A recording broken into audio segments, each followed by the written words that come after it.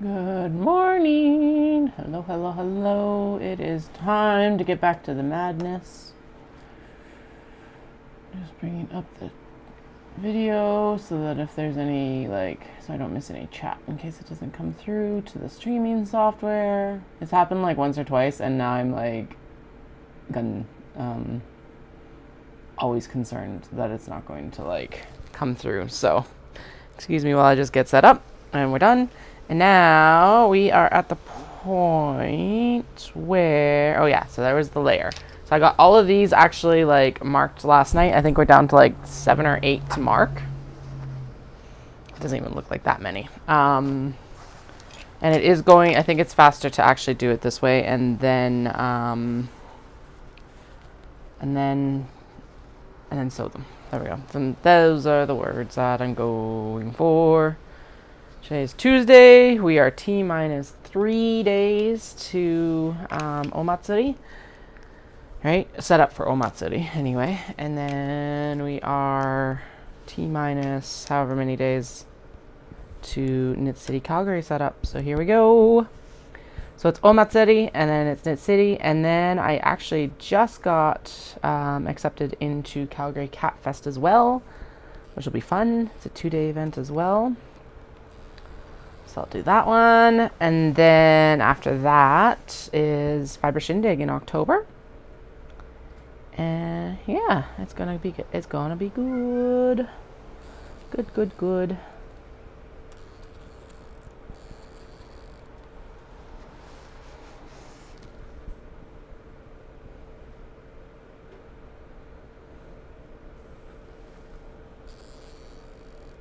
Basically what I'm doing right now is I'm going in and marking the wedge. I figured out that I could just go across and mark the wedge this way versus having to mark it up both sides and then figure it out.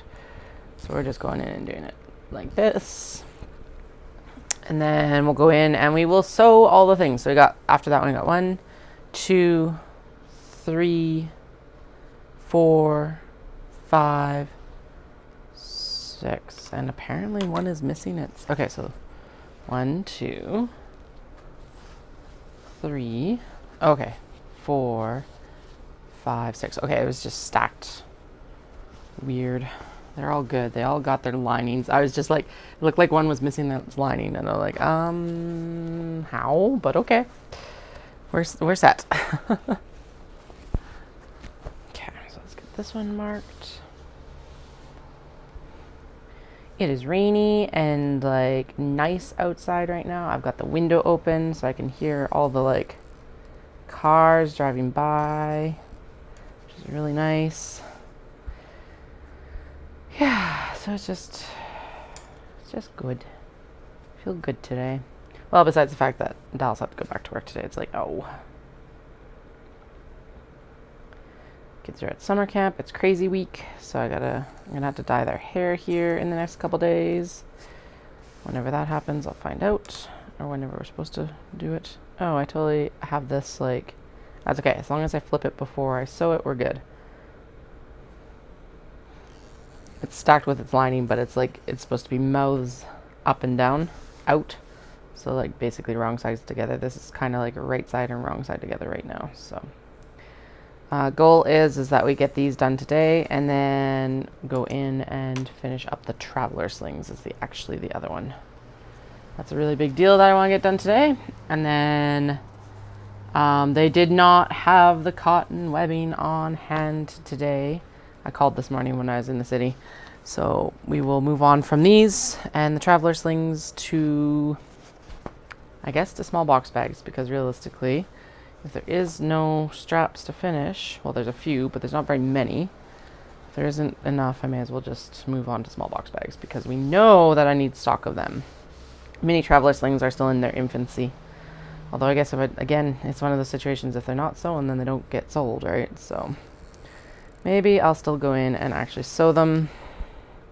I did not get the twill tape cut for the small box bags last night. Hell, I didn't even actually get these finished last night, which was the plan. We organized and put away laundry instead, which was probably the more important task anyway. But yeah.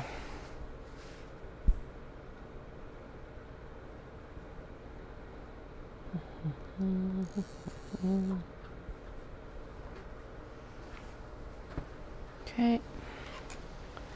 At least I did get the majority of these done, so that's nice. And then we'll get the sewing of the wedges will not actually take that long. So that's good. And then we'll go in and we'll put the handles in and do the top stitching around the top. And then we'll be good to move on to the next thing, which will be turning and finishing the traveler slings.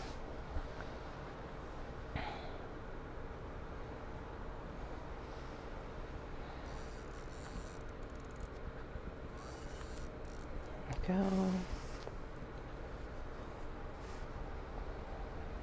Doom doom doom doom doom doom doom doom doom doom.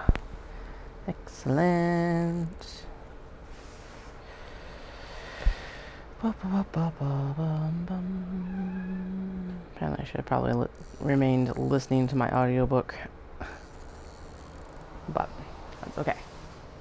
We'll be good. Oh, looks like me that didn't come through properly.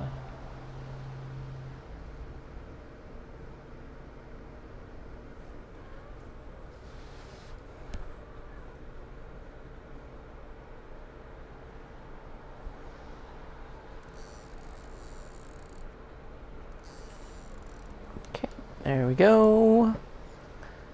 1, 2, 3. 3 left.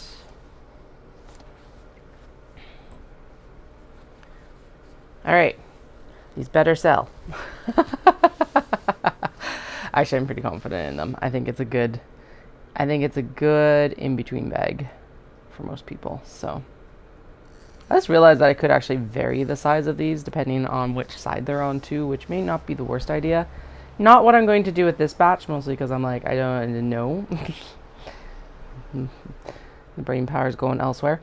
But yeah, like we could actually do a smaller wedge on the opening side and then a larger wedge on the non-opening side, which would be kind of nice too. So that future Katie things to experiment with.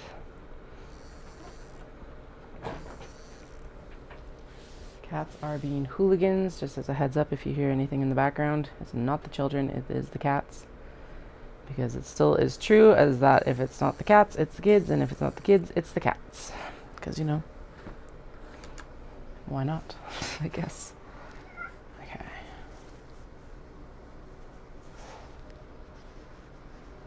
Two more, and then we get to go right into sewing. So that's not too bad.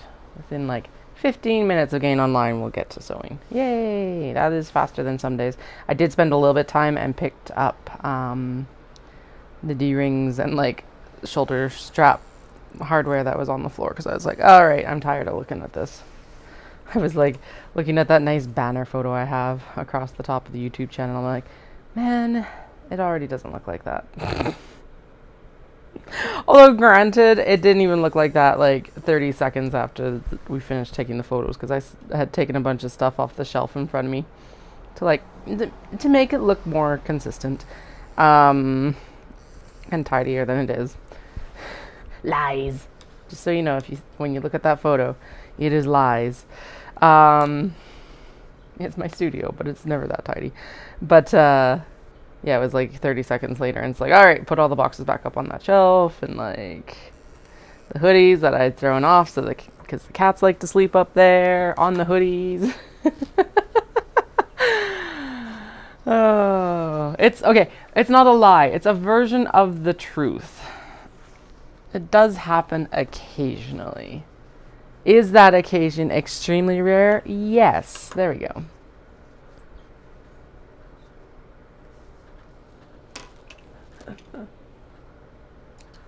Extremely rare. All right. Now that I've spilled my deep, dark secrets with you, let's get this finished. It's not like, it's actually a really weird weather right now because it's like super foggy and it's like kind of raining, but it's like that super slow drip rain where it's like not pouring, but you know if you go out for a walk you're going to be absolutely soaked in like 15 minutes.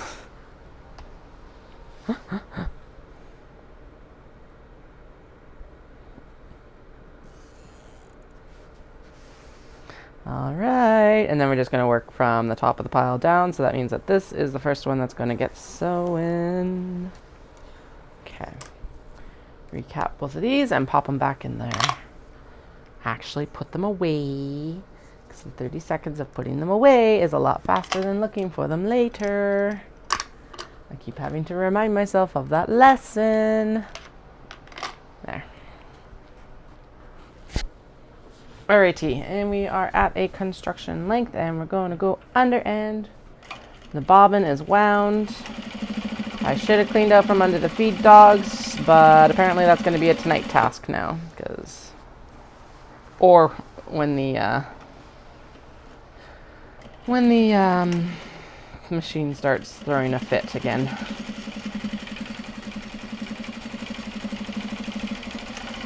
Because when else should I clean out the feed dogs? I did get informed very politely the other day that it's supposed to be daily, and I'm like, okay. Which I guess is true. It's like basic machine maintenance. So I guess maybe we'll aim for every other day, which better than normal. Usually it's like every couple, like, well, okay.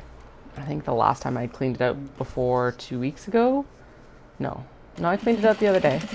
But before that, had been like months.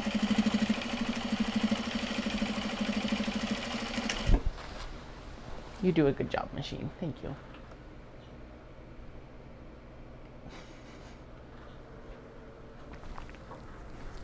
There's some little birds in our yard, all like, yay, we're happy because it's cooler outside.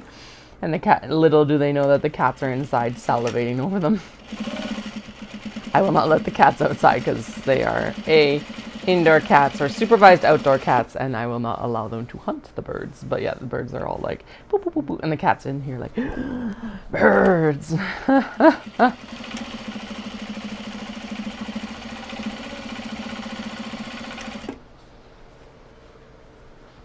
Must hunt my dinner. You do not feed me enough wet food. I don't actually feed them enough wet food, but whatever.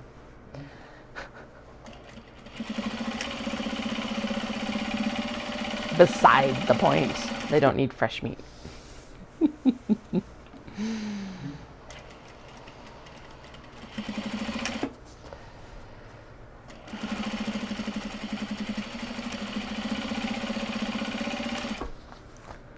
Alright, I'm going to move these. Okay, phone down here.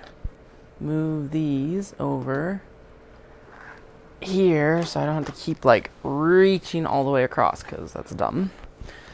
Pick up the D-ring tabs for the mini traveler slings, and then we'll continue on. Okay. Doom, doom, doom. Zoom.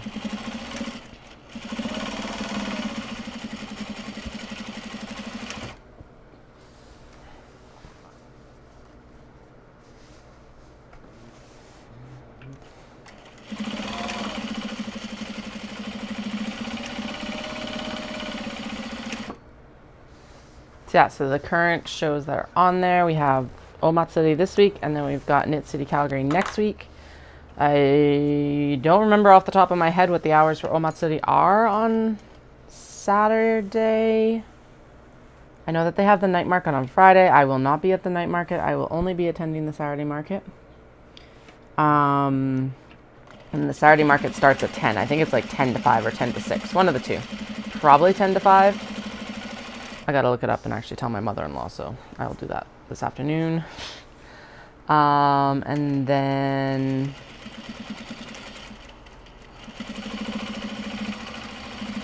oh, ran out of bobbin thread right there. At the end of the seam at least. And then good, Dallas is at work. Safe and sound. And then Knit City the following weekend, the 17th, 18th, is open 9 to 5 on the Saturday and 9 to 3 on the Sunday. And as far as I know, they still have some tickets available, but don't quote me on that. They might be sold out now. And then I'll have more details on the Cat Festival here soon. All I know right now is that it's September 13th and 14th. I think it's at the Westin. But they'll have more information on their Instagram. realized I was gonna pull out the special fabric that I got from Japan that's got cats on it, because I was like, that will be good. Right, so we're gonna do some very cat specific stuff, not fabric wise necessarily, because I gotta double check how much cat I have, but also like some cat head pouches, which will be a lot of fun. So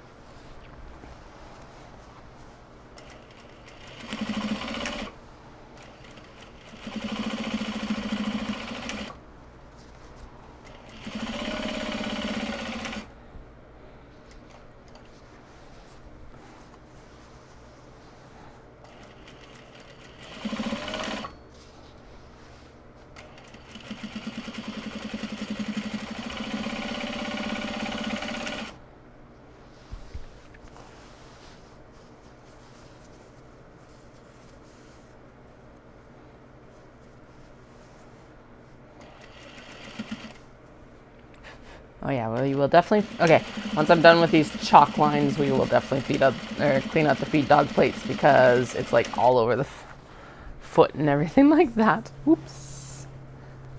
So.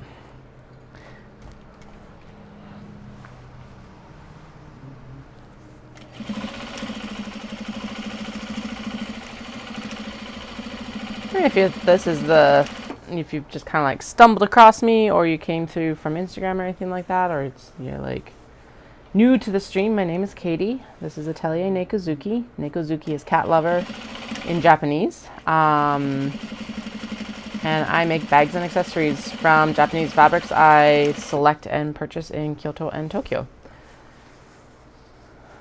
I was an exchange student there, starting nearly 15 years ago now, which is insane. And then I started making project bags for knitters, and when I went to look for cute cat fabrics, it was really hard to find cute cat fabrics in Canada. So I went, hey, you know what? Let's look at Japan and like lean into that experience, and a little bit for like differentiation as well from other bag makers in the area, because I was kind of like, there's a few of us, but after I started making project bags, there was a significant number more of us making bags for knitters. So I went, you know what will make this unique is cat fabrics. And lo and behold, when I went to look at Japan for cat fabrics, they had unique cat fabrics. So that's where it started. Now we go for all sorts of fabrics. I also upcycle obi and kimono from temple markets in Kyoto, or that I've purchased in temple markets in Kyoto. There are a few that are going to start working in from secondhand stores as well, but we're not there yet. So I will let you know when that happens. But none of them are, or at least they're all secondhand. I can't say whether they're new or not sometimes, because you know, lots of people buy clothes, even kimono, and then they just never get worn. So some of them have been, like some of the obi have been in good enough condition that I suspect that is the case. Or it's just been cleaned. It's hard to tell sometimes, because the stay stitching in it is like put in apparently after it gets cleaned as well. So I'm like, okay, are you new, or were you just cleaned and then sold? Don't know. And the way that these are sold, it's almost like estate sale sort of thing. It's like a big temple market, so it's like a little bit elevated above some of the flea markets, but that is like, it's kind of like in between those two kind of brackets. I don't like calling it a flea market, because it is held on the temple grounds. I don't know why, but yeah. Currently the next planned trip is a family trip. I've got 2 littles that I've never been, and a husband that won't have been for like 8 years. Actually, probably closer to 9, 8.5 by the time we get there. But the next time around, I'm going to be running the Kyoto Marathon, because outside of this and raising children, the exercise hobby is running. And ran our first marathon in January. Very slowly. I am not a fast runner. I interval, up, down, run, walk, blah, blah, blah, blah, blah, but I finished. So that's the important part. And Kyoto has some spectacular medals. It still has space right now, and if I thought that I could run it in under the cutoff time, I would still be going for it. but I don't think I can. So I'm like, plus I'm actually really looking forward to the like training break that's coming up in September. Right now I'm training for a half marathon in Canmore, Alberta. And then once that's done, I will be taking a training break. I'll still be running a little bit, but it'll be like, oh, I can go out and do like 15, 20 minutes instead of you got to go out and you got to get 3 miles in 45-ish minutes. And then you got to do 12 miles on Monday and all of that. Yes, I'm in Canada, but I find training in miles it's a way to trick myself into being like, oh, this isn't so bad. It's just 12 miles instead of being like, oh, this is 20 kilometers. Ugh. The crazy thing is pre-kids, I was like struggling to do 10Ks and now I'm like, yeah, let's totally train for a half, multiple halves per year and a marathon. I got this. Hi Jennifer. Remind me of that when I'm like in the depths of training next fall and I'm just out there like dying and I'm like, why did I sign myself up for this? You can be like, Katie, you got this. You said it yourself. I 100% run for beer. I run on and for beer and bling. Wish there was more beer on running courses. Imagine if you could like, there was actually non-alcoholic beer at like the, I think at the like 17K mark for the half marathon in Calgary. So that was kind of cool, but it's not the same. I want a full-on beer station, please. Thank you. That's one thing I am excited about. The photos I've seen of Kyoto for their marathon, for the food that they have on the course is like spectacular. I'm super excited.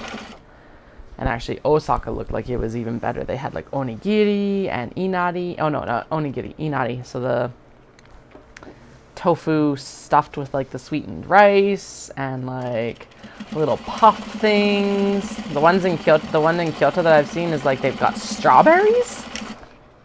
I'll take strawberries. Strawberries is amazing. And what else? They had like maiko out. So those are trainee geisha or geiko. They had maiko out, like handing out senbei, which are Japanese crackers. And I'm just like, oh my goodness. Maybe I will only be running Japanese marathons exclusively. No, there's a few others I want to do around the world. If I'm running marathons, I have told Dallison now it's like, these are special occasion things only. Barring the fact that I do want to do Victoria next year, which is not, well, it's more special in Calgary at least. I want to train for Calgary, or run in Calgary. It's boring for me. But it's like, I do want to run Victoria next year because that'll help me get 2 training cycles in for a marathon, and I want to get a sub 5, or I want to get a 5-hour marathon. Because the cutoff for Kyoto is 6 hours, and so it's like, I want the 5-hour, or 5 to 5:30 is the goal. So I'm going to be focusing in on definitely like speeding up my half marathon next year. And my 10K and my 5K. Basically, it's just going to be, I'm going to train and run Calgary half for May. And then I'm going to go run the 5K for road race this year or next year because I love road race. And like a 5K is not intense and I want their pancakes. They have like a luxe pancake breakfast. So that, and it's one of the, I think it's the event I have the most fun at so far, outside of Run Disney. And then it'll be training for Victoria in October. Although that is strategic because it's when the kids are less sick, because it's like they don't get sick a lot over the summer, usually.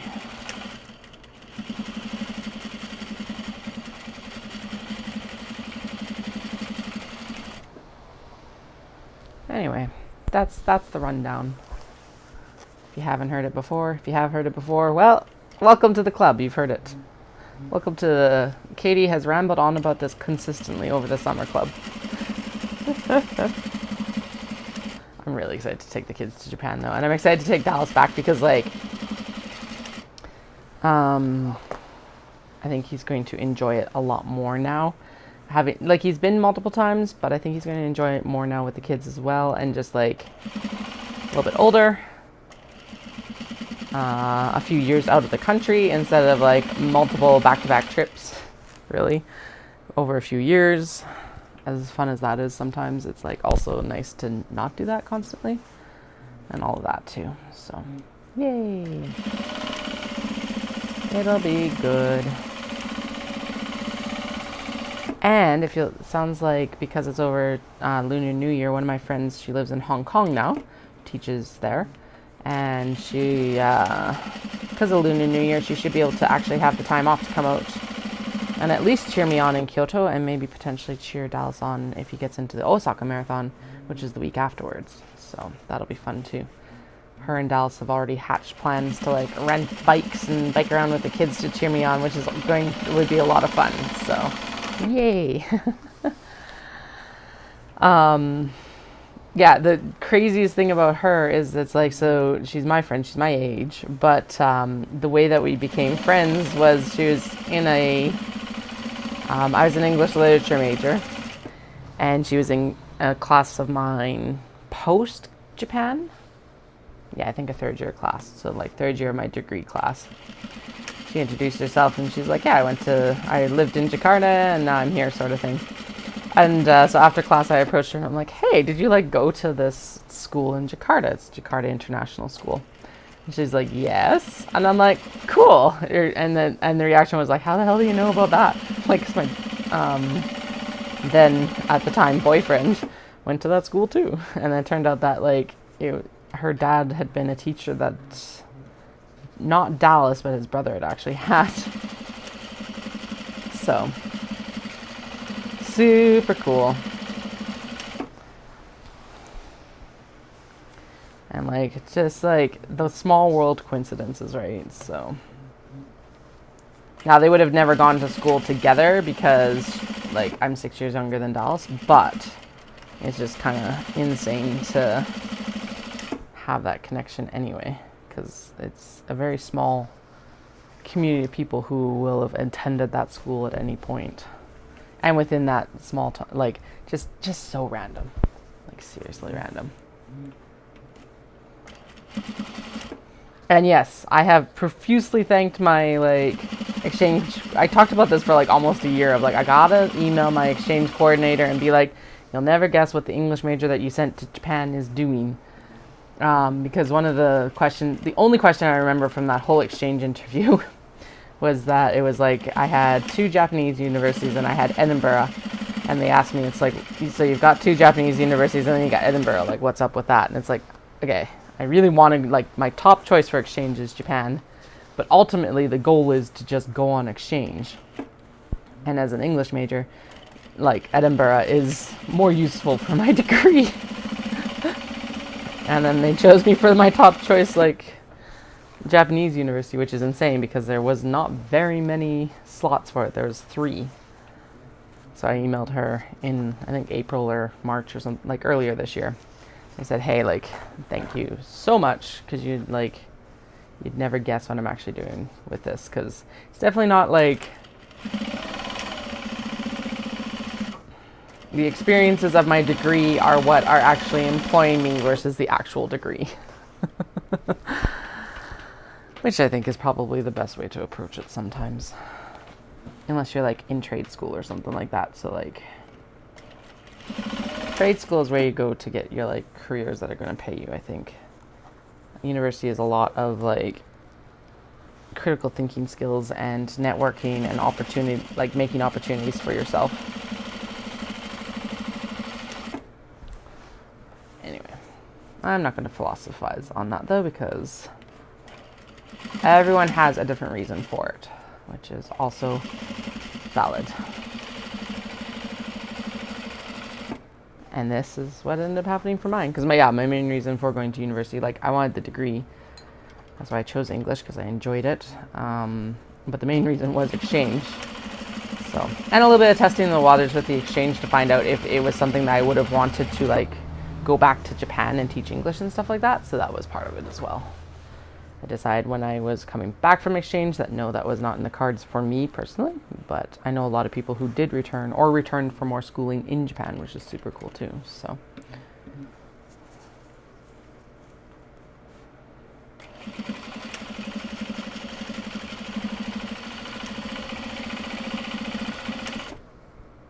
okay, we only got 2 more of these to do the wedging on, and then we'll be heading into trim. Trim. She gets you to like sew rectangles on it, and I'm still not 100% sure why. I'm gonna assume it's like a tack down technique. I'm wondering if I need to do it. I don't do it on any of my other bags, and none of them really fall apart, so I think we might. Well, I guess there is no like finish. Yeah, okay, because we're not sewing back. Oh, well, but it's caught in the wedge, so it should be fine. I am going to say it is fine, and we're going to skip the rectangling step. So we're going to like trim off the wedges that will face the opening, because that does make sense to me, because you don't want them like folding into the opening. Skip the rectangling, and then we'll just turn them out and install handles. I think that that will be enough to hold it all together. So far, for all my other bags, that has been enough. So I'm going to declare that it is enough for these ones as well. I don't see it being not enough. And for time's sake, I think it'll be a better decision.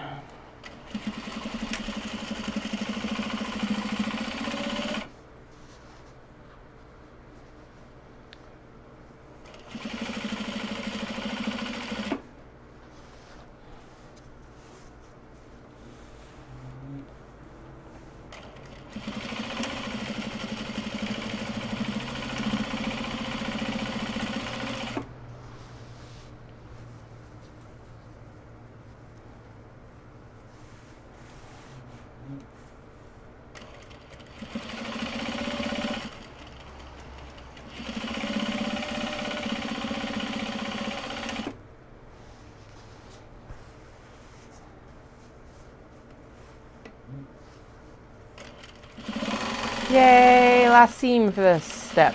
Whoosh. Alright. Less than 35 minutes in, and we're here. Yay! Okay, so now the one thing is I gotta go in and trim all these chain piecing, but honestly that is still faster than, or at least it's less thread wasted, or thread ends, than if I were to like cut these individually, so. Even when it doesn't work out exactly how it should. Okay. Now I know there's a bunch on the floor that I gotta reach down and get. Then we will need to do some white top stitching, so I'm just gotta figure out when that's going to fit in well, because realistically I should do all the welt pockets for the mini traveler sling. Now there was no cotton webbing at my supplier this morning, so they said that it's probably going to be in on Wednesday. I'm like, damn it. Of course. So I guess we'll find out. They will call me. It's just like I'm already in the city, so I may as well check instead of having to like invest the time on going back in. So I think what I'm going to do is, even though I've got a full day of setup for Omatsuri on Friday, I'm going to go in and pick it up that day. And then I'll probably try and get as many of the straps done that night as I can. Because basically I can sew the majority of the mini traveler sling together and then just leave a gap at the top for sewing the strap in. The other option is I could go in with a D-ring and then just put 2 hardwares on both sides, but I think just sewing it in is going to be fine. So basically that would leave me with sewing the strap, shove the strap in, and then finish the top bit, and then turn the bag. So I don't know. Given that I don't want to be up too late the night before the show, I'll do as much as I can, and that's all I can do. At least, even then, the majority, like, then we'll have a lot ready to go for Knit City, if nothing else. And for Knit City, we'll have, next week's task is as many small box bags as I can get done. We currently have 99 on deck. Oh, plus one that I need to swap the handle on. So we got a nice round 100 small box bags in the wings right now, waiting. They're sitting back there. I have a direct line of sight on them. So tonight's task, once I get the kiddos from school, will be cutting the twill that I use for their pull tabs, and then tonight will be clipping and clipping and clipping and clipping and clipping and clipping and clipping and clipping and clipping. Shit, that means I don't have enough clips probably. Because each of them need at least 2. Oh no, I might have just enough. Each of them need like 2 clips per bag at minimum. Yeah, we might be okay. Might be able to do it. All we can do is try. More coffee.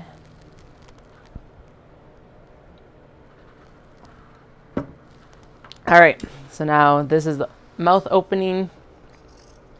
I'm gonna trim it down here. She does say to, like I said, like rectangle this right here, but I think we're okay without it. I'm going to ignore it. I gotta trim them down all down anyway, and then I think what I'll do is I'll sew one, like this one per se, and then after that, turn it and determine if it makes a big difference. It might actually make it nicer not to sew it down. I don't know. Okay, twill goes to my friend who uses it for amigurumi stuffing, and I keep the Japanese fabric. Doom, doom. And it is just, so this makes sense because this is wider open. You don't want this folding up and into the actual opening and disrupting the opening. So this part I'm perfectly fine with. It makes sense to me. I don't know what the rectangles are for. So. And this is part of the chaos. You never know exactly what Katie's going to change about a like pattern.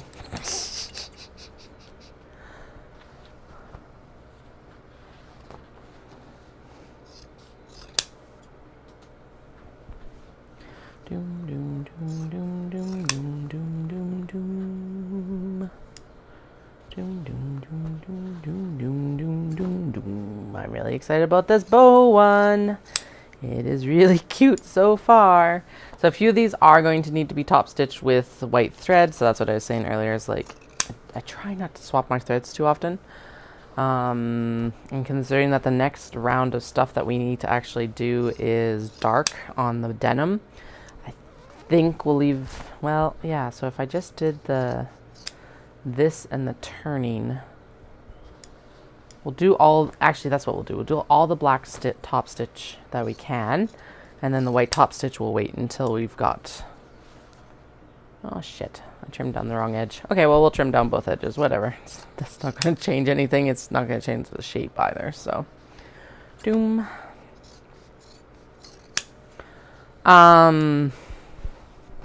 Just talking too much, but I guess I should be used to that at this point. Yeah, we'll just top stitch the stuff that we can, or that needs black stitching, and then we'll fit the white ones in afterwards. It'll work out. It'll be fine. Probably worrying about nothing. Just, yeah.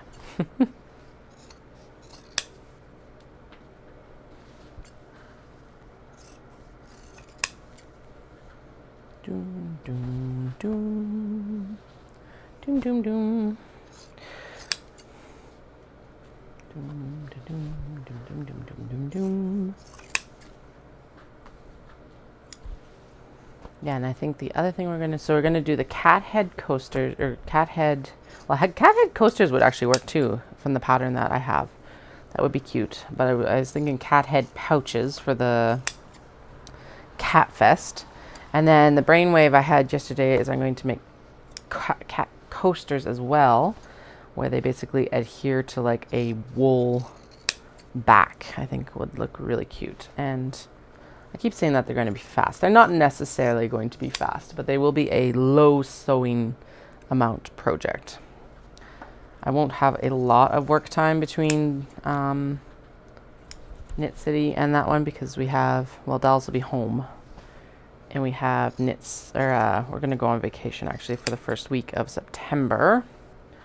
So it's like, yeah, my sewing time is going to be greatly reduced, but I think that'll be cute. And I do have one more week of the kids being in summer camp between Knit City and that. So I was going to kind of do my own staycation, but I think what I'll do instead is I will work the days that they normally would be in school anyway, because may as well.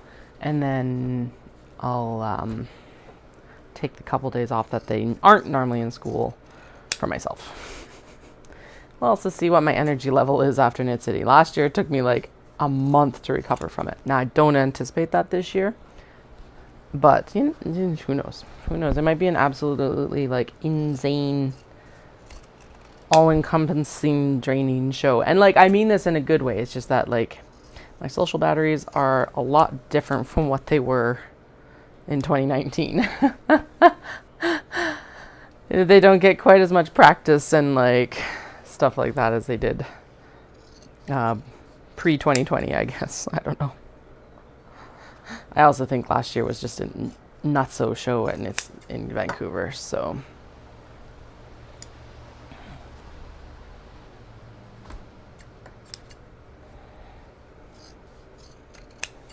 but I am also feeling more like myself. So it's like I think I'm finally feeling more like myself after having kids. I'm definitely more driven about the business than even before kids. So that's pretty awesome to see here. And it's paying off as well. I can see it in like the numbers too, which is always super exciting. Pouring outside. I love hearing the rain. All my windows are open down here. Oh yeah, it's raining pretty good now. Good, the sunflowers needed it. They've been, I always have to have like benign negligence plants. I don't actively try to kill them, but I don't actively try to maintain them always. So they're doing really good, actually, all things considered. Okay, so we're gonna turn this one and see if I need to like sew the rectangles in the bag. I don't think I do. I think we're okay. And then basically what we'll do is we'll go in and clip the handle into the bag and do the top stitching around the edge. No, we're fine. It actually does feel better because there's no like lumpy seam right there. This should, because of our ironing, just do exactly what it's doing right now. So I'll clip around the closure and then we'll pin the handle in, and we're just going to kind of we're going to just do all of them, and then we'll sew all the top stitching that we can together at the same time, because that's what we're going to do. I did make the opening ever infinitesimally larger yesterday, and I'm glad I did. I like made it a 1/2 inch larger across, basically. Just enough to like, yeah. I had done it like a 1/2 inch or a 1/4 inch smaller. And then I was like, maybe I'll make it a 1/4 inch larger. And then I was like, nope, just, or a 1/2 inch larger. And that would have been too much. But I do, the 1/4 inch larger is definitely the key. You're like, Katie, what are you even talking about? I don't know, to be honest. Okay. I'm going to actually grab my pin bin because this is going to require more pins than I have on that magnet. Ow. No. That's why I hate using pins. I just stab myself lifting up the bin. Okay, you're okay. You're just really asleep. Excellent. Okay. So this was... Okay, I'm going to turn the machine off because this is going to take a little bit and I don't want to accidentally step on the pedal. Yeah, there we go. Deep enough in. Just go in and pin it. Actually, I'm going to pin it. I'm going to sew it from the inside, probably. Just because that's easier. Actually, yeah, so I'm just going to pin it vertically instead of horizontally. Because mentally, my brain is going to break if I think of how I have to pin it to sew it. And I can always move the pin around later. It's not a big deal. Just get it in there so that everything is held together. And I just realized you can't really see what I'm doing. So I'm going to move the camera so that we have a different view here for a little bit.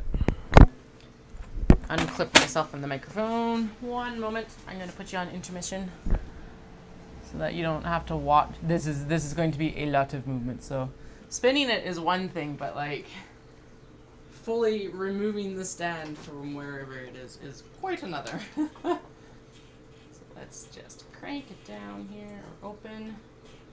Whee!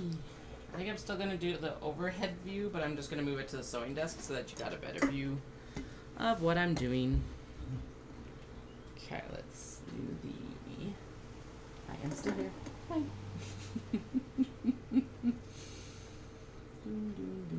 No, that's not what I need. I need the studio mode. Layout editor, please. Editor. There we go. Studio mode. I have to be able to see the camera to make sure that, like, what you're seeing as well. Okay, good. And then zoom the camera back a little bit. And you will zoom. Zoom, zoom, zoom. There we go. And that is actually really good because now you can see the machine and directly over where I'm working mostly. I'm going to actually move it up a little bit because that will give you a wider view. There, that looks better. Because realistically, it's kind of pointless for you to not see this section. When I'm like, okay, this can actually come down a bit.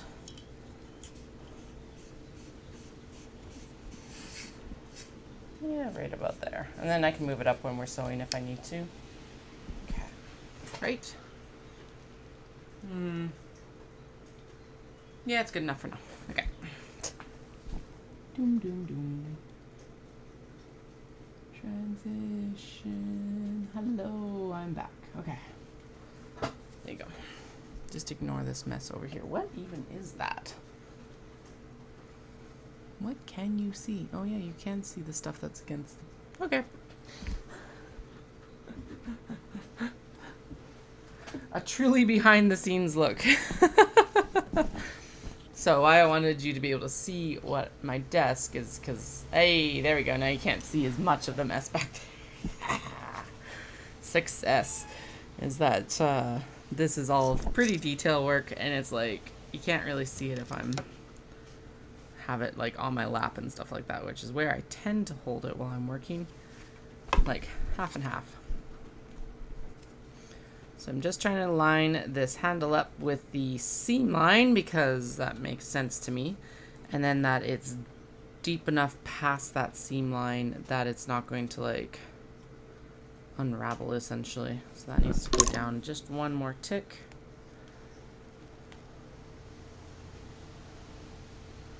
Oh, that feels about right. Yep. This is one of those situations again where it doesn't need to match all the other bags, it just needs to match itself. And it's nice because it's actually only one handle, so it doesn't even need to like match another tote bag handle like the tote bags do. Which is awesome. Alright, there we go.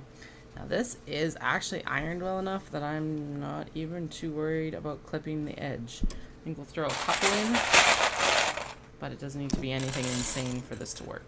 While it goes under the machine, I'm going to pin or clip it like I'm sewing it from the inside. As I discussed, I will be sewing it from the inside. Basically like this, because that is easier to get around than I guess we could do the exterior, but like, yeah.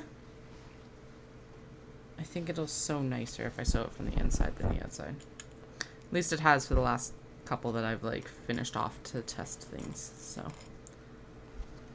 Whatever, we can always move the pins too if we need to. So there it is, actually mostly finished. All it needs is to like get its top stitching done And this is why it's called a dumpling or a gyoza bag. It's because it's like, when you pick it up, it looks like a little gyoza. Love it. And I'm calling them gyoza bags because that's the Japanese word for their dumplings. So, dun, dun, dun. Fancy. Super fancy. Plus, dumpling makes sense, but the dumpling bags that I've seen patterns for, they don't make sense. And I cannot tell what they actually call these in Japanese because the tutorials that I've seen have both been like turning a square into a reversible bag. It's like, okay, well that does no. Because I was calling it square-to-hexagon bag because you go from a square into a hexagon, but that's like really hard to say regularly, so just a catchy little gyoza bag is way easier to communicate the shape of it a little bit more. So that's where we are, at least for now. I need to change it later, I will. Doom, doom, doom, doom, doom. Okay. Good. Move the pin bin back so I hopefully don't knock it over onto the floor. That would be a certifiable disaster in the studio today, and I would be very upset. Not quitting upset, but definitely just like, why? Why you do this to me? Okay. The main reason that I'm going to clip this is also so that it helps hold the twill to the inside of the bag, and so it's not like peeking out of the side of the bag too much. We're all good there, I think. Now we'll get this handle in here. Zip. And it is even, and then is it, yeah, it's actually where it needs to be. Sweet. Okay.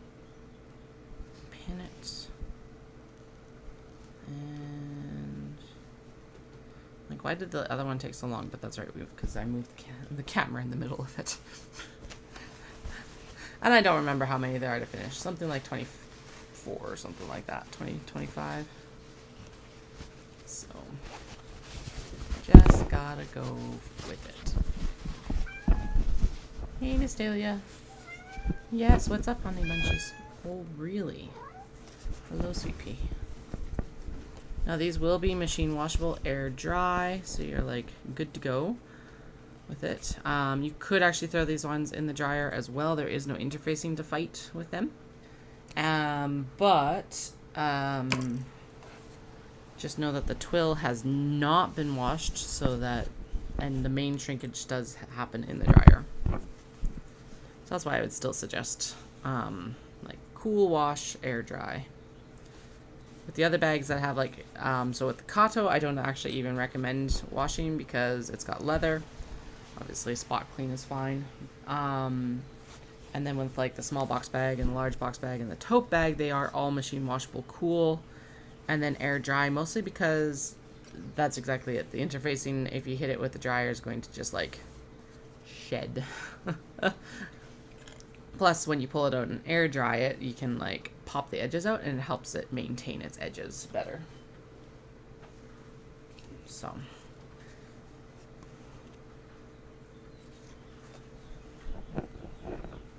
Oh man, the birds are happy, happy, happy, happy, happy right now. You can just hear them out there like going for it. Okay, where'd that end up? Right? Actually, where it's supposed to. Just make sure it's even on either side. We're good.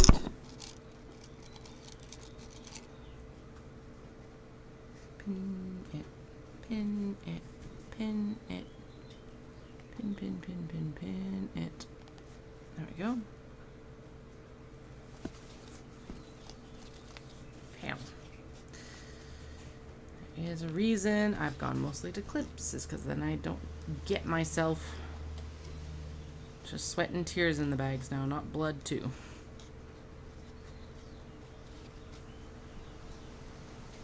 Okay, that looks feels right. Feels right. For depth, it is right for depth, and it is nearly right. There we go. Good. Pin in, pin in, pin in. Make sure that twill is tucked in. So that looks like it's probably going to be the problem area is around the webbing. Ow. Yeah, I shoved it under my thumb.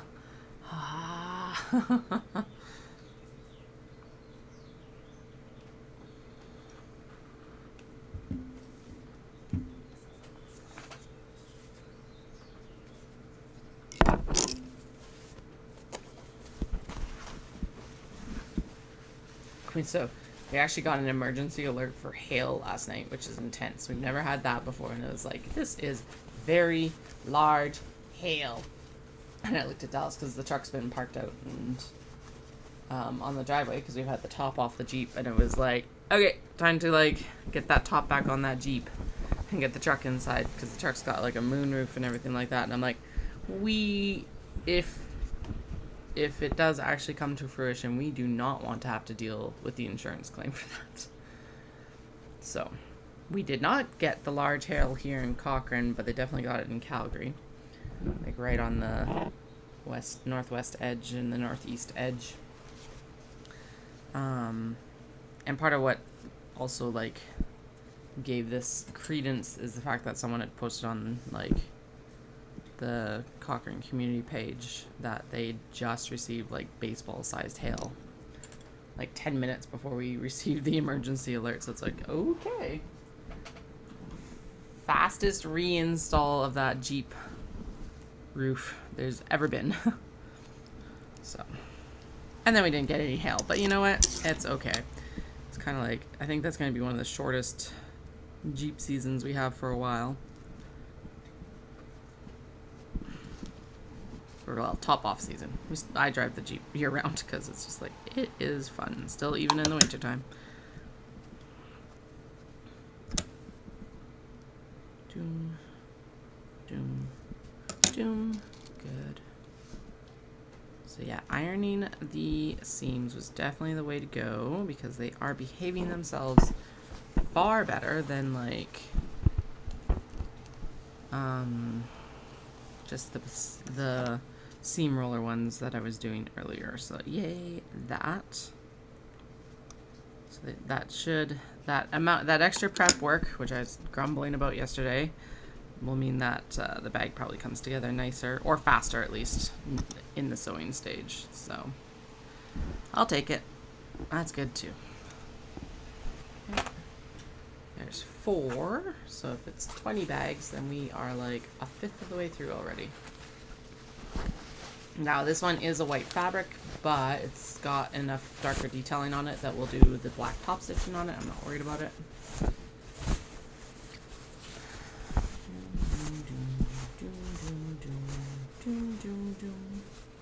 This one's fun because it's like paisley, like bandana prints.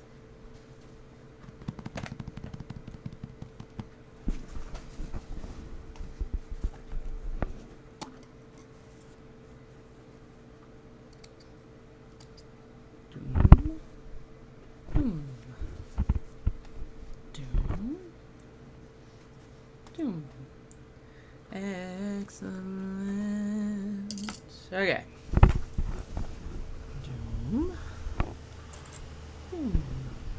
One clip on each side just to kind of keep the twill tucked underneath the exterior, which is good. I'll do it on this side as well. I can't remember what color did I cut for this. I hope I cut red because honestly, as much as it's like a blue dominant bag, there are pops of red, and leaning into that would be nice. Maybe it was navy. Navy would work too, actually. How much you want to bet she's going to bite me when I try to take her off there?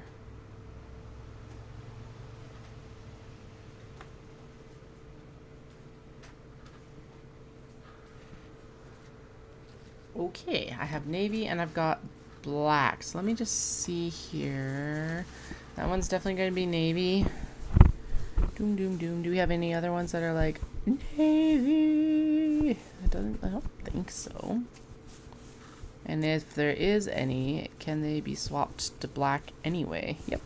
Sweet, so I'm going to put navy into this one. And I got the black one for the next one anyway. Woot. Okay.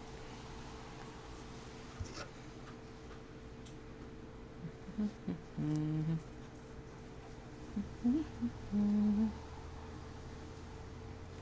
and then what I need to do is make sure that that twill gets tucked down behind. There we go. Just a shimmy down. And pinning in. There we go. Flip. Do the other side. And good. And in and up, up, up.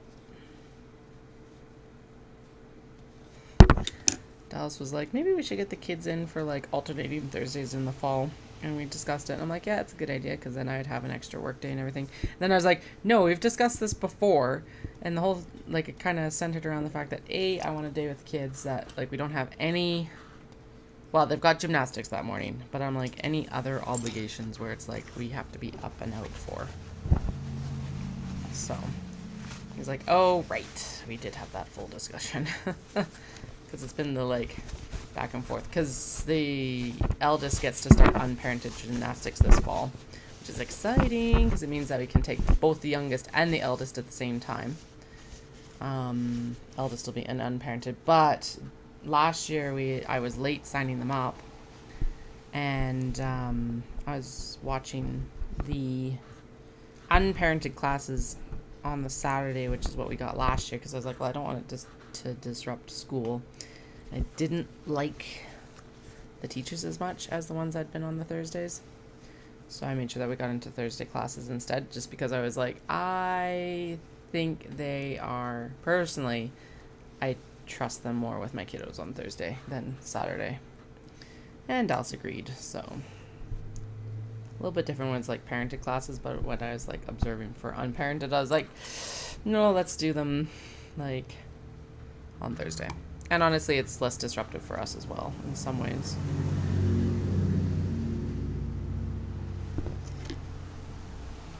I guess I need to pay attention to when the sign-up round for gymnastics is for the winter term already. They do the fall term like May 1st, and I'm like, oh my goodness, I don't know. Yeah, it was like, it's early. That's why I missed it. Well, I missed their fall sign-up last year completely because I was like prepping for a show and didn't know that they did fall sign-ups in May. And I'm like, holy, all right. So this year, at least I was on the ball with it so that we could get the like time slot we wanted. Which is nuts. It's nuts that like a Thursday class sells out too. In some ways. I guess they're of an age group though where it's like a lot of mums are still at home and stuff like that, so like the preschool age sort of thing, if they're staying home sort of thing. I do know a lot of those mums that actually do work, so they must like go and do it and then I guess have a different schedule that day, or maybe work like 9 to 5 hours or something.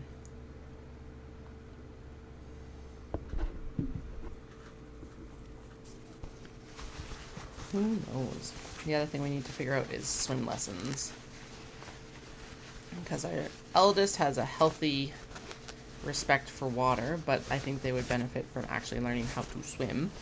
And being like, it is bordering a little bit on like a lot of hesitation, so I want to like help mitigate that hesitation. And then our youngest is just like, no. Zero fear like with the water, and it's just like, okay, so you need to learn to swim so that you don't like do something stupid when I've got my back turned or something. Like, not that we ever have our back turned on them in the pool, but like that momentary split of like attention. I do not take the children to the pool by myself for that exact reason. It's a when dad is home activity only. But swim lessons are like so expensive and so hard to get into in our community. They're like $100 per child for 5 days. And like, yes, it is a life skill. So like, but it's also been at the point where it's like I need them to be at an age where it's actually going to be something that they're like they've got the listening and comprehension skills to retain a bit. And I think actually our community, we're just outside Canmore, and Canmore's actually got a pool, and their swim lessons are like $35 per child for the week. So I just gotta figure out a week when Dallas is home where we can go and just do the full week with them together. But yeah, I'm like, even having to drive 45 minutes each direction, like, it's a nicer pool in some ways, and it'll be, yeah. And they had spaces still available, because on top of the like swim lessons being extremely expensive, they fill up instantly in Cochrane. It's like, why? How? So yeah, I should actually take a look at, well, yeah, then it'll be also like fitting it around school and everything like that for the kids. I guess if they show up late a couple days for swim lessons, whatever, not as big a deal.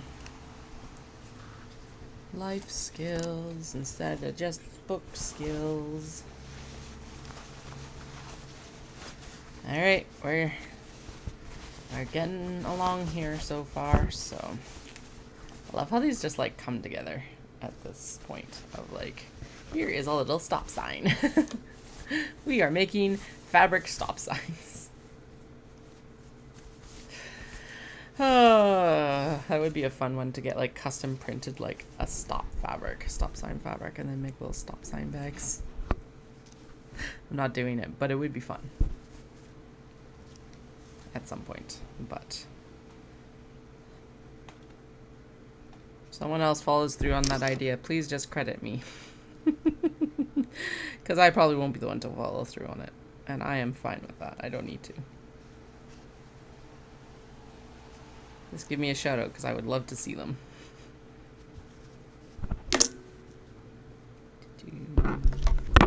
These are like little polka dots. Some of the polka dots have been replaced by cats, and then some of the polka dots are cat heads. And I love this fabric. It's so adorable. I really like it on this navy. I did have other colorways of it, like a white and a pink, I think. But I do think that the blue is still my favorite colorway of it, because it just, the polka dots pop on it so well. It's so good.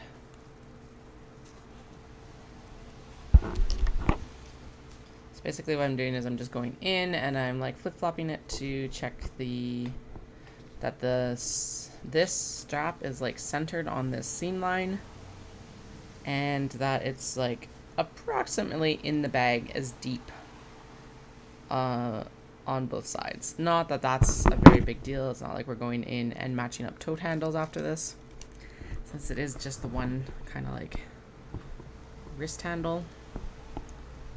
But still not the worst idea. I don't want it less, I guess, is more what I'm checking, is to make sure that it's like deep enough in so that it gets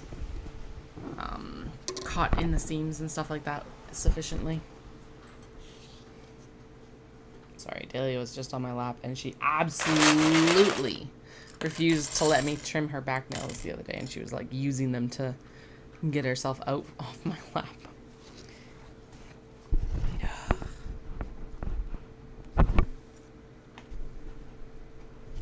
Okay, there we go. So we got 1, 2, 3, 4, 5, 6, 7, 8, 9, 10, 11, 12, 13 to pin. I just saw where the other pink is going to go right there.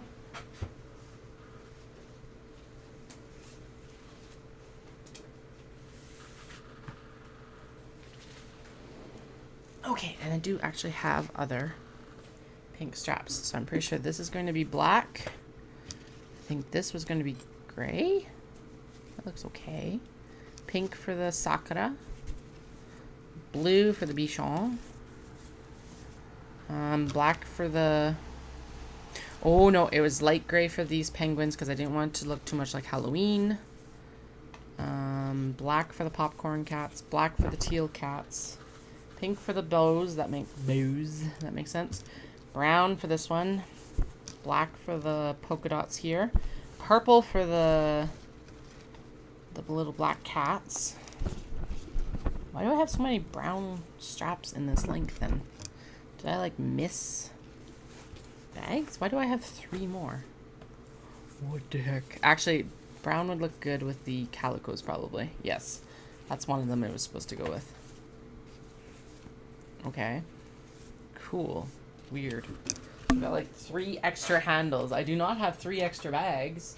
Unless maybe they're in the cutting studio that they didn't get finished or something like that. Totally possible.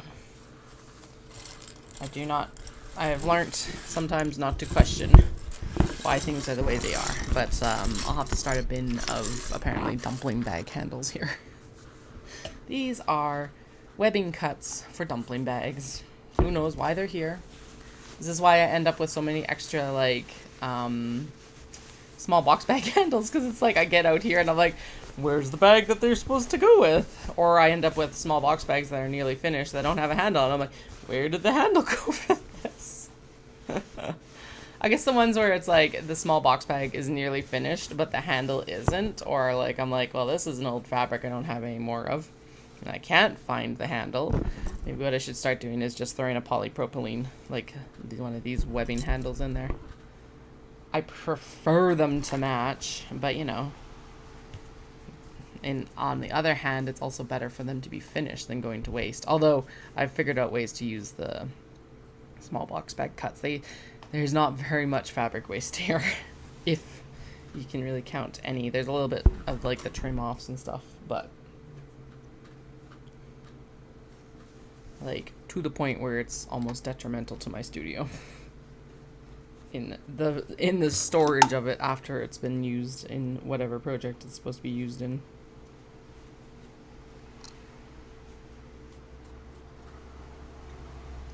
Doom doom doom. Doom doom doom doom doom doom doom. Doom doom doom doom doom doom doom doom. Good. Okay. I'm gonna pin this in next. I like how you're like staring at my forehead as I like lean in. Hello. It's a good thing that I don't have like a bunch of dandruff or something.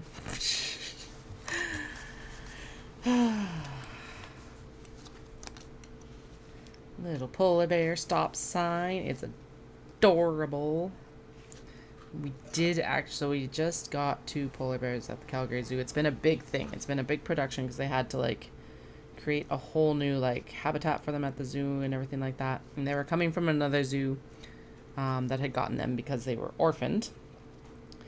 And unfortunately, they were playing the other day and one of them actually like crushed the other's throat. So now we are down to 1 polar bear, which really sucks for like all the zookeepers and like us too, and like everything. It sounds like the other polar bear is like okay and in good spirits, but like they'd been like habitat mates for almost a decade. They weren't related, but they'd both been like orphaned, and so that's why they were together. They're basically like a bonded pair, like cats. So it was just like a absolutely terrible accident is basically what it was. Like there's no other health conditions or anything like that, and there's no way to like mitigate it really, because they were doing exactly what polar bears are supposed to do, and roughhousing basically. At least that's what they like. That's what all the signs point towards. So sucks so much for them. And by them, I mean like the zookeepers and staff and everything like that would have been caring for them.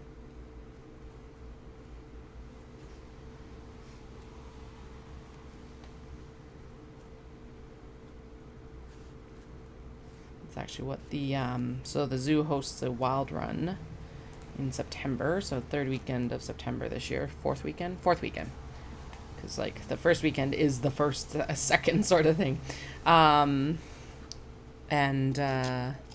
But the wild run theme this year is basically they choose a conservation effort every year, and this year it's the polar bears. So they get medals shaped to the conservation effort for each year. So last year was like hippos. I'm super excited about it because it's a 10-mile run. Again, I run for beer and bling basically.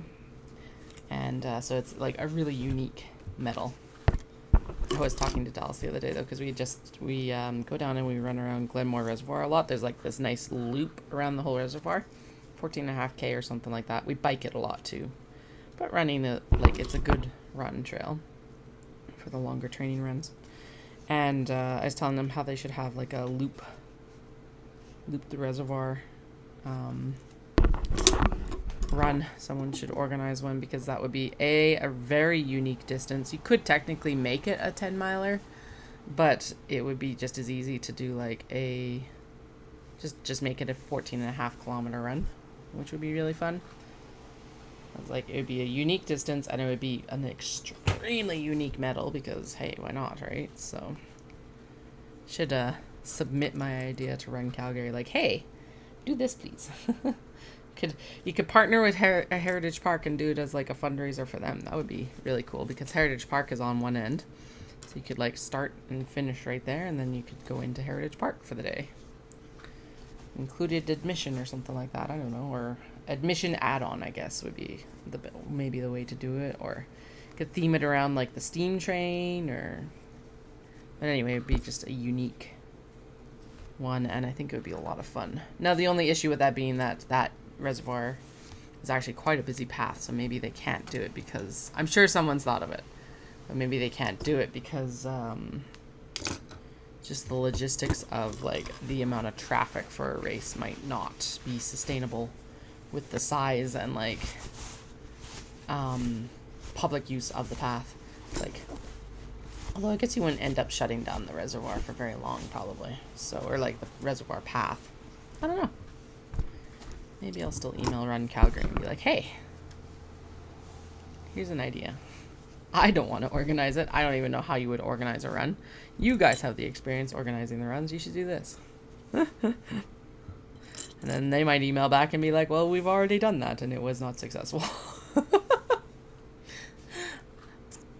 Because gotta keep it real in that I'm probably not the only person who's ever thought of this. So,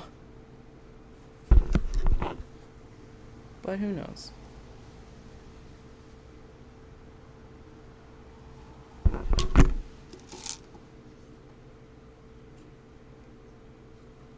Doom, doom, doom, doom, doom, doom, doom, doom, doom. We're almost there. Excellent. Well, I would put us at what, like halfway now? What was the count last time? 13? I'm not going to count them again right now. I think we're halfway. Let's go with halfway.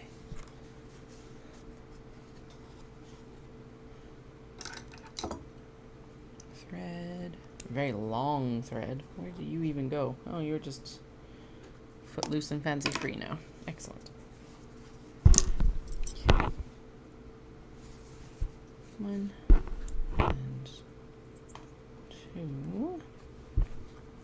So if you're in the Calgary area, these will be debuting at Omatsuri, which is the Japanese festival, next weekend. God, not next weekend, this weekend. Ugh. No, that's way too soon. Yay. I'm excited, but holy, the 10th, this Saturday. They do have a night market as well, but I will not be at the night market. It just does not line up with toddlers right now. Preschoolers. I guess they're actually preschoolers. But, yeah, I will be there on Saturday. I don't remember the hours. I think they're 10 to 5. That sounds right. But they'll have all the information either on their Instagram page or their website. It's just YYC Omatsuri, wherever you prefer to get your social media or social information. That needs to be trimmed up, or else we're going to have an issue once it's turned itself. Turn. What is that? Oh, it's a zipper and it's a battery. Okay, I'm like, what is this like black blob right here? And then what is, oh, that's, okay. And then it's the locks on the drawers that technically probably could come off now. The child safety locking that had to occur down in the studio was intense. I know. Well, over the summer, I haven't even like really worked down here with them. I'm like looking at their little like recliners and thinking I probably should take them upstairs for the next few weeks because that would probably make them super happy. Give them their own spots to sit, kind of thing.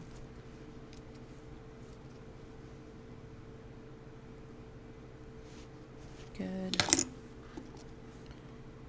And it's not like they're like heavy beasts to move or anything like that. Excuse me.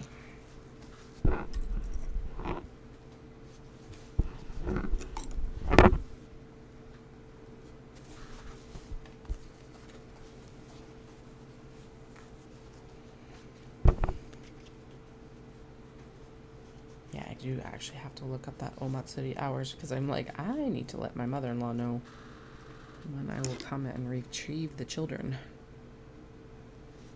That's the nice thing about Knit City is like Dallas will be in town, so it's not quite as big a deal.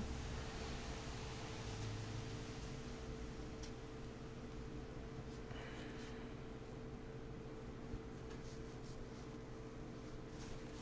we go.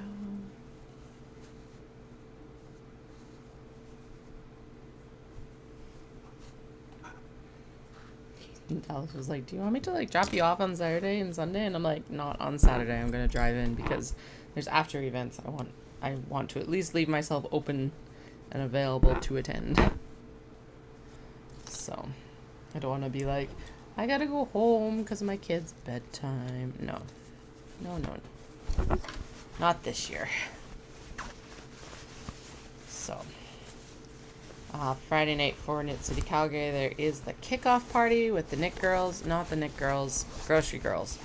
It's the other girls from Edmonton. And then Saturday night, the thing that I know about is that there will be there's like some sort of social down at Bottle Screw Bill's, which is a pub down in downtown Calgary. So if you're around, come on down. I don't know any of the details for that because it is not a Knit Social like organized event.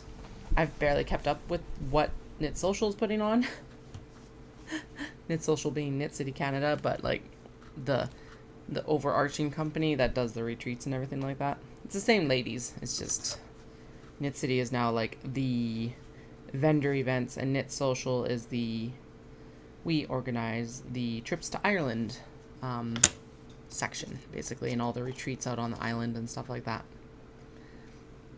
So yeah, so the kickoff party on the Friday is a Knit Social event, and then I don't think they've got anything for the Saturday night, unlike in Vancouver.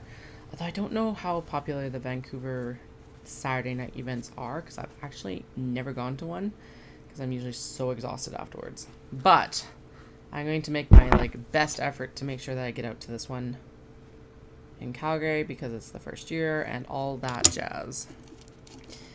So even if it's not Knit Social organized. So plus the next day is like not as long of a day, so that is also a benefit, which is nice. Plus there's people to visit with anyway. I got to chat with one of the other vendors that's going to be coming in from out of town. Figure out where and when she wants to meet up for maybe dinner and things like that. I was actually intending to like stay in Calgary for the weekend, but there had been that small like, and there is I've got like this small kernel of hope that I might still go back to Japan this year, or like early next year. And the hotel cost was like a quarter of what it would cost me to go flights and hotel for a week in Kyoto, and I'm like, I mentally cannot justify that right now. So I will not be staying in the city. Actually, this other vendor that I'm going to get together for dinner and stuff like that did offer that we could split an Airbnb. And I was like, honestly, for what, like the locations and stuff like that, it was like, probably not. Also, the cost of it ended up being comparable to just renting the hotel room for 2 nights, which to me is still insane. Plus, I feel there's still more regulations around Airbnb and stuff like that. My friend who's going to hopefully come to Kyoto with us in 26 was like, we could do an Airbnb or something. And I'm like, no, we can't, unfortunately. Because it's like, with Japan, we ship our luggage around and stuff like that. And if you ship your luggage, you have to be like, if you're at an Airbnb, you have to be there to receive it. And it's like, and then like when you ship it, you have to haul it down to one of the offices. And I'm like, just thinking about the amount of fabric that's in those bags. I'm like, no, we're going to do a hotel. Well, I got to figure out, or I got to chat with her a little bit more about what her budget might be.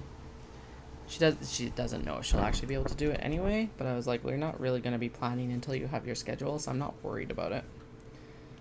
But yeah, I'll chat with her a little bit more here in the fall and be like, okay, here is the potentials for the hotels that I'm looking at and like what their costs would be. Because basically just figuring out like,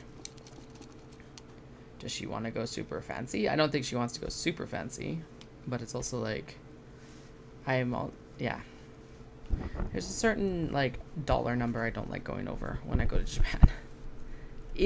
Are there benefits for going over the dollar amount I have in my head? 100%. But when you're doing like a 3-week trip, it's I prefer to be a bit more conservative with my hotel costs. There is one. So if you are going to Japan and you do not have the considerations of children or like want to spend a bit more on a room, the best hotel I've stayed at in Japan for a while is been the Daiwa Roinet Hotel, and it's the Kyoto Ekimae Premier, and it's actually like, it's a 3-minute walk out the Kyoto Tower side or central exit side of Kyoto Station, and it's behind the Yodobashi, and it's behind the Kyoto Tower, and it's just like, it had the best bathtubs. Which sounds like an insane thing, but it was really awesome because it was like quiet. I basically faced the Yodobashi, and that's where the fabric store and everything was as well. The Yuzuwaya that I usually visit in Kyoto.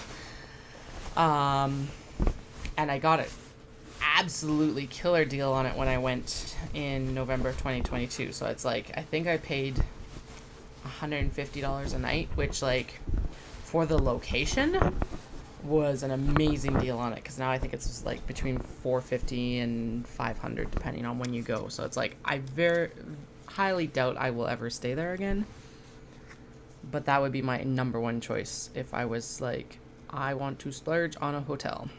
So maybe we will. Maybe we should after then. Like, maybe we should stay there for the first few days of our trip, because then I could have a nice deep soak tub for post-marathon. That might not be the worst idea. And then move hotels after that to be a little bit cheaper. That sounds like a lot of work. Dallas is like, I would be perfectly happy to stay in here at Katachi, which is a valid option, but I'm like, adding 45 minutes to all of our transit for children sounds like a bad time to me, because it's like, it is halfway between Kyoto and Osaka, but I'm like, it wore us out having to be on the train for 45 minutes to get like to the cities or anywhere else, pretty much. So I'm like, I don't think that's a good option. It might be though. We'll take a look at it again. The one in here at Katashi runs about $80 a night. It's not a high-end hotel, but it does actually put us in access of Kyoto and Osaka really good.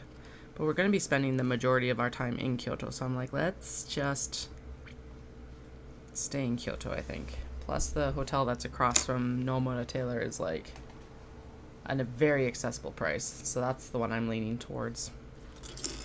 Now the pictures look good. Now pictures can lie.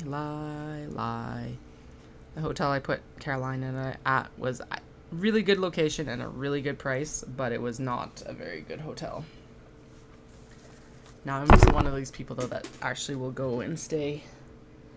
I do not hostel anymore, because when Dallas and I started traveling together, solo it's cheaper, but like as a couple it turned out to be like comparable to getting a hotel room for us. So it's like, why would we not pay for a private room? And now with kids, it's like almost out of the question completely. I don't think, are there hostels that take kids? There must be. There has to be some sort of option, but like, then you're paying for 4 people, and that is definitely the same price as a hotel room then. But at the same time, one of my favorite hotels in Japan is the Comfort chain, because their breakfast is usually pretty good. Although the one that we used to stay at in Osaka is now closed, which is sad. Oh, okay, so I gave you the Kyoto recommendation. The recommendation I have for Tokyo, and it runs about the $300 mark right now, but for Tokyo, that's like probably high end, or just like, yeah, top of the mid-range. It's harder to find cheaper accommodation in Tokyo than it is like in Kyoto and Osaka. Anyway, it is really good though. It is more of a, I guess maybe what would be classed as a business hotel. It definitely, at least it attracts a business and older crowd because of the expense probably. But it's called Park Hotel Tokyo. It's in Shimbashi. So Shimbashi. And it's like on the 30th plus floor in a tower. And that is actually the main reason I will no longer stay there, is because we got hit by a very tiny earthquake and it bothered me way too much. So like a 3, which is nothing in Japan. But yeah, I'm like, no, I gotta stay at a lower level now. And there's no way to stay at a lower level in this place because it's 30, you're already on the 30th floor when you check in. So, but their breakfast is to die for. It's so good. So if that's something that you don't think would bother you, 100% recommend. The other one that Caroline and I stayed at that was really, really good was, sorry, my nail it was broken, and now it's like, I just peeled it, which is not good for it, but no, it's not going to catch on anything. The one that Caroline and I stayed at this last trip was really good, but it's also like almost $500 a night now. Was the Mitsui Garden Otemachi. So it's about a 12-minute walk from Tokyo Station. Really good location. Fantastic breakfast there as well. And like really nice room actually. A little bit larger than you normally find in Japan. Nice washroom. It was good. I liked that one too. Our challenge this time is like going to be finding hotels that have like accept kids, to be honest. 1 child, not so difficult. 2 children, that starts to be a sticking point apparently. So I'm like, what is going on? Sorry, youngest, you have to stay home. No. I want to take them before I have to pay for their fares on the trains. Isn't that terrible? But like, yeah, they're so under 6, they are free on the trains. Although I still don't know on like the bullet trains if that means that they have to be like a lap child like on planes, or if they can like take a seat. I'm gonna assume in the reserved cars they can't take the seat unless they have a ticket, but I'm gonna have to do a little bit more research on that. It's also one of those situations of like, is the conductor going to be like, if we sit them in a seat and they don't have a ticket, will the conductor be upset with that? I don't know. I'm gonna have to look. It's not too big a deal if we have to get them fares, because it's like it's half the price of adults, but and we're not going to be using the bullet train that much. It's basically like we'll take the bullet train down to Kyoto and then we'll take it back to Tokyo. Whoop-de-doo. Anyway, apparently the ramble is still about Japan today. The plotting thickens. Kind of, not really.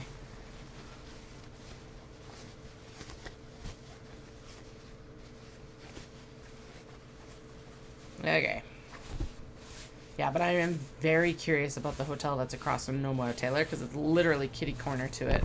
So I'm like, that would be extremely convenient for me, especially for a solo trip, because then it's also not bad access down to Toji for the temple market and stuff, and also not bad access up to Kitano Tenmangu, which is the other temple market that's like 4 days later. Because here's the truth of it, I plan all of my trips to Japan around those markets, or at least Toji. Typically Toji. Toji is a much larger market, although I did do Kitano in November of 22, and it was decent. Definitely a different vibe, much more relaxed, which was nice. It's also like, the problem being that it's like out in the boonies in some ways. Not terribly, but for like Kyoto it is. It's like you gotta get on a bus for 45 minutes to almost an hour from Kyoto Station. So Toji is like a 15-minute walk from Kyoto Station if you walk. There's a train station as well, depending on which line you take. So it's much more accessible than Kitano is. Kitano Tenmangu. I think there's another, I can't remember if it's another Kitano temple or if it's another Tenmangu temple that I keep seeing pop up on Google Maps. But it's Kitano Tenmangu, so it's like the north shrine. Or north temple, sorry. It's not a shrine, it's a temple. Same as Toji. Toji is also a temple. And they are both working temples. And actually the really cool thing when Caroline and I went in May last year is that they had the base of the Toji pagoda open, which doesn't happen very often. Or if it does, we were like on its like annual opening. It's not open every day. There we go. That's the best way to put it. I don't know what its opening schedule is, but it's not open every day. 3 more to clip and pin. And I think I'm at the point where I'm going to go up and get some lunch. I know I started late, but we're going to eat lunch on a normal-ish schedule. And then I'll come back down and we will sew these. Hopefully, the sewing goes about as quickly as the wedging did. That would be nice. Doubtful, but there is a potential for it to go that way. And then, yeah, the ones that will end up with white top stitching, we will not touch until I get the white thread back in. So basically, we're going to go in and do all the black tops. If you missed what I was rambling on about earlier, I will be doing black top stitching for the ones that can. So like this one. This one, no. This Matsuri festival print, no, it does not get black. It gets white. And then we're going to go in after we finished all the black top stitching on these guys.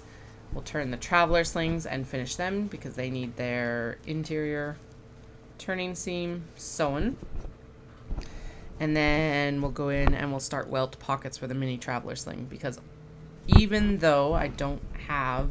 Oh, actually, I wonder if it comes in on Wednesday, I might be able to send my brother-in-law for it, which give me like an extra day to make straps, which is what I'm worried about. Could I use the polypropylene? 100%, but I feel like they need... I feel like the traveler slings are better with the cotton webbing than the polypropylene. The tote bags are made with polypropylene because the amount of strapping on there makes the price more restrictive. So that's why they get the polypropylene. And these, because they're mostly just going to be little wrist bags, that makes sense to me too. And because the color selection that I have available to me in the polypropylene is just too good to pass up. Like, that's what this is going to be. You can't, can you? Totally going to stab myself with that pin. No, that doesn't really go up to be a, I guess maybe if I didn't have so much fabric under my arm, but this is mostly just going to be like a handbag. Literally. Or a little wristlet bag sort of thing.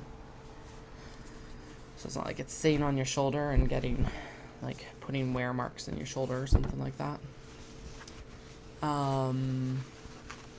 Yeah, actually, I'll find out if my brother-in-law will be in on Wednesday.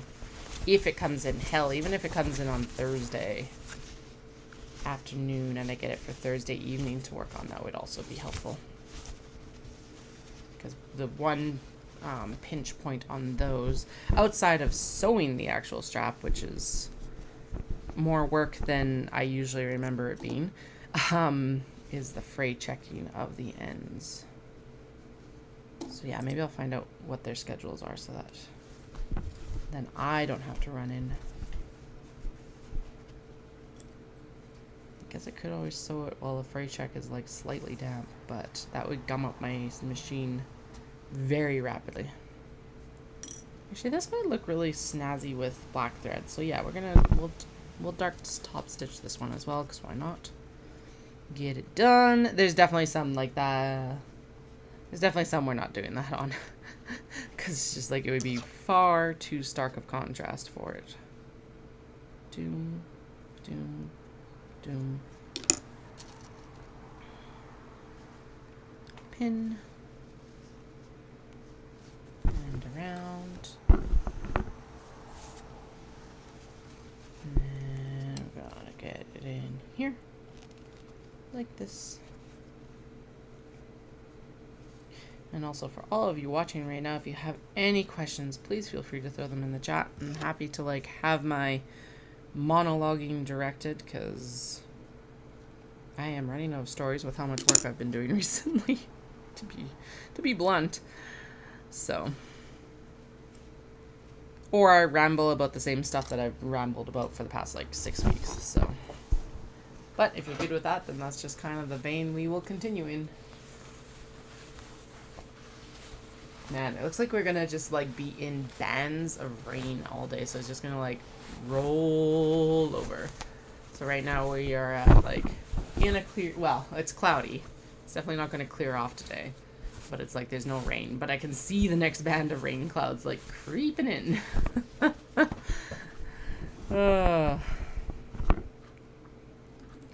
This is some of the last of the penguin fabric, because Paula got a hold of it last year and ordered all the things. But this came from Nomura Tailor in Kyoto, because I had to ask for it because I was like completely blinded by all the fabric behind it and didn't realize that it had been... If you haven't watched... Okay. We'll back this up. Nomura Tailor, when you go in, has like... They drape all their fabric on the walls, and then they'll have like basically like great big hooks of fabric that hang in front of some of the fabrics. And so I'd like been obviously looking at the stuff behind it, because I remember that there was fabric behind it that I wanted. And then I was like, do you have this penguin fabric? To one of the like, in Japanese, to one of the shop girls. And she's like, yes, it's right here. And I'm like, oh, okay. I want all of it. Or at least all the colorways. Anyway, one of those days, right? So that was, I am still so, like, Nomura is always, all the fabric shops I've visited in Japan have all been really amazing, but like Nomura is still hands down one of my favorite that's still open, because I am continually impressed with them, because I went in there I'd gone in and scoped out the fabrics and decided no, because I still had so basically, okay, let's finish this pinning so I'm not thinking about something else, and then I can tell you the story, and then I can go get lunch. So I went, Nomura Tailor, when I went on my solo trip in November 22, was I went to Nomura after I went to Kitano, and I bought far more obi and kimono at Kitano than I had anticipated, so I'd already filled my backpack, because I was carrying my big trekking backpack to carry my fabric in. And then I was going to transfer it to the, I don't know where to put these. Actually, we'll leave the bin there, because we're going to have to take the pins out. Yeah, and then I was going to transfer it to like the suitcases once I had bought my Nomura Tailor fabric, but I got to Nomura Tailor really late, because again, I had spent more time at Kitano than I intended. I was not actually even intending to purchase kimono, but I saw another woman there line her bags with, like her obi bags with kimono, so it made sense. I was like, oh my goodness, this is a really good use of the kimono. So I bought a few kimono while I was there as well. Anyway, backpack was full. Went around, I stored the backpack in a locker close to the thing, which was already a thing because I didn't have enough coinage, and I stopped a couple people and I'm like, do you have 100 yen coin? It's about $1. I'm like, or change for like, because I had a 500 yen coin, but I needed like 5 100 yen coins. It was just like, holy shit, it was so annoying. Got the backpack stored. I dropped all my change in the kombini that gave me change, and then I nearly fell over because the backpack, of course, was full and heavy, and everyone behind me is like, oh my god. I'm like, I'm okay, don't worry, I know I stand out and I have this stupid backpack on. Anyway, That backpack is amazing, but it is not the most convenient thing to move around in stations with, especially with stairs and everything like that. Got it into the locker. No big deal. And then I went to Nomura and realized that there's far too many fabrics that I wanted to buy there that I couldn't, like, I wasn't going to be able to hand carry it back to the hotel because it was too heavy. So go back to the station, get the backpack out, get back to Kyoto Station, drop the backpack, back to Kyoto Station, go get the empty bag and the empty bag that I had stored with the hotel because I had checked out that morning, and take it back to the luggage storage at Kyoto Station. And then I got back on the train. I stored it and the backpack and my other smaller like carry-on backpack there. Took the luggage with me to Nomura and then got all my fabric selections done, and they got it. I was in and out of Nomura Tailor in like an hour. It was over 80 pounds worth of fabric. I think 89 different prints or something like that. Because that's how I keep track, because I know the general idea of how heavy these fabrics are when I I generalize it. And they got me out of there at 7:02 p.m. They closed at 7. They were literally like pulling the door down behind me as I did it. And then I had this massive suitcase, and I was like, it was a new suitcase, so I didn't know how I was going to like act and everything like that. And I'm pushing it around to like get a taxi, because now I got to get back to Kyoto Station to get on my train to Tokyo and pick up my bags before the luggage depot closes, which was 8:30, and this was 7 o'clock. And cursing this like suitcase because I didn't realize it was 80 pounds at that time. I was like, this piece of shit luggage.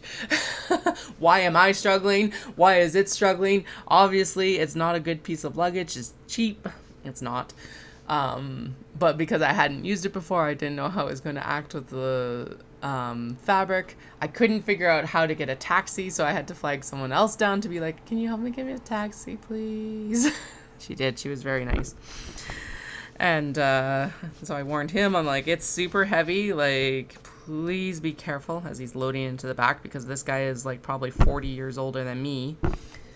And I'm struggling with it. And then I had to get into Kyoto Station, and I told him the wrong side of the station. I'm like, my God, it was a night. I'm wholly impressed with Nomura Tailor. Pushed this suitcase through the first set of Shinkansen gates, because I was like, because I was on the wrong side of the station. I actually had to transit through the Shinkansen platforms to get to the luggage depot, figure out where the one elevator in the whole station is, which now I know where it is. Take it down to the luggage storage, pick up all the luggage, deal with this massive bag that's still far too heavy for either of us. Don't load your luggage up with 80 pounds of fabric and expect it to act like it does even with 50 pounds of fabric, apparently. Who would have thought that? Long story short, I did get back to the platform. I had to move my ticket back. I was originally going to leave at 8, but I moved it back to the 8:33 train, and I made it. In another twist of fate, though, I got onto the elevator, and the Japanese woman that got onto the elevator with me looked directly at me, and she's like, oh, you're the woman who was buying a bunch of fabric at Nomura Tailor. So I was at there's like 2 cutting tables on the register. I was at this cutting table, and she was at this cutting table, as I'm like loading getting them to cut and load like 80 pounds of fabric into this freaking luggage. In a twist of like, well, they'll never see me again. I saw her again at Kyoto Station. Of like all the people to see too. It's like one of those situations of exactly, they should never see you again. But she got on the elevator to go to the same platform at the same time as me after this whole thing. And I'm just like sweating bullets because I've got the big heavy like trekking backpack on. I've got this 80-pound suitcase and the carry-on like my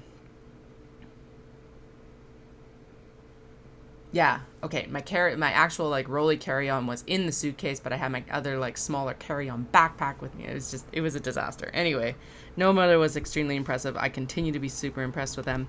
Next time I will leave more time. I will do them on like, I don't know. Right. I didn't do them the first day because I'm like, why did I do it the first day? But I didn't do it the first day because I went and hung out with Takako. And I don't think that's going to happen next time. So I'll just go do No More the Tailor on a day that I'm not also doing a temple market. Oh, man.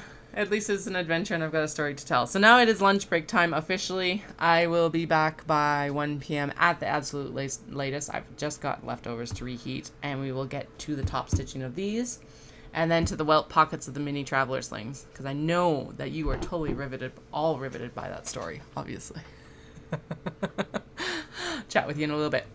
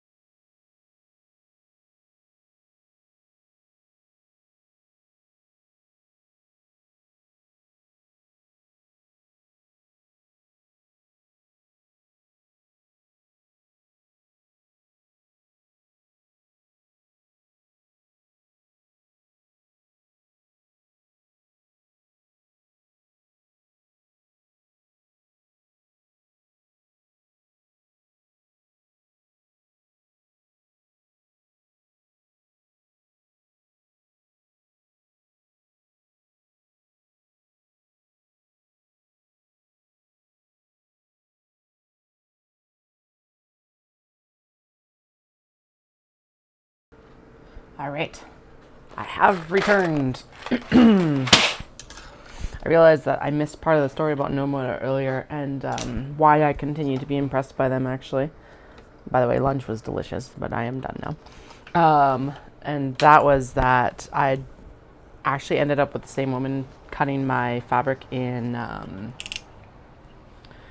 May of last year, after that big trip in November of 2022, and she actually remembered me, because I like looked at her and I'm like, you look familiar. And then she looked at me and she was like, were you here last year? And I was like, yes. And so yeah, it was like really funny, because the receipt from that trip in November of 2022 was like taller than her for sure, and I think pretty much taller than me as well. It was impressive for sure. All right, so we're gonna go around and around and around and down. I'm gonna do a little bit of a back stitch there, just to like really tack it down in the places of stress.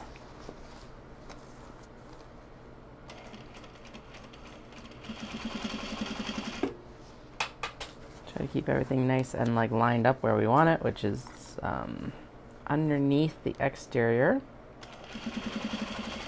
Best I can, at least.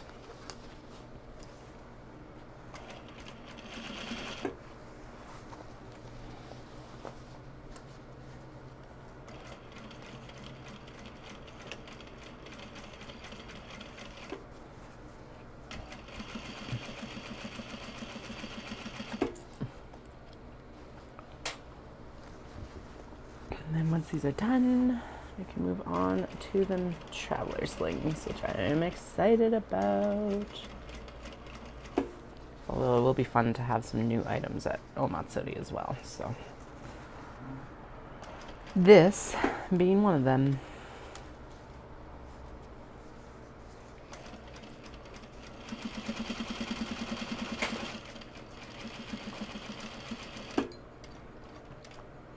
All right, there we go.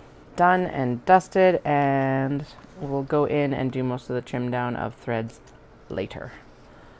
Just because that is something that I can take upstairs and work on with the kiddos home. But there we go. There is one dumpling bag, one ready to go. Oh, that looks really good with the polka dots running this direction, actually. Sweet. And then it like stores nice and flat too, which is awesome. Most of my bags have like a 3D shape, so they don't typically store very well. I said I was going to top stitch this in black. I think we're going to top stitch it in white, so it's going to go over here for now.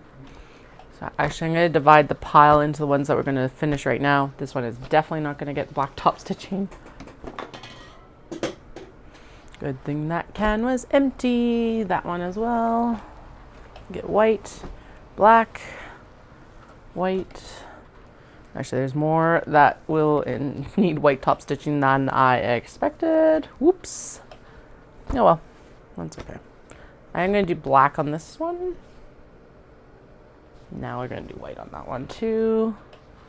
Black, black. I know that sounds weird, but with the dark navy on there, I think it'll look really classy. Sweet. All right. Ow. I hate working with pins. I always manage to get myself somehow, and usually in some sort of new way as well. I literally just stab the second like fat deposit on my finger with the freaking pin. Ugh, it hurts. Clips are so much better. Pins do have their uses though. Stupid. Bah. Although if I could figure out a way to get the webbing clipped in, I would do it. But I haven't figured it out yet. I might figure it out later. Who knows? Hopefully I can.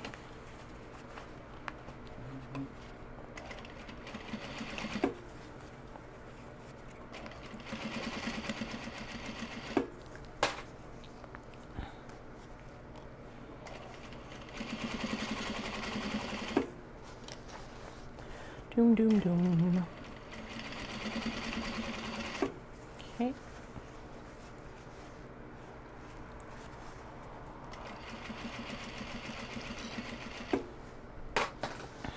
That did not go in properly.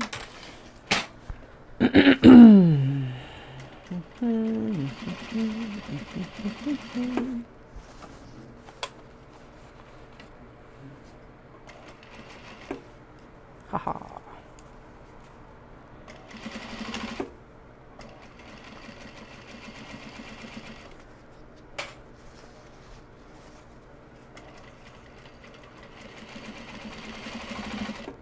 Excellent.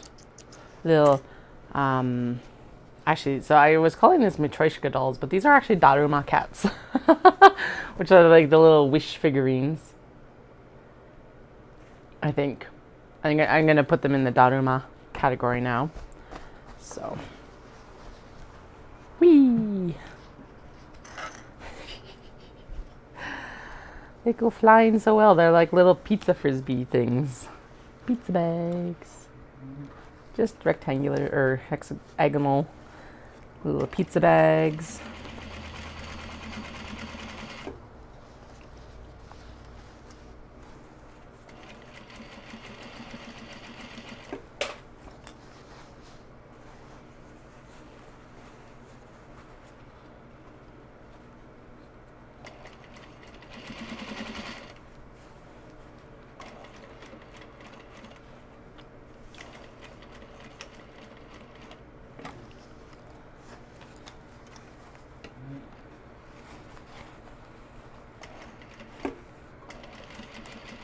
Excellent, excellent. I do love that this is like, they come together so well because they're really, realistically, like a half drop-in lining bag. Not fully because you do sew it together before you turn it. So you're not like trying to shove these two pieces together, but I would count it as like half a drop-in lining because you have, the closure is the final piece of construction, and quite a large piece of construction as well for the, in consideration of the full bag. But yeah, they're coming together like super nice. So yay for that. Go. Mm-hmm.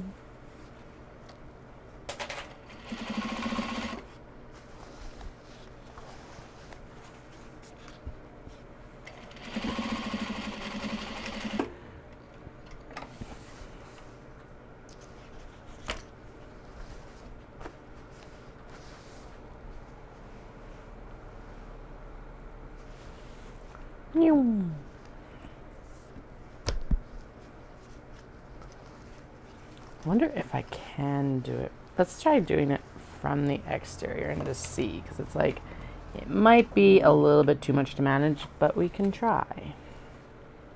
Why not?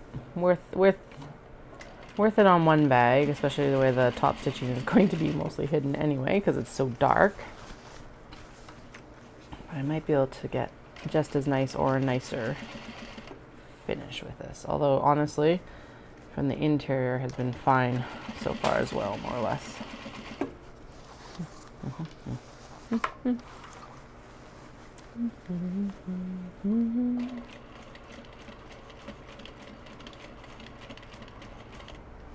Okay, and we're going to turn, go up this side like this. There we go.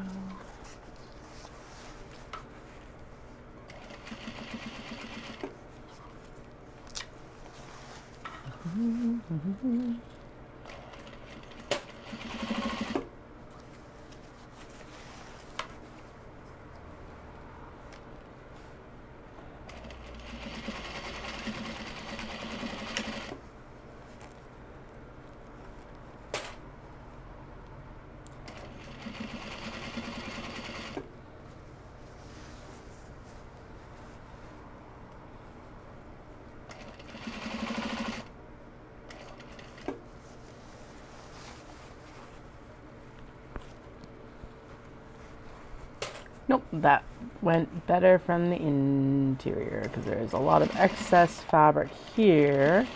I noticed that there was none of that issue when I was stitching it.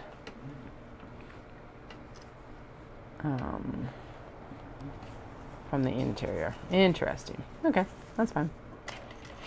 Worth a try. Not worth switching the process. That's fine. Alright, yeah. Still came out fine, but it was easier from the interior. Good to know.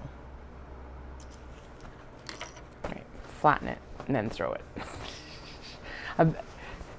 It's getting gently lobbed into a bin that's over there of like product, so it's where I've gathered up all the stuff I've been finishing over the last couple weeks. Whatever, however long. I guess we finished a bunch of stuff last week, so yeah, it's been 2 weeks now, basically.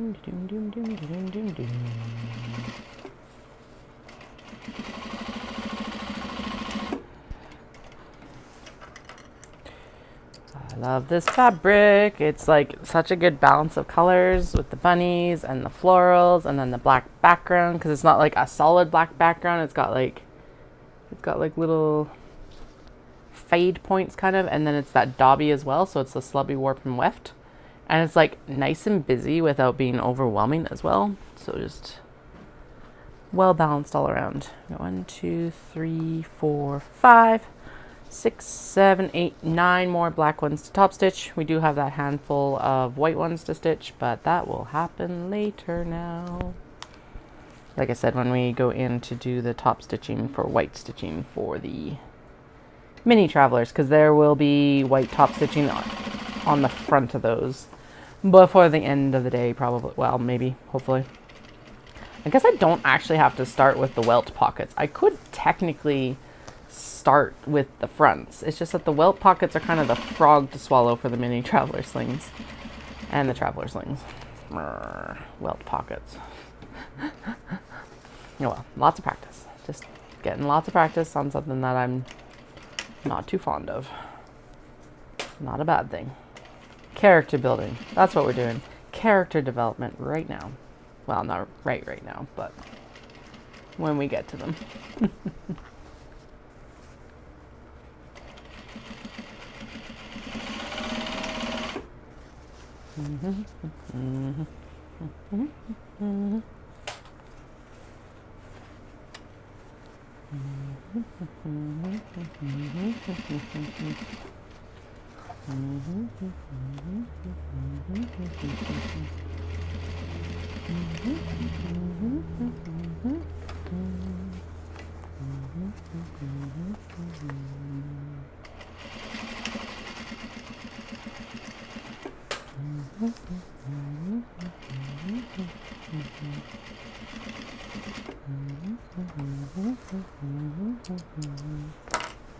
Yeah, black top stitching on that one was the way to go.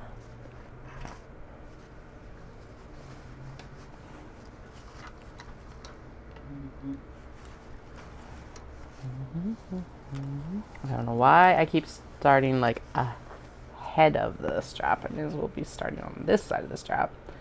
Pull the pin, because the whole set the press our foot down will help hold everything together. So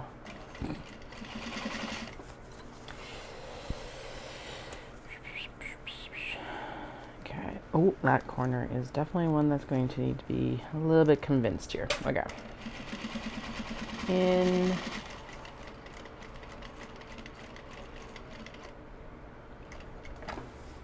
And around. There we go.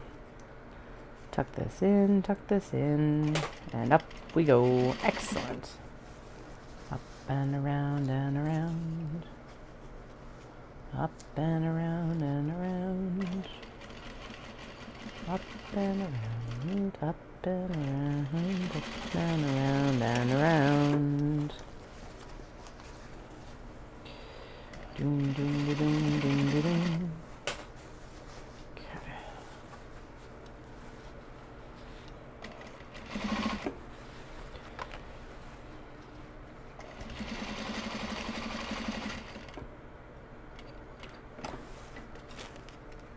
Pivot.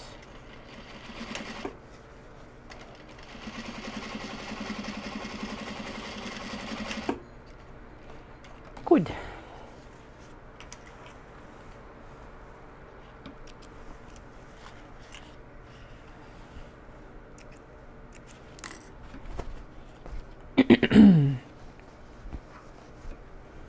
Oh, it looks so good.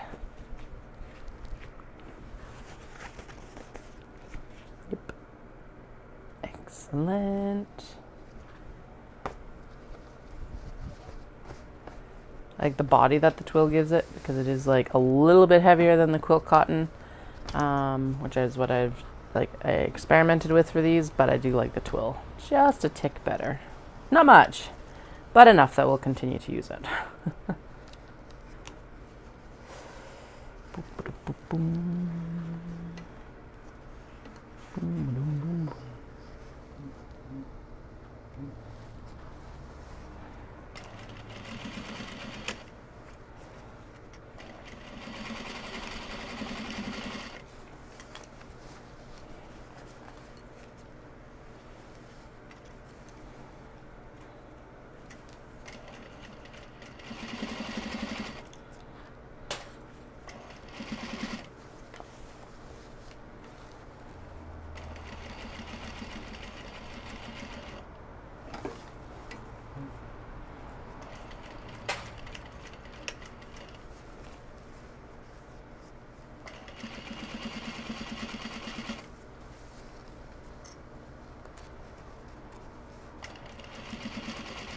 High concentration levels. Sorry, going like consistently radio silent because it's just like, don't sew over your finger.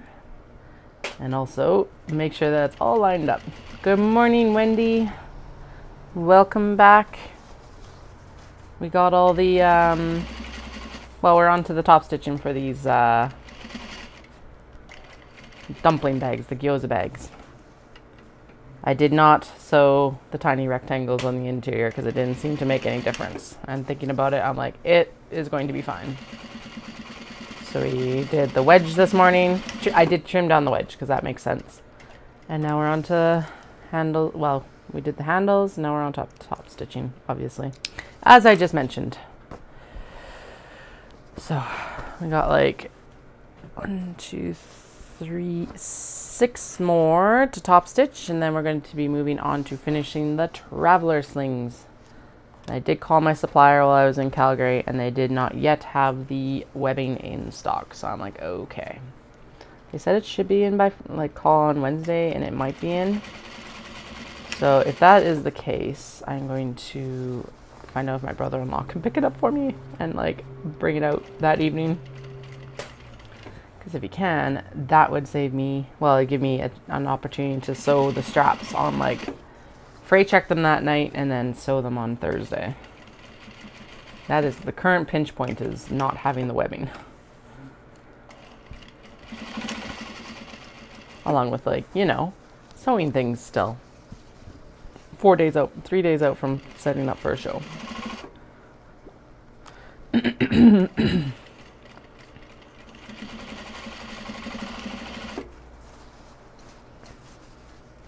Doom, doom, doom, doom, doom.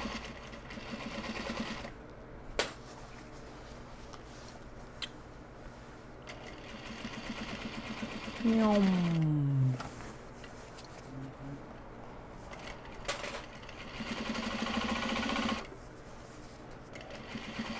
How much do we want to bet that I'm almost out of bobbin thread? Almost, not yet. These polar bears are super cute. Super cute polar bears. They show up really well against this pink. And now, like I've mentioned, this is mostly like a little wristlet bag like this or something like that. 100% really good for like knitting actually, and then like a light handbag on the other side of that. Oh, I bet you it is. Yeah, cool.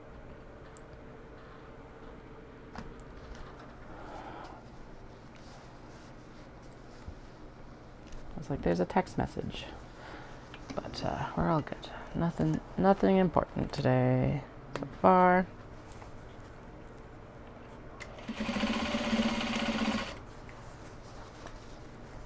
Boom, boom, boom, boom, boom.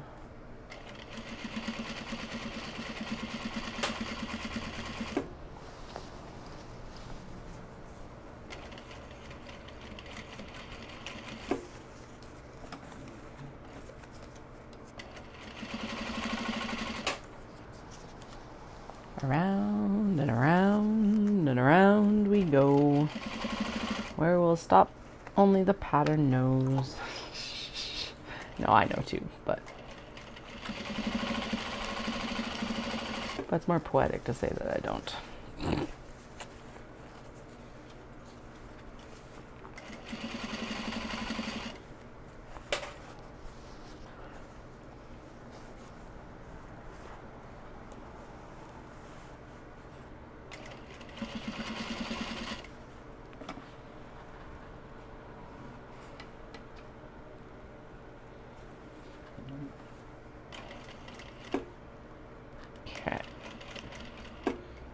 To trim that because that is getting a little bit too close to this edge here where it will need some TLC. Just make sure that everything gets tucked in correct. There we go. Okay. And we're just going to make this a little bit of a... There we go. Turn. Stitch up and around, and we're almost done.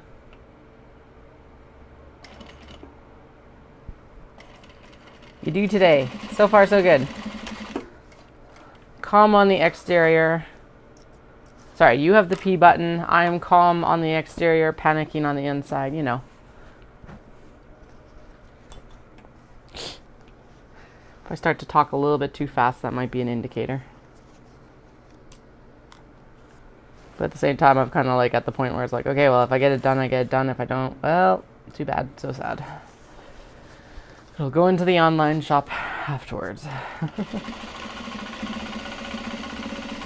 Plus it helps that I'm like damn near finished these bags, so. And they've been coming together extremely smooth today, which is amazing. So no complaints. Besides having to use pins, which are apparently out for my blood since I haven't used them very much this year. They're like, haha, we're going to get you. You enjoy vampire smut, we'll get you. I don't actually know if I'm enjoying the vampire smut, but I'm like so close to being finished that I'm like, okay, I'm at the point where I should just finish it.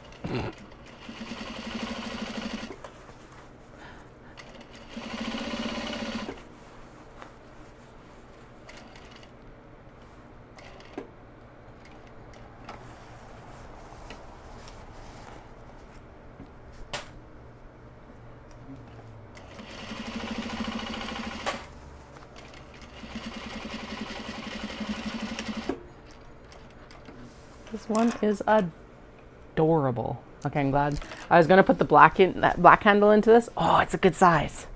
That's a nice big size actually. It will fit. Oh, and it's a shoulder size. Oh, interesting. Okay, cool.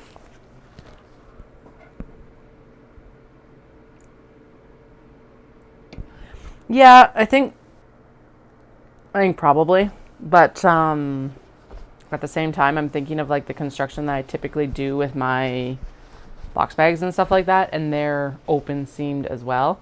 And it is already basically stopped here. So I think we're good. I think we're good.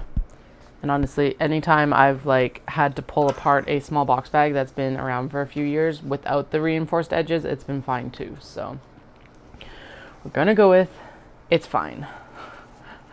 If these fall apart in like 2 years, then we know that we need to do the box edges. This one is tiny compared to that last one. I know that that last one was a big cut, but this one is like, yeah.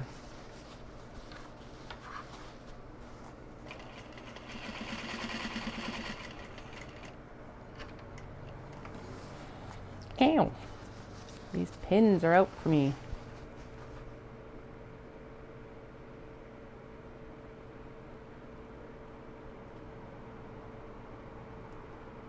Yeah, so it's like these are not going to be carrying any melons. They are not large enough.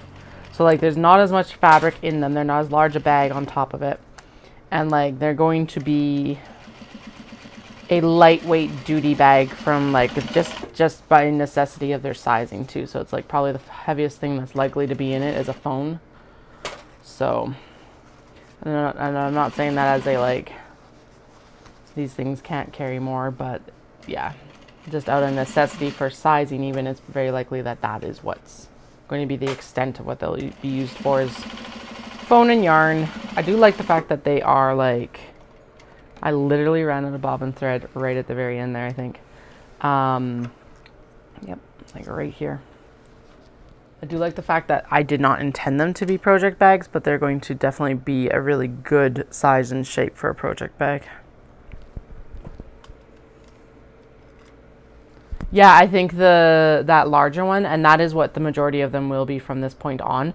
We'll be using this one up for like for a little bit, just because those are the cuts from the big bags. But this will be the main. This one will be the main size that we make.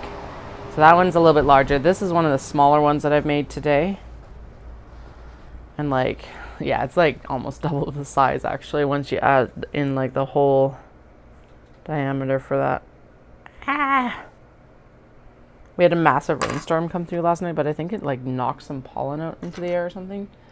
My eyes have been so itchy today. It's like, what is going on? And it was like a situation of like I drove into Calgary and they got itchy as I was coming out of Calgary. So I'm like, it must be something in the air that got knocked out by the rain. Anyway, yeah, so that one is larger. This one, I think this one's actually larger than even this one. Yeah, because they're all going to vary a little bit just because of what we had to do to square them up. Oh no, the brown is a little bit larger than the bottom one. Like we lost a little bit of size to squaring them up from the previous cuts. So this will be the main size from now on. What am I doing? I lost track here. There we go. Finishing the top stitching, top stitching, top stitching. Done. Clip, clip. There we go. Oh, I like that one too. Yeah, so this is a good like wrist size, right? And then I think, oh, you can't, yeah, it's a tight shoulder bag, at least on me. But if you had like smaller shoulders or like skinnier arms than me, you probably would be fine. But yeah, woo! The other way I could fix that is I could just put longer webbing handles on them, but I like the length of this webbing handle, so it's just easy to remember for when I'm actually cutting it. Okay. So just about done the dark top stitching. We got, I did pull the ones that I want to do white top stitching on. And we'll do those when we get to the white top stitching for the mini traveler slings, because that'll be one of the things that's coming up next and pretty rapidly actually, because there will be fronts of those bags that will need to be white top stitched. So at least that's what I'm telling myself, because I'm pretty sure there is. I don't think I chose all dark fabrics, did I? Who knows? We'll find out here soon. First step after these, though, is to go in and finish the traveler slings, the Obi bags. And then we'll move on to the minis. So I did not get these finished last night for anything. I got a few of them the wedge lines drawn, and then it was like we went upstairs and actually did our laundry and put it away. It was clean, but Dallas is just like, I'm done with it being on the floor. I'm like, yep, that's fair. Let's get it done. So now we don't have a massive like laundry mountain at the end of our bed, which is nice. These are like, I don't know. I think we're gonna actually end up keeping both sizes because like I really like this size too. Maybe it'll be like one of the things that's kind of like the use up bag at the end of fabrics and stuff like that. But yeah, we like washed the children, did the laundry, and then just kind of hung out. So I didn't get a lot of work done last night, and that's fine. I wasn't expecting to. I was expecting a little bit more, but whatever. They're wrapped up today. I can do the twill and everything like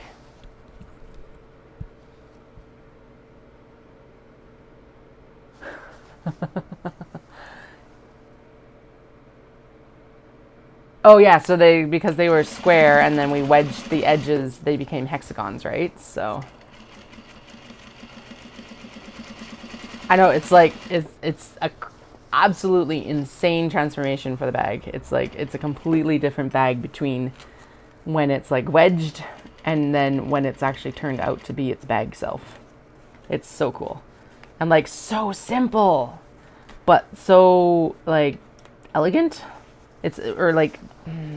Elegant isn't the right word, but it's like an elegant solution is what I'm kind of trying to communicate with that one.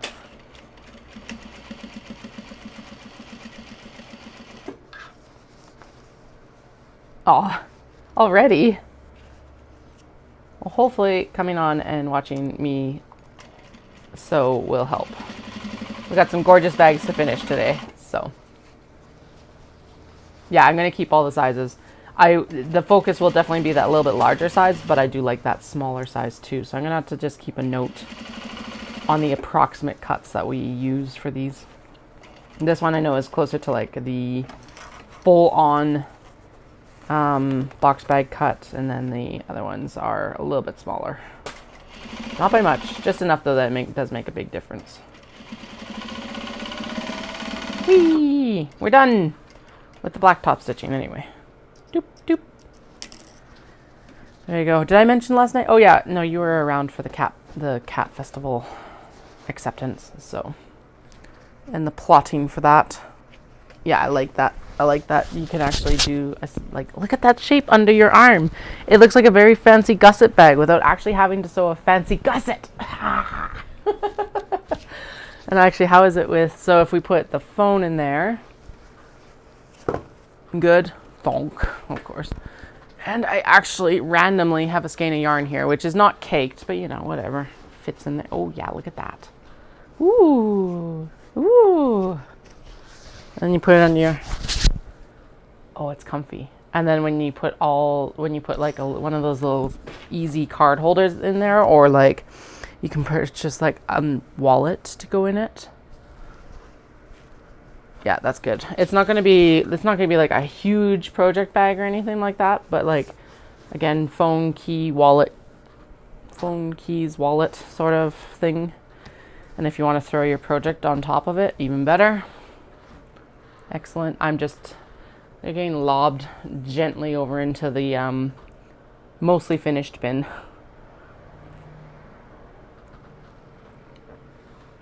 The last of the finishing on them needing to be that I need to trim down the threads, and I am terrible about that, and may or may not do that until I'm actually at Omatsuri on Friday. Aha. Okay.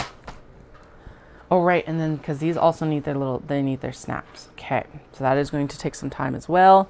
I just realized I also want this, especially before the cat sleeps on it constantly. And we need to pick out the strap. Can I do that without having to unpick everything is the question. Okay, so that side is okay.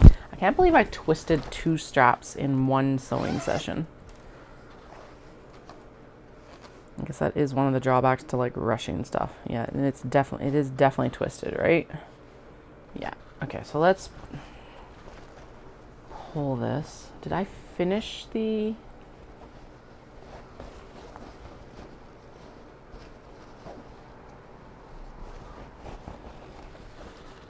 Yeah, it's true.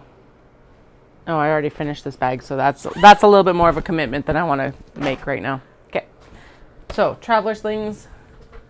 I know, but I enjoy my job, and if I don't make it, I don't sell it. That's the mantra with it, although I am getting a little bit calmer about it right now.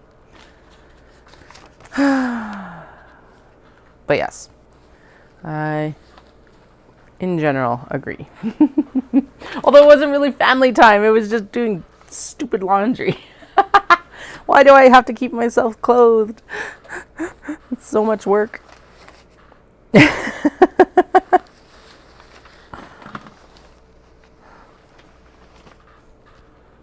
Okay. And then this one needs to be picked out, and it needs its handle moved to the other end, so that will be one of the last things to do as well. Right? It's seriously, oh my goodness. That is a really wide part of my hair. My head's starting to look like the top of my grandma's head. Oh well. Just means I'm related to that side of the family. Yeah, I know, it stands up like really cool, and like, yeah, the width of that one, so that one is a little bit less, you can't see, you can't see the strap. Oh, because against the black of the interior. Yeah, that makes sense. Okay, we are going in and turning. Okay, rings off. I just felt it snagging, so I don't want to do that. This one will have to be finished in white thread because this is really, really light.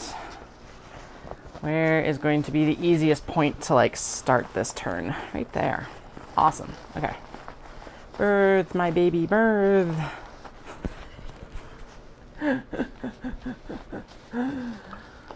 Oh, okay.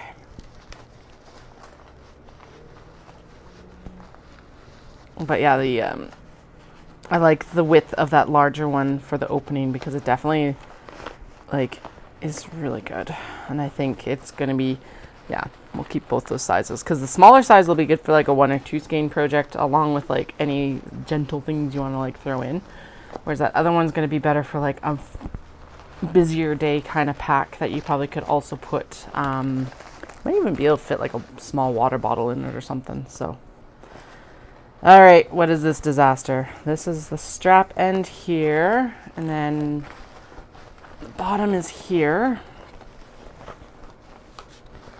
Now, hopefully these, yeah, so this is just a really long strap connector. I don't know why this strap connector is so long, but it really is. I'm sure there's some sort of logical reason, but I cannot tell you. Somehow the leather snap fastener got sewn in, but I think the seam is okay. Yeah, we're good there. Okay, phew, that would have sucked. Pocket, the bottom needs to be pushed out so I can get the rest of the pocket done, and I'm going to need to take the lint roller over this because we had to do that. Oh, no, never mind. It's like the lint roller is going to have to come out because we had to pick that seam out at the bottom, but I think we're okay.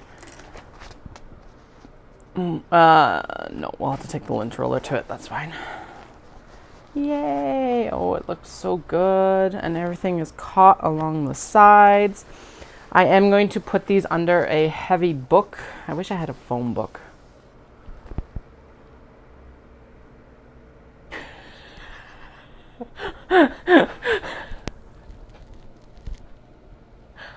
Yes, that 100% would be behind the paywall. Hey, if it paid my bills and I didn't have to do laundry, all the better, Andrea. Oh my God. Show of hands, how many people are interested in naked sewing? I would end up with thread in places I don't want it to end up with thread in. That would be the one drawback to that one.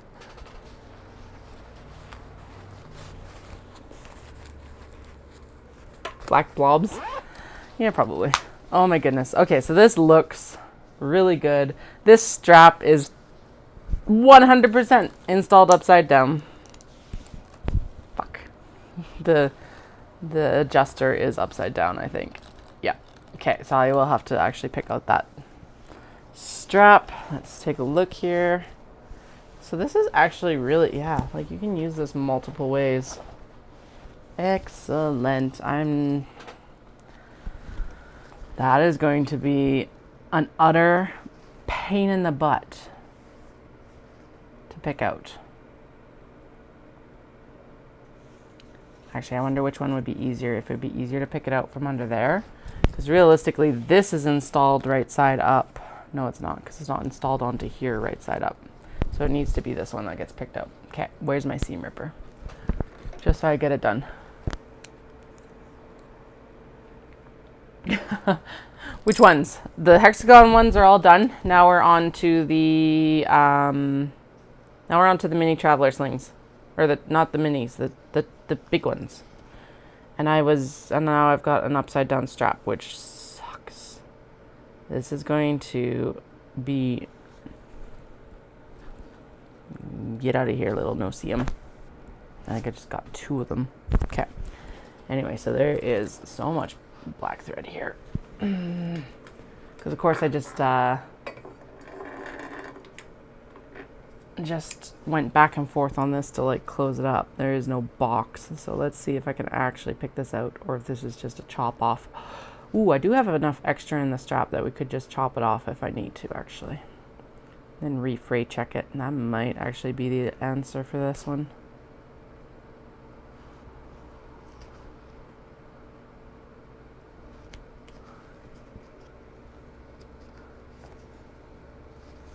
Oh, you do not need to see naked sewing? That's fair. I don't think I want to pick threads out of where I don't need to think about them.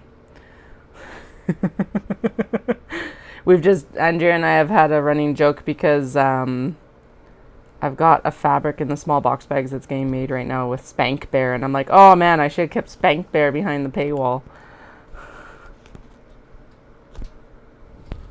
Flynn!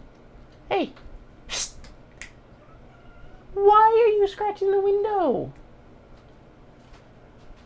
Dude, you're worse than the kids some days. Or at least comparable.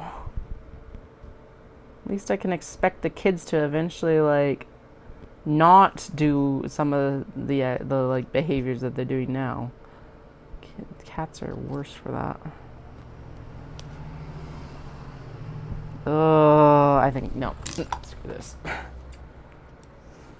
Done. And then, because we had that extra on it, because she was like, there must be a really big delay, because yeah, I'm like very much onto these guys.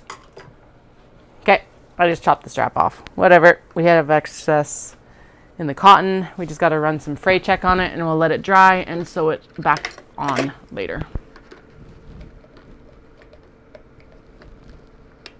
Can I open the D-ring? No. No, there was no opening that. We're good.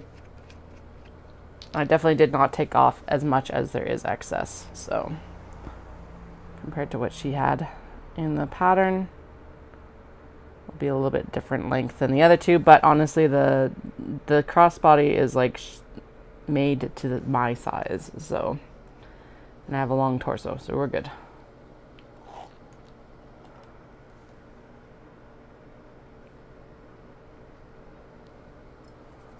Come on, fray check. There we go. Okay. So there is that. No. Oh, we're close enough. No, the D-ring, so these rectangle rings that it's like sewn around are fully like just enclosed basically. And even if it had been the snap hook side, I would have had to do the same probably, so.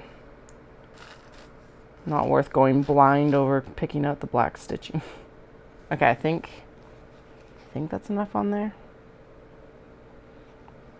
No, nowhere near enough. Okay, so you are fully done and dusted. But I think it's still freight checked. Yeah, I think we're good. And it's gonna get folded over and sewn as well. So there we go. All right, pop you over there. That can hang down and it can dry there, and then we'll move on to the next set of stuff. Yuck. Cutting works too. It's done and fixed now. That'll teach it, right?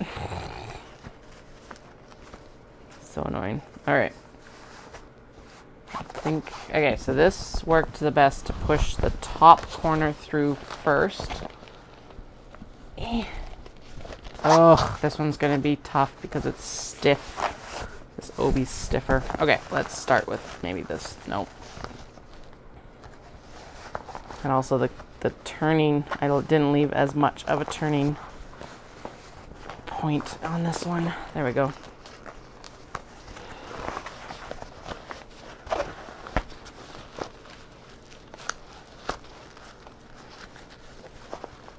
Okay, there's the start.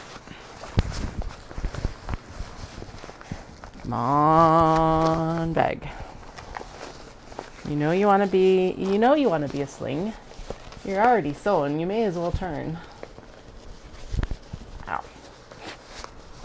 That's why that nail got broken. Excellent.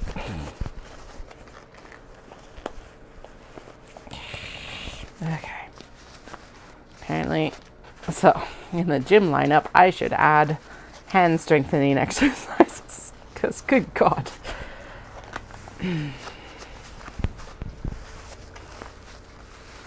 Ow.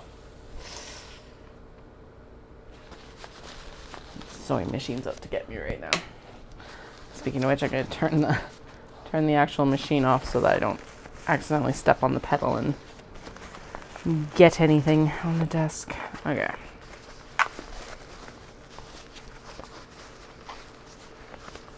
Nah, it's a waste of time. Waste of time trying to unpick it. If I'd maybe done the box sewing, but even then it's like I would have probably done like 2 rows of front and back stitching. And it's just like, that would have been just as bad to pick out really, so. Okay.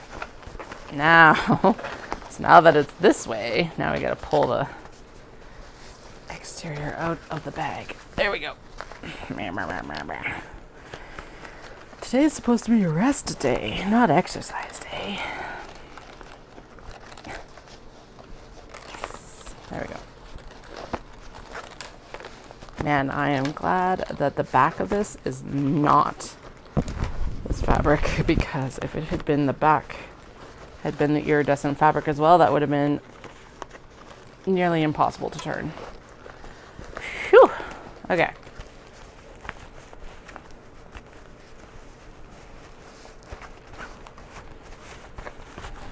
And then that nice D-ring down at the bottom. And we're gotta like press this corner out somehow. Get this one out because I can just pull it with the D-ring tab. Pull it at the top here as well with that ring.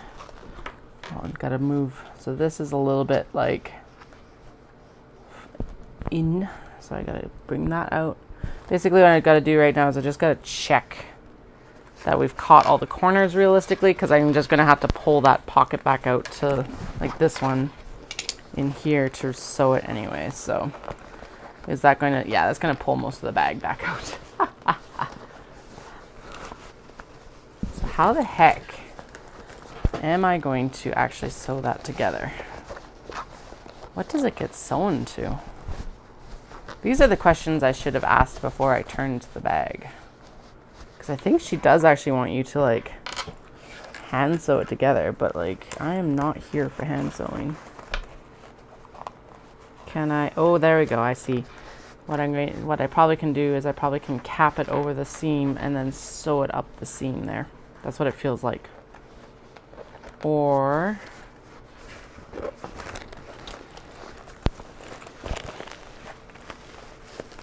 yeah, I'll take actually like the turning tool and poke it in once I'm happy that it's like done. So let's turn this back out. Okay, because now the question becomes, how the fuck do I close this turning seam? Okay, there we go. Especially on something that's this stiff. So I think what it's going to be is, I don't really want to actually bend that over. Haha. But I think it does need to be, and then, or do I take the interior that we're finishing? No, because that doesn't cover the whole thing. She does actually just suggest binding it. So maybe I just take some fold over elastic and like sew it. I think that might be the most sane option. Where is my fold over? She's like, bind it, but I'm like, I don't do that with usual fabrics, and I don't have enough of these obi to do that. But where did the fold over elastic go? Why is it not just up there with all my other stuff? You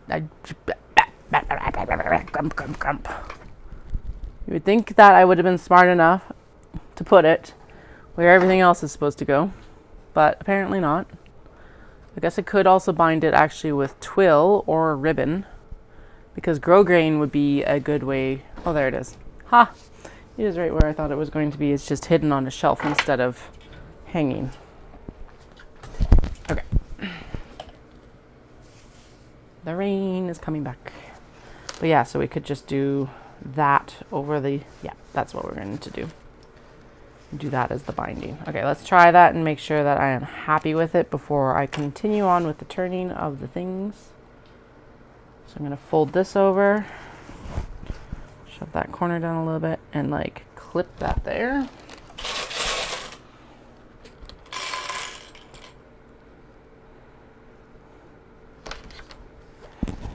And then just clip this all the way across and make sure that it's like bound.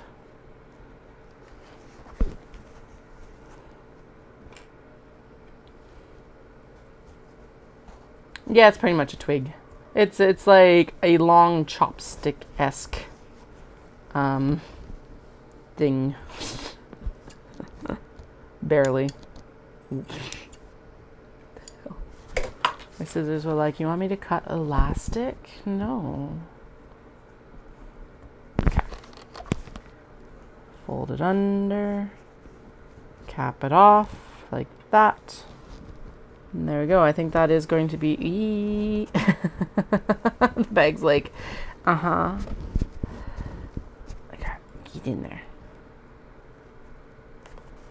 Okay. I think we're good. So let's sew that and make sure that that works. Yeah, that can swoop over here. Okay. And since the presser foot is just as effective as a clip, we're going to take this yellow clip out of the way. And then I definitely want my stiletto for this, because that is a lot of fabric to bind, especially with this one because it's cranky as it is. Yeah, okay. Aha, there we go. Okay, cool. Turn the machine back on, Katie.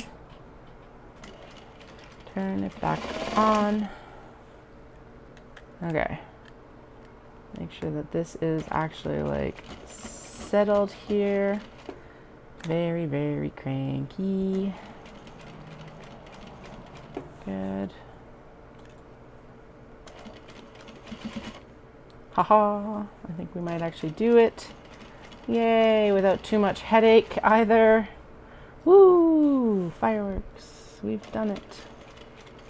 First traveler sling done. Well, okay, I need a strap, but whatever, that's besides the point. Okay, cool. Except not. Okay, so the back didn't catch very well. So apparently we need to go in and do that as well. Excellent. Oh well, that's better than what it was 2 minutes ago. It's mostly finished, so. Okay, so pull the elastic over right there, right there.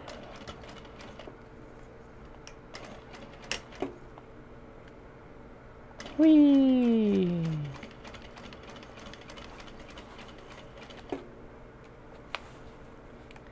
And we're going to go very slowly to finish this. There we go.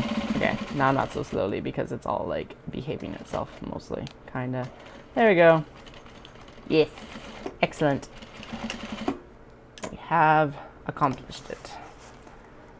And you're never gonna see this because it's gonna get tucked back into the bag, never to like a kindling stick. Yeah. You could light that like wood on fire on the end and then just when I'm done with the business I can just be like set it all on fire. Done. You're not gonna sew well? Well, do I have news for you? This is no longer a burn test.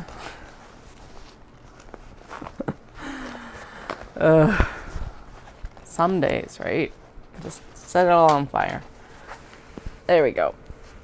Looking really good. That binding finish is actually perfect. It's tucked into here, so like the way that this, so it's tucked in on this top bit, so the way that the bag hangs, you're not even going to touch it.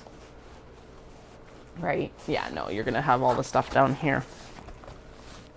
Yay! Love it. Okay. Oh, it's so good. Okay. There's going to be a lot of okaying today. We are going to take the kindling in and poke out this corner a little bit.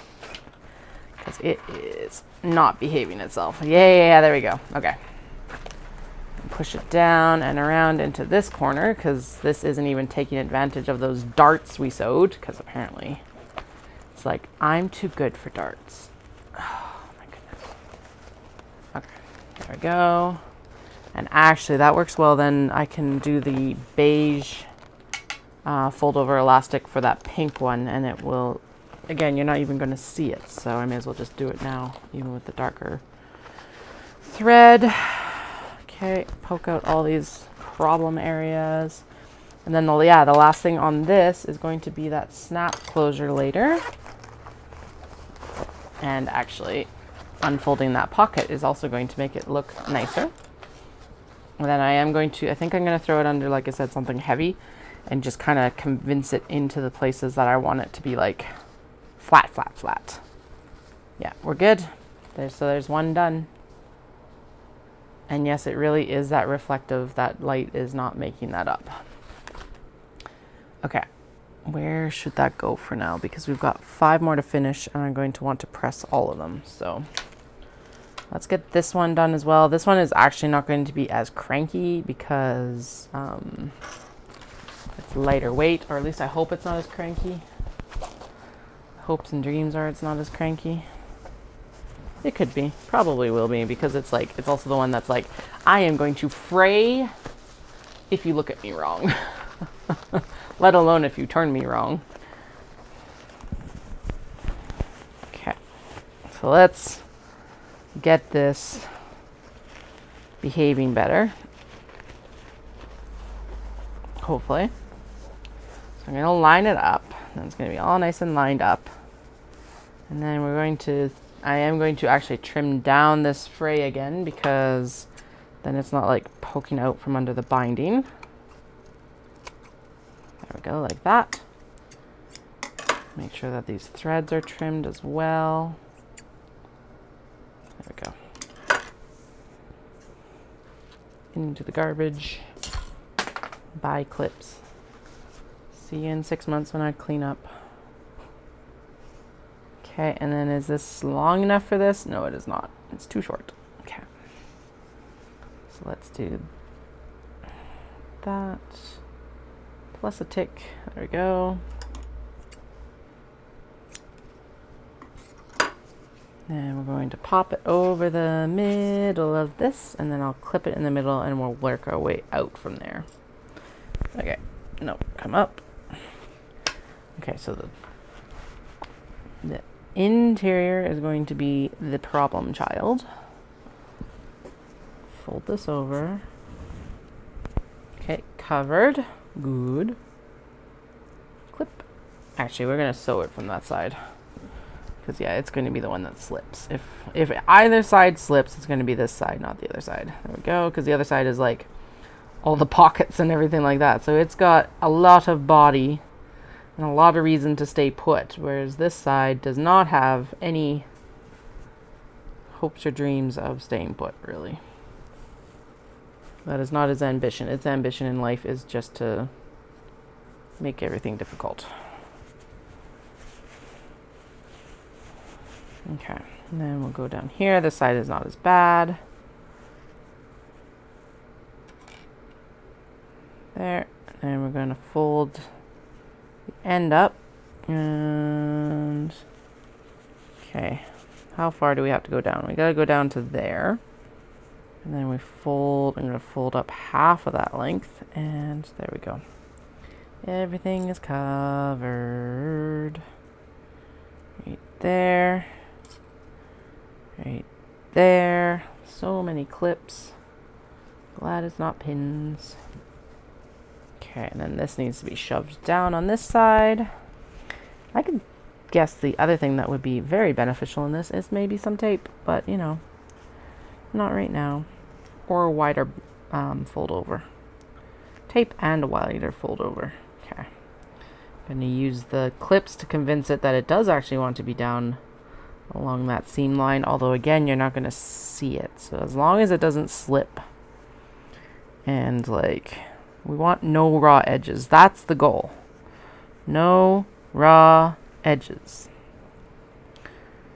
Otherwise I'm good for this one because it is not a visible seam.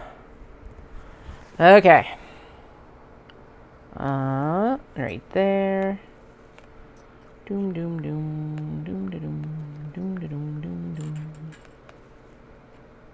Okay, and then good. Can fray, will fray. Yeah, pretty much. Let's get this finished before it's like ha ha ha ha ha ha ha and cackles off into the distance as it frays to nothing. Okay. If we need to do two seams, we will. We'll get it set on the front first, hopefully here, and then we'll get it set on the back if we need to. Although it looks like it's mostly going to behave itself, although I can't guarantee anything. Elastic really does have a mind of its own, especially this fold over.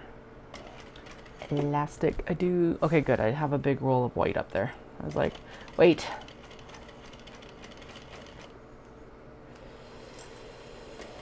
Okay, well, there's the first pass done at least. I think we're good, and I didn't run out of bobbin thread. I was like, wait, this isn't good if it run out of bobbin thread. That would have been a disaster. It's a good thing it's not a public facing seam, because that is definitely, it's all caught though, except for right in the middle there. Damn it. Okay. Which is actually where it's a little bit questionable on the back too, right? Yep. Okay, where do we need to go from? We need to go from here, right there.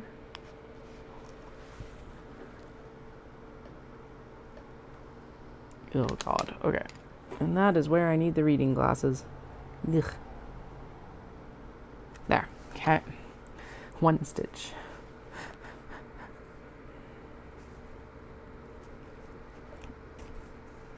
Doom, doom, doom, doom, doom, doom, doom, doom, doom, doom. And how far over do we need to go here? We need to go right there. Okay, I'm gonna tear seam rip it from this side. Come on, seam ripper, don't fail me now. Doom, doom, doom, doom, doom. Doom, doom, doom, doom, doom. Doom, doom, doom, doom, doom. Yeah, I think we're good. Good. Okay, sweet. So now we're going to just pretend that didn't happen. Damn it. Yeah, it's unhappy all the way along. Okay. Surprise. The one that fought before is still fighting. Woo! Okay. Do you know what we're going to do? We're going to cheat. Kind of. And we're going to do it the traditional binding way and do one seam down each side. Haha. Gonna make sure that's out of the way in the section that we need to restitch.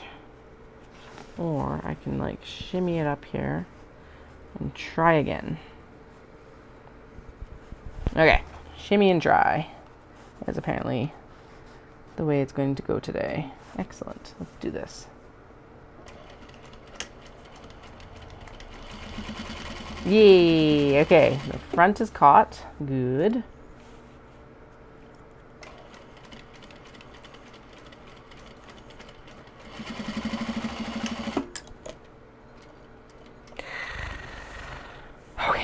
That is way better. So the ones in future, I will do 2 lines, but whatever. For this one, well, we're going to do 2 lines anyway because it still needs to be tacked down on the back. Doom, doom, doom, doom. There we go. And then that will for sure catch anything else that's like not caught on the front because this is a lower seam allowance. So that's good. There we go. And we'll pull it all the way down through here. And now I declare it good. Please be good. Please be good. Please be good. Caught. Caught. Whew. Good. Okay.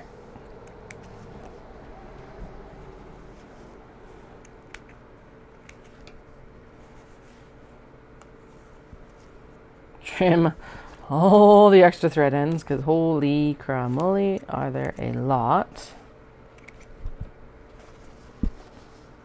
Are those hitting the thread catcher? I don't actually know. Doesn't really matter right now. There's so much thread on the floor that I need to clean up right now. It's not even like funny. Phew. Okay. That actually probably went better than it could have. That one could have really fought. Okay, turned. Get these corners out. The corners are pressing out very nicely on this one for whatever reason. Excellent. And all the way up to the top. And that one there. And then we're going to zip it so that it pulls that in to make sure that it's good. All the pocket is finished. There we go. I do declare 2 of them done. Except for straps, but that is besides the point. Oh, straps and snap connectors. So 2 more steps. Done enough. Done the sewing. There we go. There's the, no, we're not even done the sewing. Never mind.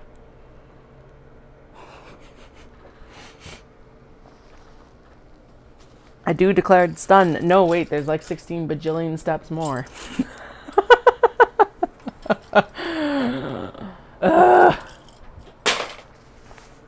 I know I do this to myself, but seriously, come on. Okay. I think that looks like it probably could be trimmed down to the actual seam allowance. Mostly so that when we do go in to bind it, it's not like pressing it out. So there we go. That should be happier making. And now let's see what mischief we have to get up to with this one. Okay, I think probably turning it out from down here is going to be easier. Yes, there we go.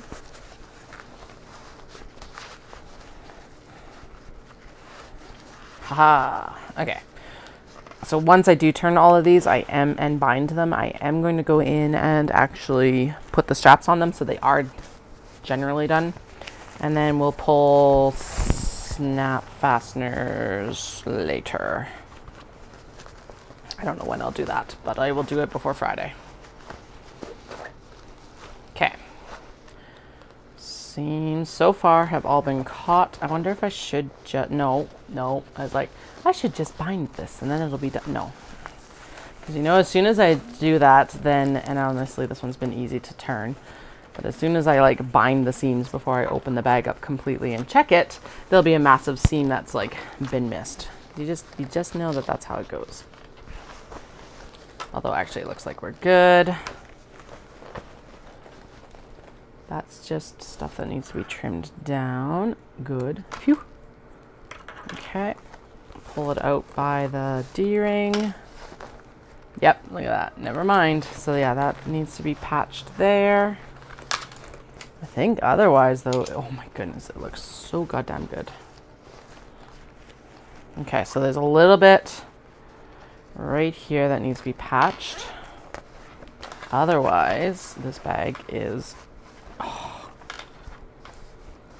Yeah, so the contrast bottom that's like still matching looks really good. And then the like, that's really good. And then the back on this one is my absolute favorite out of all of these. Yeah, yeah, yeah. Okay, so far so good. That's pretty good, and that's pretty... Oh, I see why it's not, in part why it's not caught. That's probably the turning seam, isn't it? Where is my turning seam? God damn it. I lost it. Okay, that is actually on the turning seam. So it's going to get both finished now, and then it's also going to get a binding on top of it. So it's going to be like, it's going to be good once we get to it. Okay. So that's the one section that needs to be redone on this bag. That's good. And then, oh yeah, you can tell because my thumb's slipping through there. And it is actually not that large a spot. So I don't need to turn it any more than this, I don't think. Because it's like right on where the turning seam is. And then we'll go in and bind it. Okay, so where is there? I'm going to, yeah, like that. Oh, I might have actually trimmed the seam off, and that's why I'm having difficulties, because when I was like, oh, this seam can be trimmed down, I actually trimmed it off. Okay, so we're caught there, we're not caught right here. So I'm gonna walk it down from here.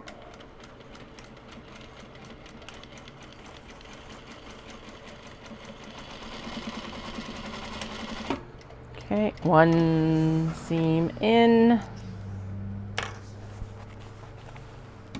And then I'm actually going to lift and do it again because that didn't catch all of the layers. It caught like one. Mostly this top one.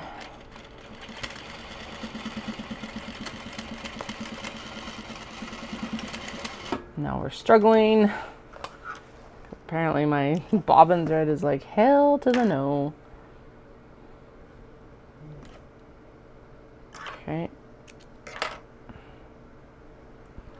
We're going to rethread it and finish this one, and then, oh god, we already have to change the needle. Okay. Okay, I'm going to finish this one, and then, yeah, we'll rethread and clean the feed dog plates, or feed dog, because I haven't done that today, or yesterday.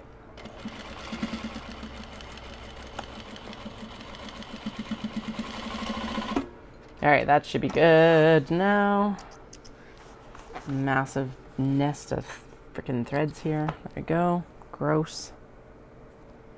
Okay. Can I put my finger through anywhere in there? Yes, I still can. What the hell? Apparently I need to go in with the stiletto. Okay, this is on the interior, so it's not going to be seen anyway. Make sure that those are all like good. There we go. It's fixed now. Okay. 6,000 dozens later, and we've got it fixed. No, I didn't just trim it off, don't worry. Flynn. What are you doing over there? Okay, I just realized that one of the things I could do to make the binding easier is to sew it all together in one piece and then go over it with binding. So let's do that, because then it's basically just a basting stitch. Whee! At the very edge here. Haha, now it's not going anywhere. I can trim down all these little like baby hairs. Haha, haha. And then I should be able to throw the fold over elastic over that. So let's see. Too short. I need the actual roll, thank you, or this piece. This piece would work. Right, yes, good. Okay, and then I'm going to go in as I'm supposed to with binding and just do one side and then do the other side, because as boring as it is, that is what's going to get this sewn on correctly. Can you hear how enthused I am? Oh my god, these scissors are in apparently desperate need of a sharpen.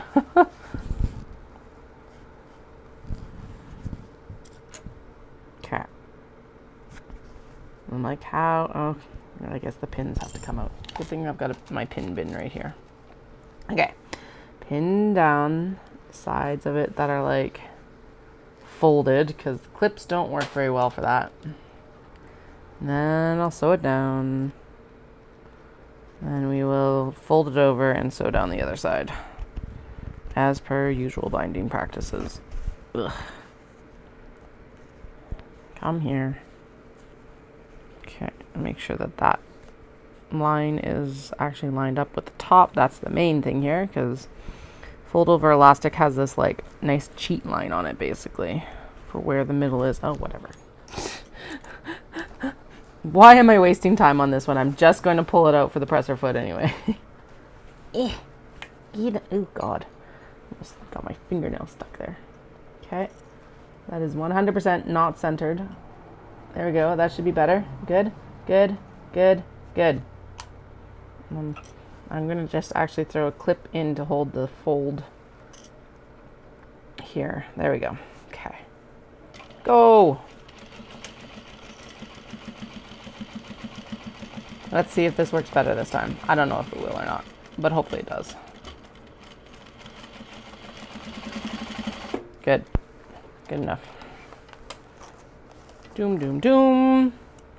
I think probably basting it will hopefully have helped a lot as well, actually.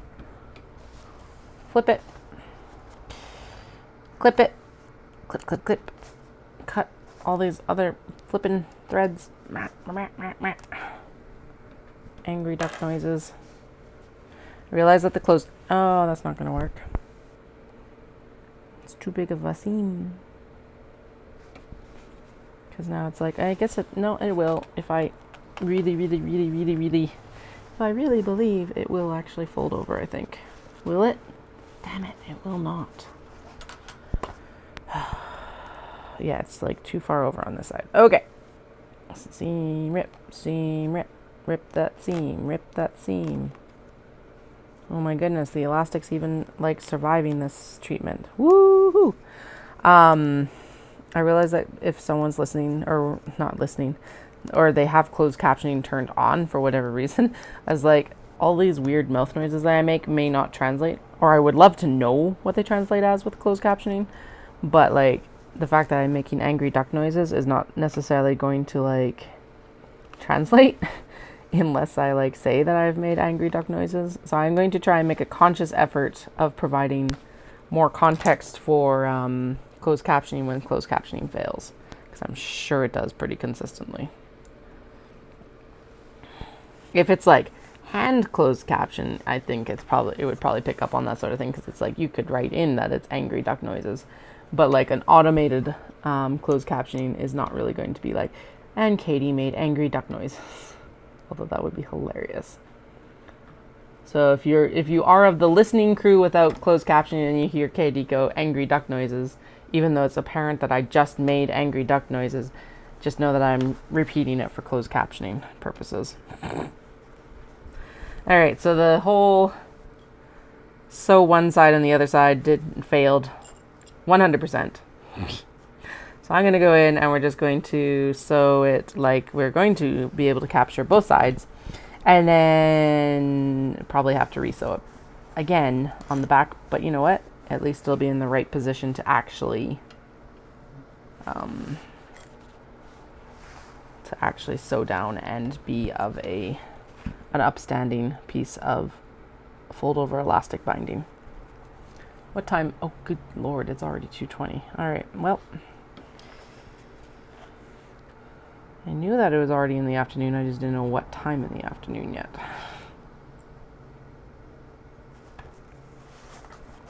So under 3 hours to picking up children. And there is another fail point. Okay, well, I'm glad I saw that before I tried to put the binding on this time. Except that I've closed this seam up already.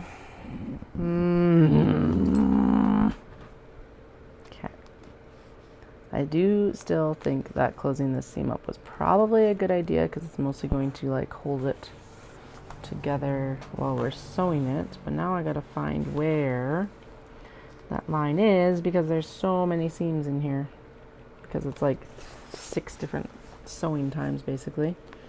And because my thread was like, hey, we're not going to cooperate. But yeah, that edge needs to be tacked down. Alrighty, come here. Where are you? Think it's this one? Yeah, that looks like the one. There is a gap in all the seams right here, at least for the OB, where apparently it just caught the interfacing. So in light of this, I wonder if actually I should be binding this maybe more with OB, because I could actually have a large, or grow grain, because it is wider than this. So maybe I'll go into that stash and we'll see what we have, and that probably would be the better option. At least it would create less work in some ways. Okay. There we go. Open up what was intended to be the hold together seam. There we go. Now, how much do I have to open this to get this fixed? A lot or just a little? Can I get it through here without having to open up the rest of that opening seam or the closing seam? I think I can. Can I sew it? And where is it not caught? Because that looks like it's mostly caught. Damn it. Okay, so where's the fray mark? I can't feel it. Where'd it go? Go. Okay, so it's on here. So right there to right there. Oh, I see, because, yeah, I see where it is. Okay. Doom, doom, doom, doom. Top of the corner. Top of the corner. This one. Get this seam pulled out as best I can without having to hopefully do too much more work. Okay.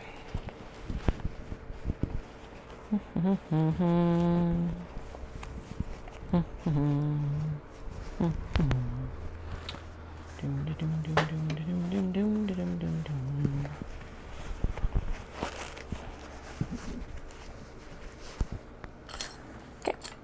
In.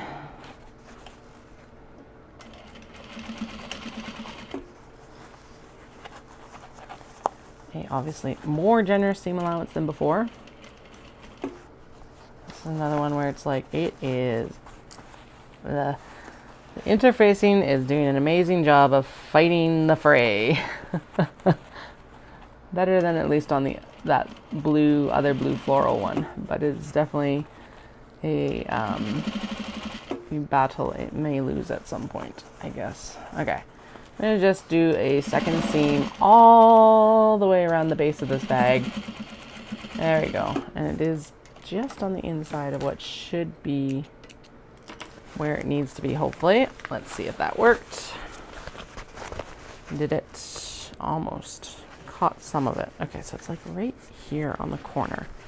Oh, I see, because maybe I didn't do it. Okay. All right. One more time with feeling. Let's see if I can get this done.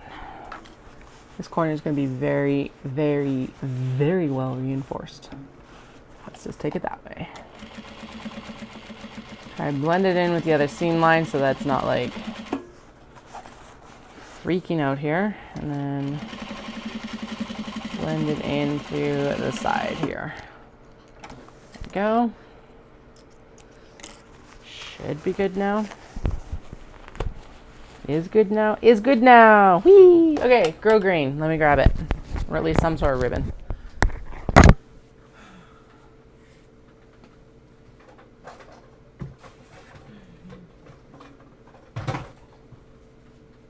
Because here's the thing. I think this is actually like 2 ticks wider than the fold over. Yeah, so I think the fold over is like a 5/8 of an inch wide, and this this grow grain is 7/8 of an inch wide, which doesn't sound like it's going to be a big difference, but is actually huge. So let's try the grow grain ribbon, and then we'll go from there. Again, these are not public or exterior seams, it's the binding seam. I could like mattress stitch it together, but I do not like hand stitching where I can avoid it. So we'll try the ribbon. Okay, so the binding seam needs to be about that long. I am going to actually continue the pinking of this because then that will reduce the amount that the ribbon frays, even though I am going to fold it under, and we will like be able to sew it down as well, which will help. All right, apparently the ghost is mad at me.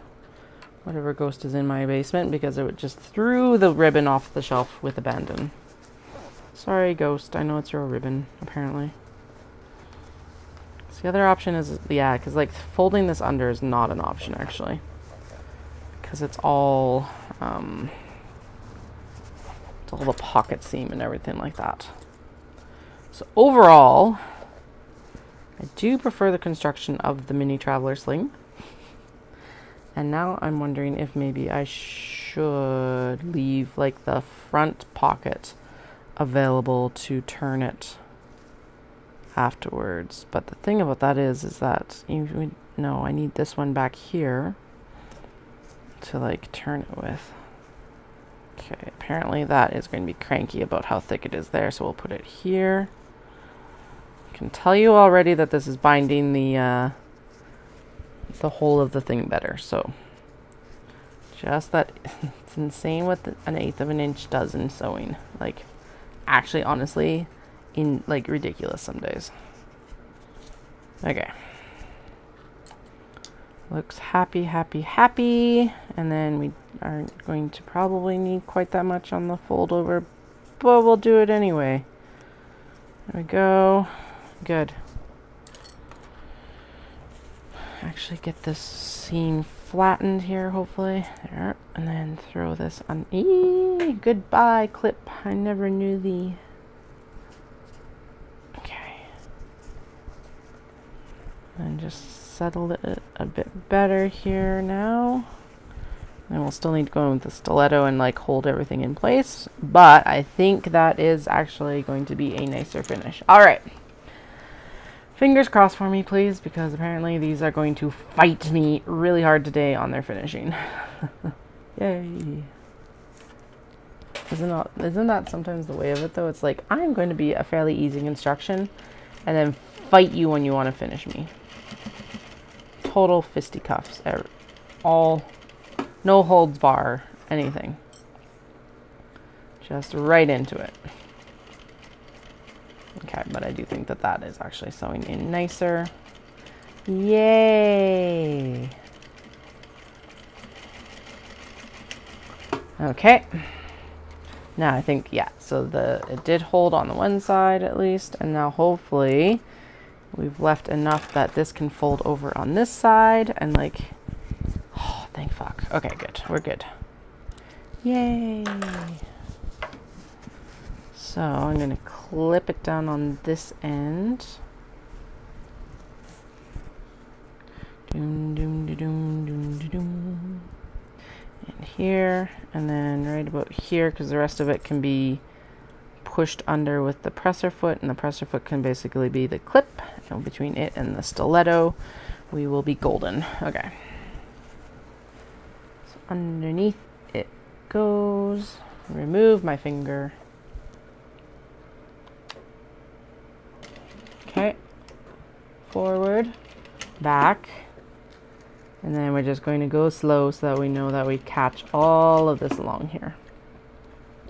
Okay, so use the grosgrain ribbon for binding the seams of the traveler slings. Good to know. The stiletto's helping like snug it right up to that seam, which is awesome. Yeah, yeah, yeah.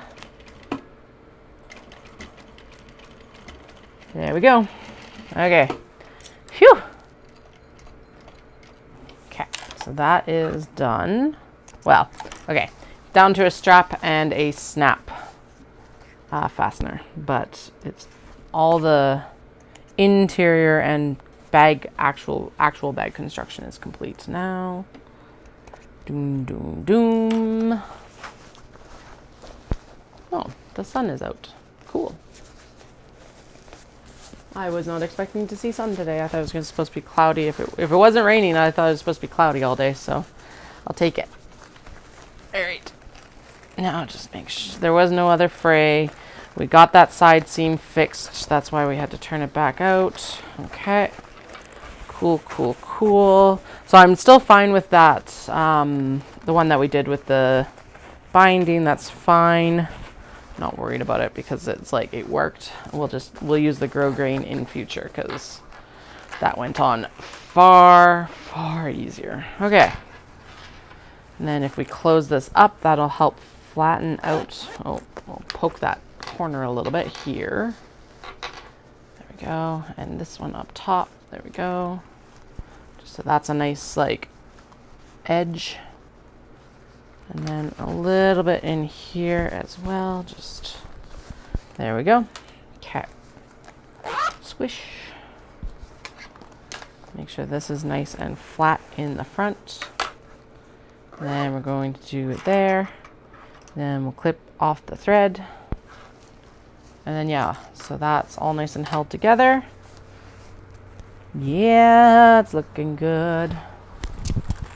Sweet.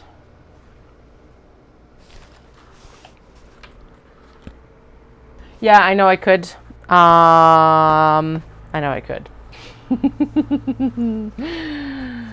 I'm not going to today, but when we do the next run of these, then I'll keep that in mind when I'm actually like cutting this stuff. The ribbon for now, I've got so much grow grain ribbon that I'm not going to use that I may as well use it for binding for these for now. And then if and when I have obi that I can use for binding scraps, I will. I have done it in the past. I just, meh. I've got ribbon right here. And it's like finished on the edges, and we'll pink it and it'll be fine. Okay. Please, please, please, please, please be good going in. You literally, oh no, your pocket's still together. Okay. I thought that was pulling the pocket stitching, but it's not. It is, however, tearing the stitching up there. Okay. Slower. Come on.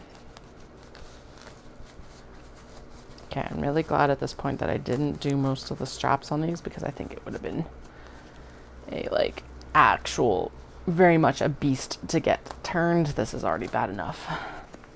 Okay, apparently I should have left the turning hole a little bit larger on this one. I was not expecting this one to be this stiff. The iridescent one doesn't surprise me because we worked with it before, but this is like a fairly light obi. There we go.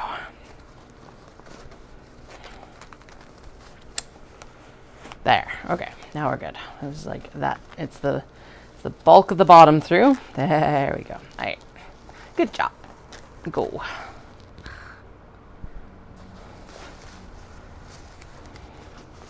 Okay. Now, actually, I can check most of the seams from the interior. Here, hopefully. We're good there. Good there. So we will turn it now out through the pocket and double check all the exterior. And make sure that all these seams are caught as well. Why it's going all in one bundle, it's partly my fault, but also like, it's just like, we gotta go all at once. There we go. Phew. All right. Oh yeah, so that is part of it, is that it's actually got its strap already. We'll make sure that that strap is installed the right way around. It is, thankfully. So annoying with the other one.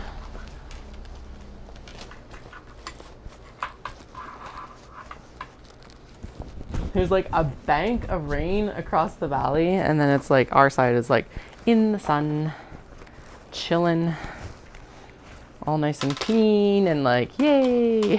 Oh yeah, this one's going to need to be thrown under a book or box or something just to like help some of that. Okay, so this one so far has turned out the actual best.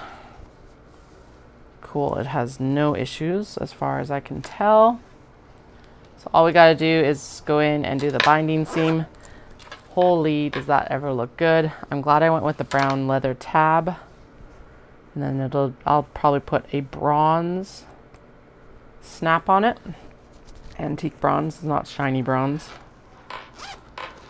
And we'll poke out all these corners and everything when I get the binding actually done, because yeah, there's no point since well, okay, I say as I do it anyway, but not much point because I still have to go in and turn it back out to now do the binding. Okay. Still though, still better to check these things before and have to turn it back out, then realize that there's holes in it after you've done the binding. No. I've learned my lesson a few too many times there. And I still get to the shows sometimes with like something that's like got issues, like that Shiba bag that it's like, oh, the handle is installed on the wrong end. Excellent. Of course that's what you want. Okay, so the stitching on this was a little bit mad at the top, so I'm going to just kind of tuck it under so that it stitches back together, hopefully, without also like, yeah, we'll just bind it. It looks like binding it will solve it. Okay, I do think still that doing the like holding seam helps significantly, so I'm going to do that right now, and then we'll do the trim of the fray. And then we'll go in and do the ribbon binding. Oh yeah, that'll help significantly. Okay, there we go. Trim down the threads. And then take the scissors in and trim down. There. Now that should make it easier to bind as well, hopefully. Hopes and dreams and all that jazz.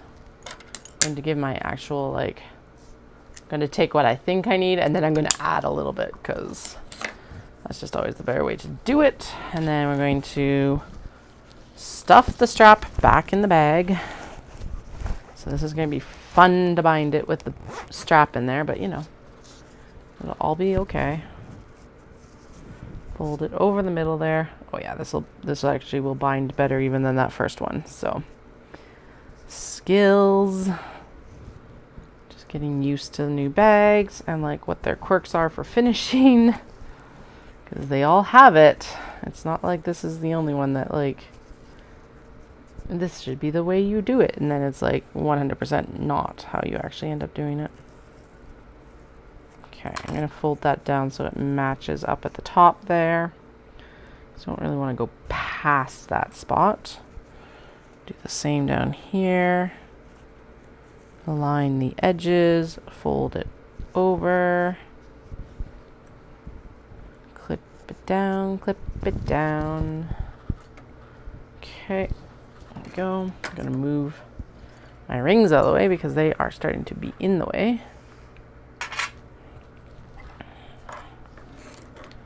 Okay, now pop this underneath. Pop this underneath. Going to need two seams. Just pop it underneath. There. Okay, now stiletto is our best friend with binding. And a lot of other things I don't actually use it for, but definitely for holding binding in place. Cranky crank. And actually, this one is behaving itself extremely well, like shockingly well. All right. Coolly. Oh, we're ready to pull out. Now, I think actually, that actually caught it most of the way through. Sweet. Now, we do still have to do a little bit on this end. But that's fine. I'll take it over having to do the whole seam again. I'm going to pop it back where the seam actually is, and then I'm going to pull it over with the stiletto because there is like, grosgrain doesn't have a lot of stretch, but this apparently does have a little bit, so we can mostly align it hopefully with that stitch line that we just did, or at least a good chunk of it. Doom, doom, doom, doom, doom. Haha! Success. Next one bound, and this one is done, like done, except for I guess the blah-de-blah. What is the blah-de-blah you say? Snap fastener. I know, some days, right? Some days they just like to fight back. Like I said, fisticuffs. No holds bar. Just going and swinging. But most of the time we win. And this time we 100% won. Get it turned back. Ouch. Ha ha ha. Ha ha ha. Ha ha ha. Okay. Yes. Love it. Oh my goodness, this one's really good. Like I said, I usually go for fairly flashy obi, but I did specifically select this one because it's more neutral, and it is a very nice like neutral. Even though it's got these like pops of burgundy on it, it's like, yeah, and the pops of burgundy just kind of break it up, so it's not just like a mushroom looking bag. Not that there's anything wrong with a mushroom bag, but it does not fit within any of the aesthetic. It would look very out of place. This still matches the like booth aesthetic. There we go. No, it's not a cat bag, but whatever. Whee! Okay, so the only thing it needs is its snap fastener right here afterwards. So I'm gonna pop it with the other bags because they'll need to be done afterwards as well. So wait, is there only 1, 2, 3, 4? So I've bound 4. Oh, sweet. Okay. And then the pink one is the only one that needs to be bound still, and I'm waiting on the fray check to finish. Okay, cool, we're almost done. I like it. And I think with the pink one, we will just, you're not going to see the seam, so I'm just going to go in with black, and we'll just bind it and get it done too, because it's like not, it's got other black accents on it. We're good. Oh my goodness, this one is also stiff. Why are you so stiff? Don't tear the stitching.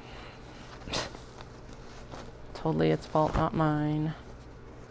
Dun dun dun dun dun dun dun dun dun dun dun. Okay, where did you tear? You tore up there. Okay, well, as long as you don't tear further, we're fine. Let's try this one from up here. There we go. It's happier. Okay. Turn, turn, turn.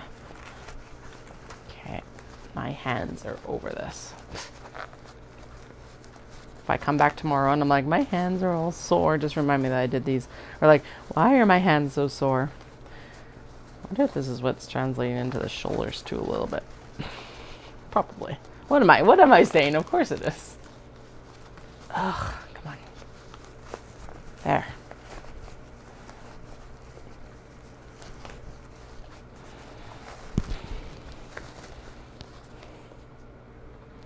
Okay, coffee. Obviously coffee in the middle is totally going to help.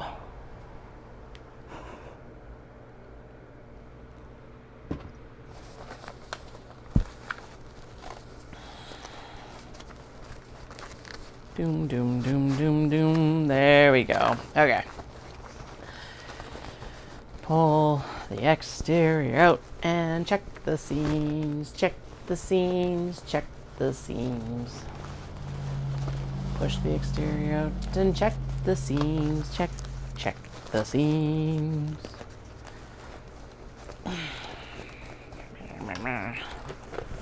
Grump. Okay. Right here, right below the zipper on the long side. Okay. Right below the zipper on the long side, and right above the zipper on the short side. And on the bottom of this one too. Okay. Ba-dum-bum-bum-bum-boom. Okay. All things considered, not bad. Because this is a lot of fabric to like manipulate. Okay, so. And 2 seams are better than 1. Not time-wise, but bag-wise, yeah. 2 seams isn't gonna hurt. Something is in the air. Okay, okay, so it's the one gap on the short side is right at the top corner before it goes to the It's like on this transition corner. And then the other one that needs to be seamed more is in the turning seam, I think, again. Yeah, right here on the turning seam. Otherwise, this is looking actually super amazing. Oh, and then the bottom of the bag. Okay. Probably should just go around the whole thing again. Although it's looking good otherwise. And what about the back here? Yeah, it's just that corner. And down here. Looking really good though. I love how this one turned out with the big panel on the back and then reflective of that in the front here. And I'm really glad I took the pattern and did it up into the strap connector as well, because I don't think it would have looked as good with just the plain obi up there. Okay. Stop talking, Katie. Just get it turned back out. Turned back out. Turned back out. Gonna be cranky again. That's okay. Okay. Zoom. Zoom, zoom, zoom. Ow. Okay, yeah, now it's translating up to my wrists. We're just about done. Let's get these done before my hands get too cranky. Usually my hands don't get this cranky this fast, but apparently they are working overtime today. I am going to open up this seam a little bit more because it is not having this as it is. So let's just open it up a tick rather than tearing it, because that creates more issues than having to just redo a little bit of seam or bind extra seam, whatever. Do a little bit up there, do a little bit down here. It's already questionable.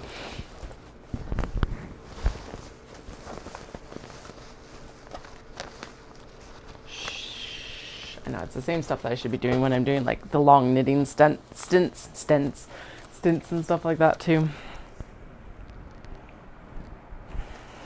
There we go. Doom doom doom doom doom doom doom doom doom doom. Try to like also be very conscious of my posture, that I'm not just like gremlining over my like sewing desk. No. Oh yeah. Okay. Back out. So top short corner. So this one. Top short corner. The pocket right along this turning seam. And then the bottom. Because, you know, so maybe, yeah, that's what we'll do, is we're just going to go all the way around this again. Since it's got to be turned all the way out anyway.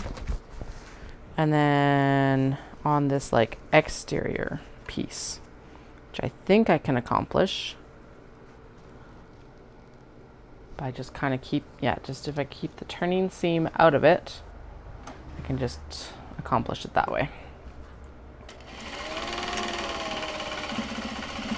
Doom, doom, doom, doom, doom. Doom, doom, doom, doom, doom. Okay.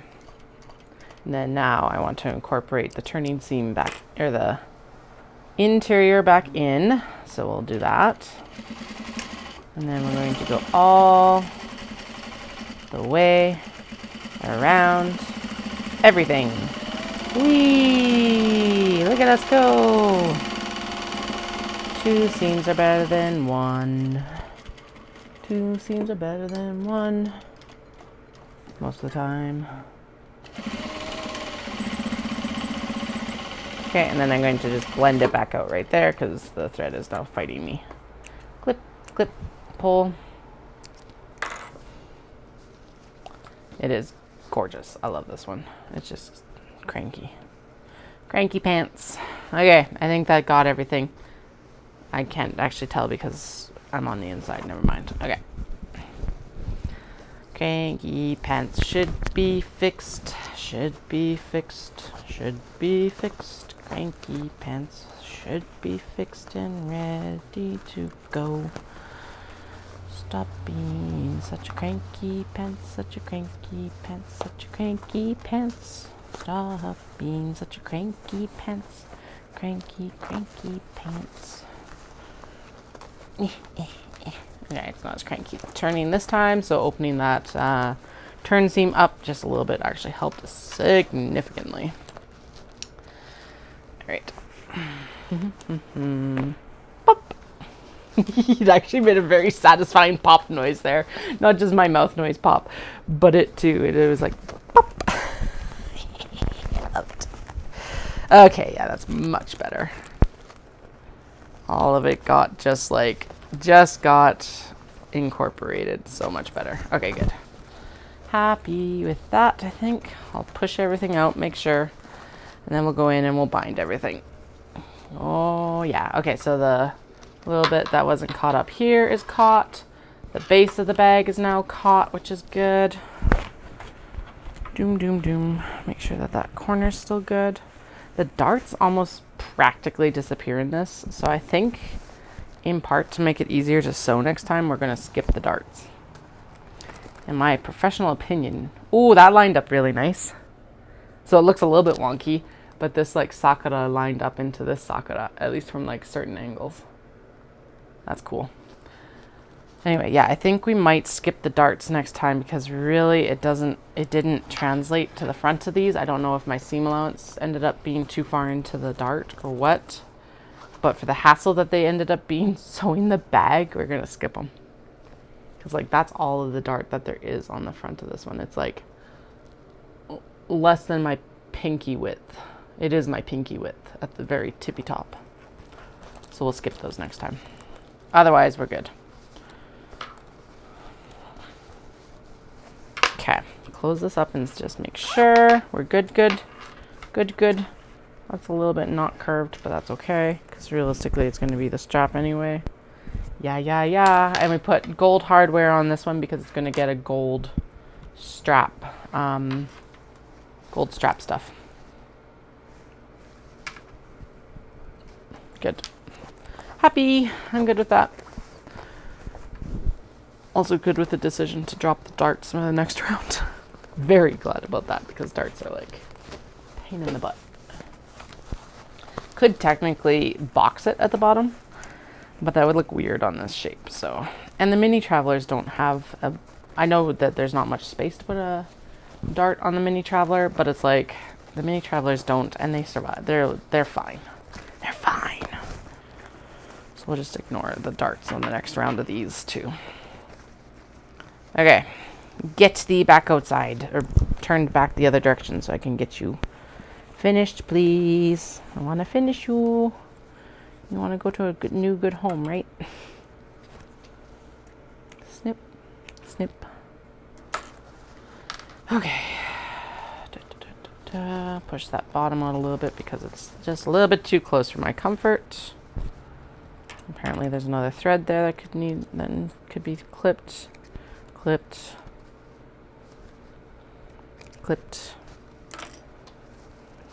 Doom. Okay. Stitch her down. And then we'll go in and do the whole. No, the thread fell out. What is going on? Okay.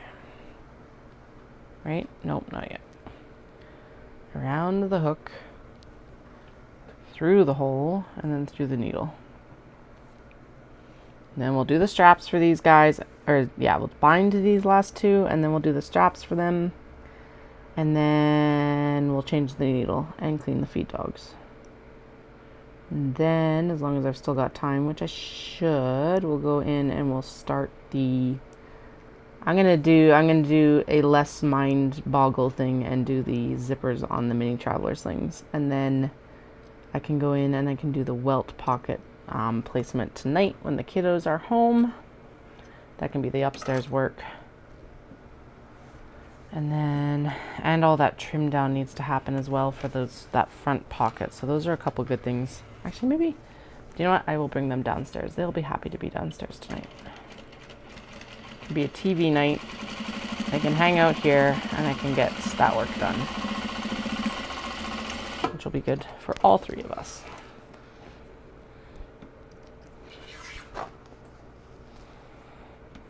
Especially because it's still probably going to be a rainy day, so it's like, okay, that's what we're going to do upstairs. It just means I don't have to move my work upstairs.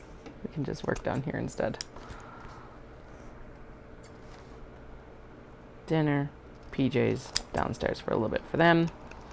And then as long as they are on like to bed fairly early, I will be back on for stream hopefully around 8:30 my time, so like another 5.5 hours. It's already 3 o'clock.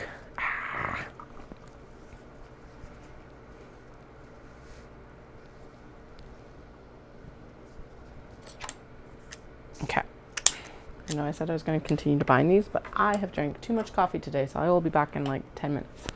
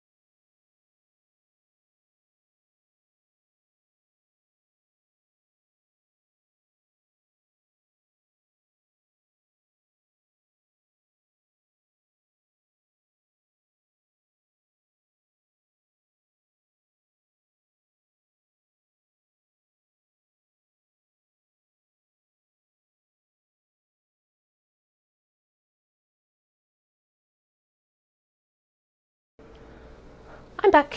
Yeah, that is actually a good point because we discussed that with the Obi ones, didn't we? And then I was like, that would be actually a really good way to do the pattern. So we will cut that out of the paper this evening, and then yeah, just go in and do the things we need to do. So I'm back. I know you're all waiting with bated breath for me. Okay, let's get this done. We got 2 hours until I gotta head out for kiddos. You know, I need to leave a few minutes early, not too early, but a little bit early because I gotta close up all the windows before I head out. Especially down here, that which like doesn't take long, but it does take a couple minutes to get it just like sorted before I leave the house, sort of thing. So do that, and then yeah, I'll get as much done for the mini traveler slings as I can before I head out, and then I'll do whatever work I can while I'm off camera with the kiddos, and they're chilling, probably watching Blippi or Mika or something like that, or maybe Blaze even. I think we only needed one scene there. Look at that, I'm getting better at it. Yeah. Excellent. Okay, done and done. Now I can turn back out. So the last, we'll only have one more to actually bind, and then we can go in and we'll do the straps, because then we're done all the sewing, and then they'll just need their snaps installed.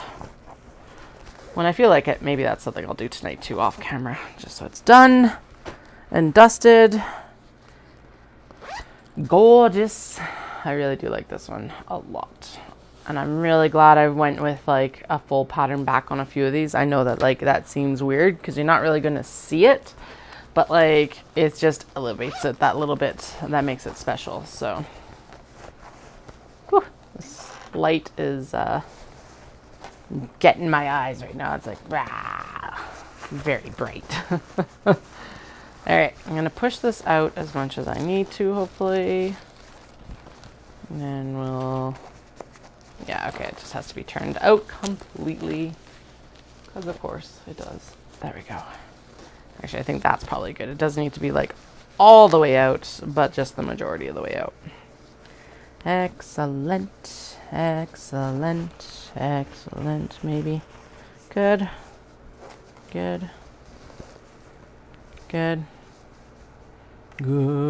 Okay. So through to make it all hold together. Flattened out. Good. And go. Come on. There we go. I don't know why I'm like stop stitching it, because really it doesn't, it's just a basting stitch to hold the layers together, but here we are. It is very well put together. Trim down that excess here. There we go. And then we'll throw the ribbon, and we're done. Well, okay, we're done besides straps. So let's do this. Right here. It's a lot of excess ribbon, but that's okay because it'll just fold under anyway. Then I don't have to worry about it being too little ribbon. Don't need that anymore. Boop. And go back there. Mostly in its like actual resting spot. I love how it's like I finally figured out a way to store my ribbon, and then I promptly changed my mind about how I was going to finish for the zip pulls for the small box bags and stuff like that. So I've got like a nice big ribbon collection, and I got like ribbon storage bins, because honestly storing ribbon is one of the banes of actually using the ribbon. And now I'm like, oh, we're just gonna switch to like twill tape and just 2 colors of twill tape. Oh well. Obviously we will still be finding uses for the ribbon. It'll eventually slowly get out of the sewing studio. And then the question becomes, what do I use those bins for? But I will figure that out later. All right, get under there. Thank you. Excellent. Let's Tack this down.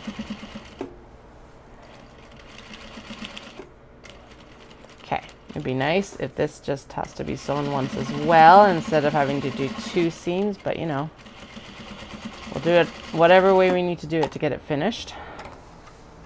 I think, oh yeah, we're good. Awesome. All right, well, that is definitely the way to do it in the future. I'm very pleased. Very, very pleased. And now,